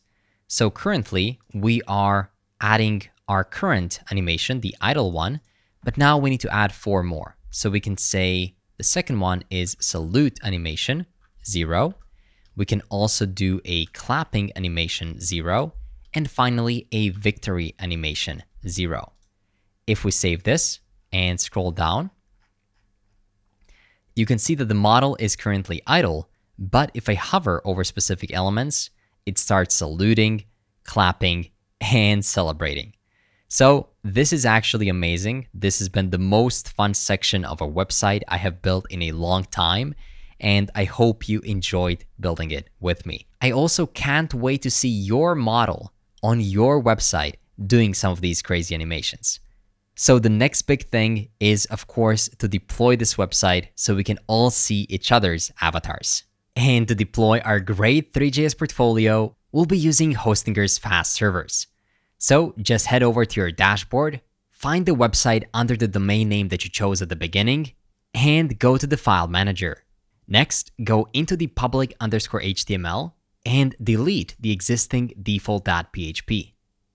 Next, go back to your IDE, open up the terminal, and run npm run build. This will create an optimized production build of your React application. There we go. If you go to the project, you'll see a new dist folder appear.